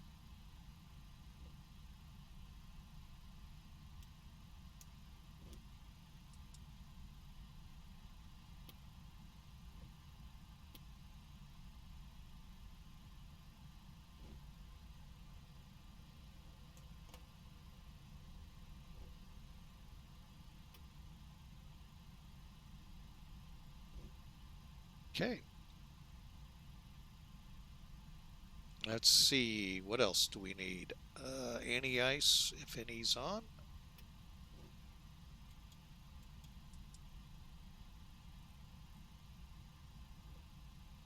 Right, after landing, AP, auto throttle, left and right, auto brake, speed brakes, APUs coming on. Gens, taxi lights, flaps, transponder, radars off.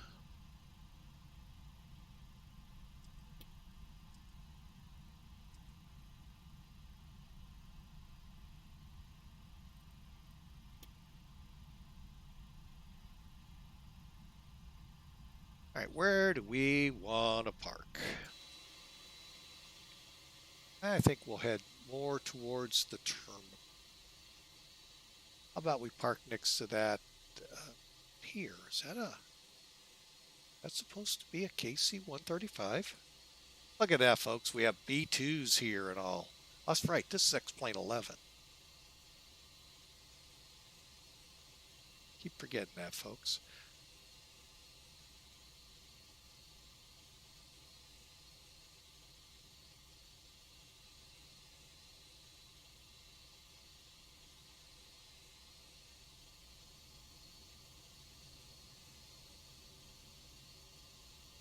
All right.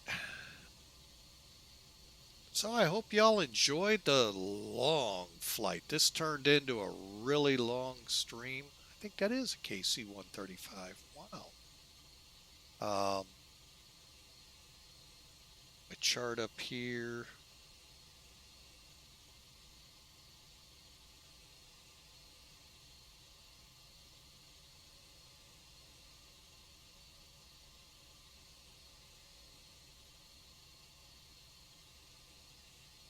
All right, so they're saying, let me get around this corner here and we'll park. It's a 135. What? All right, look at all the traffic here, folks.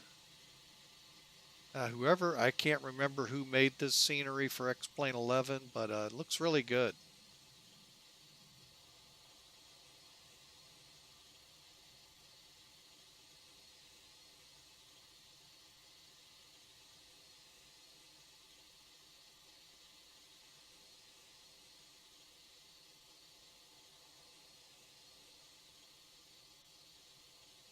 As soon as we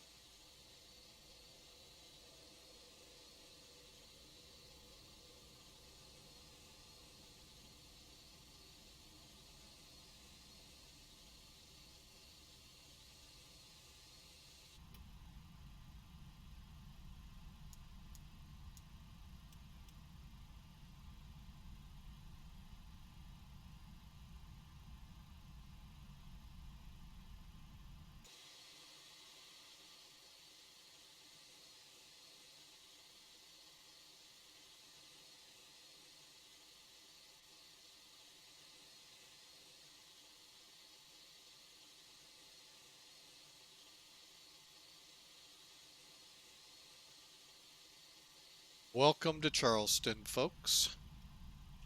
All right, let me get up here, go to the gen, to here.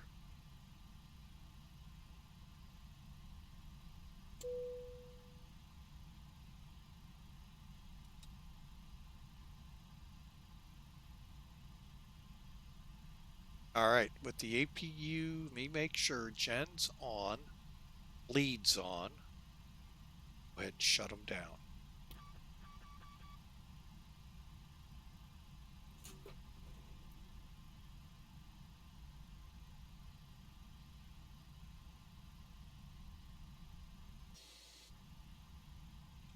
I hate this when we can't easily get to it.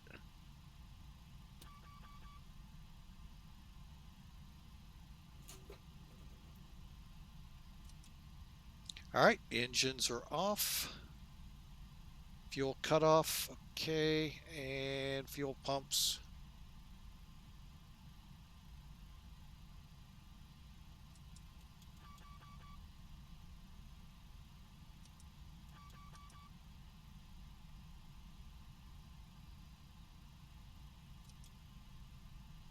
All right, there you go, folks. Welcome to Charleston.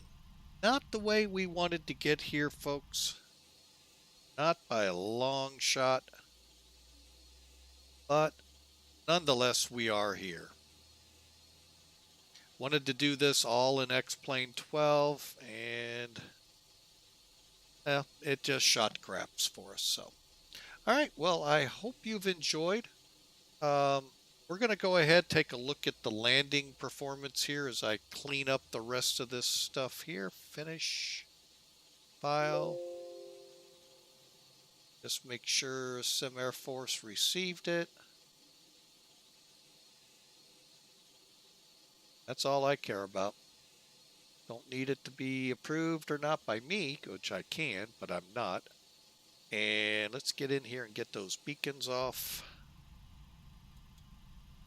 All right, back outside.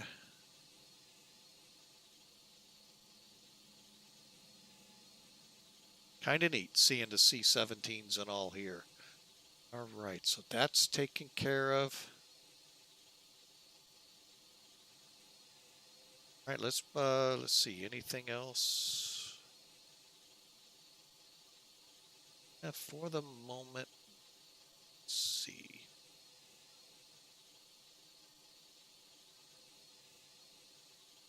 All right, so let's bring in some toolkit, shall we? Take a look at the stats on the arrival. 371. That's not bad, folks. Now, I actually thought it was a little better than that, but and I'm not trying to toot my horn. 1.3, 141. I mean, we hit the numbers pretty decent. Let's see. 1.5. I mean, here it's jumping right on the mark. 1,089 feet down, just 15 feet to the left. I mean, we're right on the mark, folks. Yeah, I'd question this, but you know what? Nobody's going to listen. 141, G-force 136, 371. You know, hey, it's still a good landing, folks, no matter how you look at it. All right, so you know what? We're in X-Plane 11. We know we're not going to have probably troubles. Let's go back and look at it. Of course, yes, stupid me, forgot to turn off X-Pilot. So it disconnects you automatically. All right, so back we go.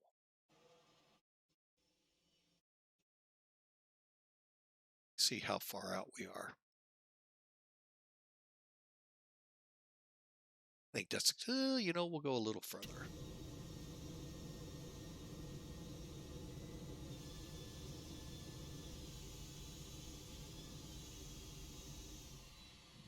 There we go.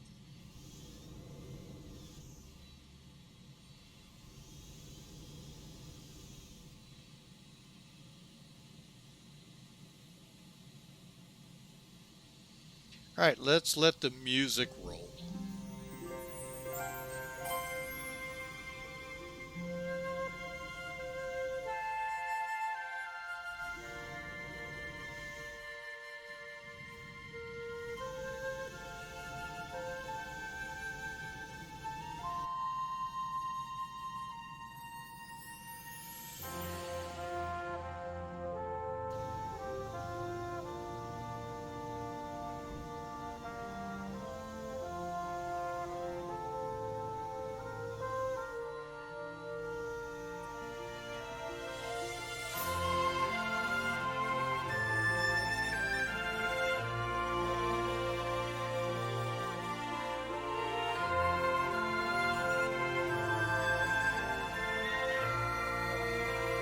All right, folks, here we go on the approach.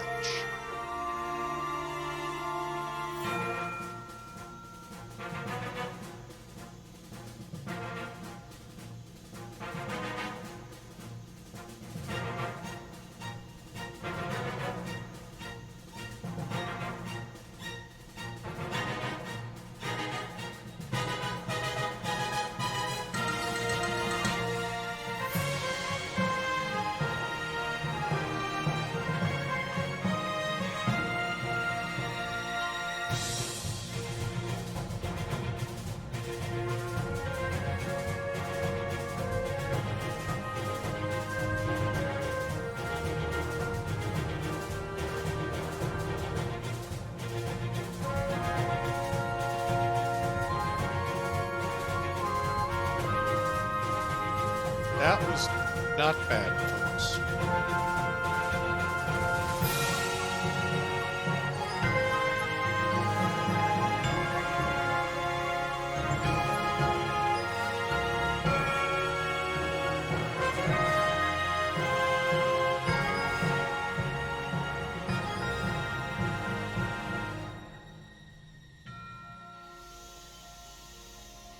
if I had to critique myself other than the fact it was 371 feet a minute, it would be that I didn't come out of the crab.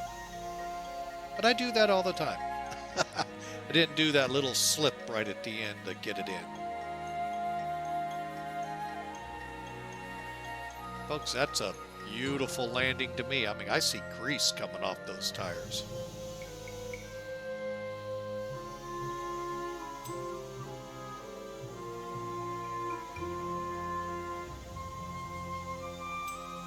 Look at that approach. That is very stable.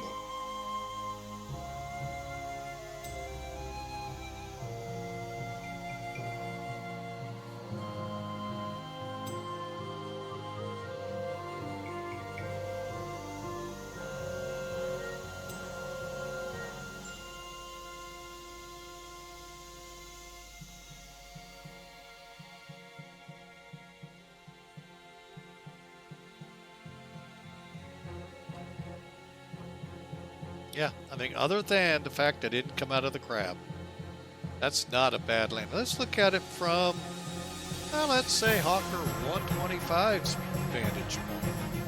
Oh, we're at that. Never mind. Let's go to take a look at a wing view coming in. Pay attention to the airplane sitting off to the side, as well as the. I'll be honest, I've never seen a B-52.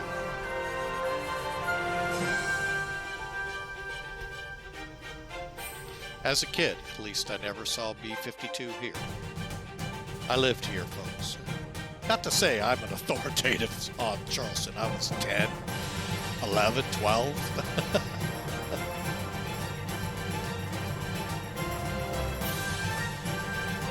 Look at that.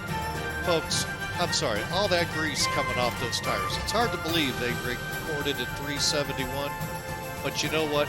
It's a good landing. And I'm going to go back one more time. We're going to see it from the tower, if it's possible.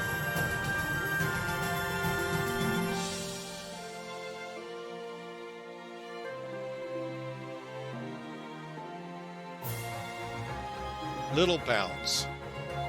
Well, folks, that is a great landing. And I want to thank you all for sticking it out for 5 hours with us here. It's been a blast. Been some interesting times with X-Plane12. But I think it may fall on me as the culprit. So, folks, you all have a great Thursday while I'm at work for 24 hours. See you all bright and early Friday as we take off in the A319 from Tunis. God bless you all. I hope you all have a great day.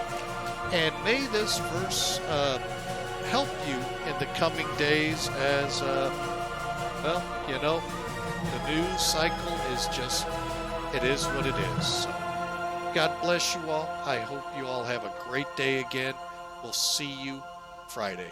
Oh, where'd the airport go? And we'll see you Friday.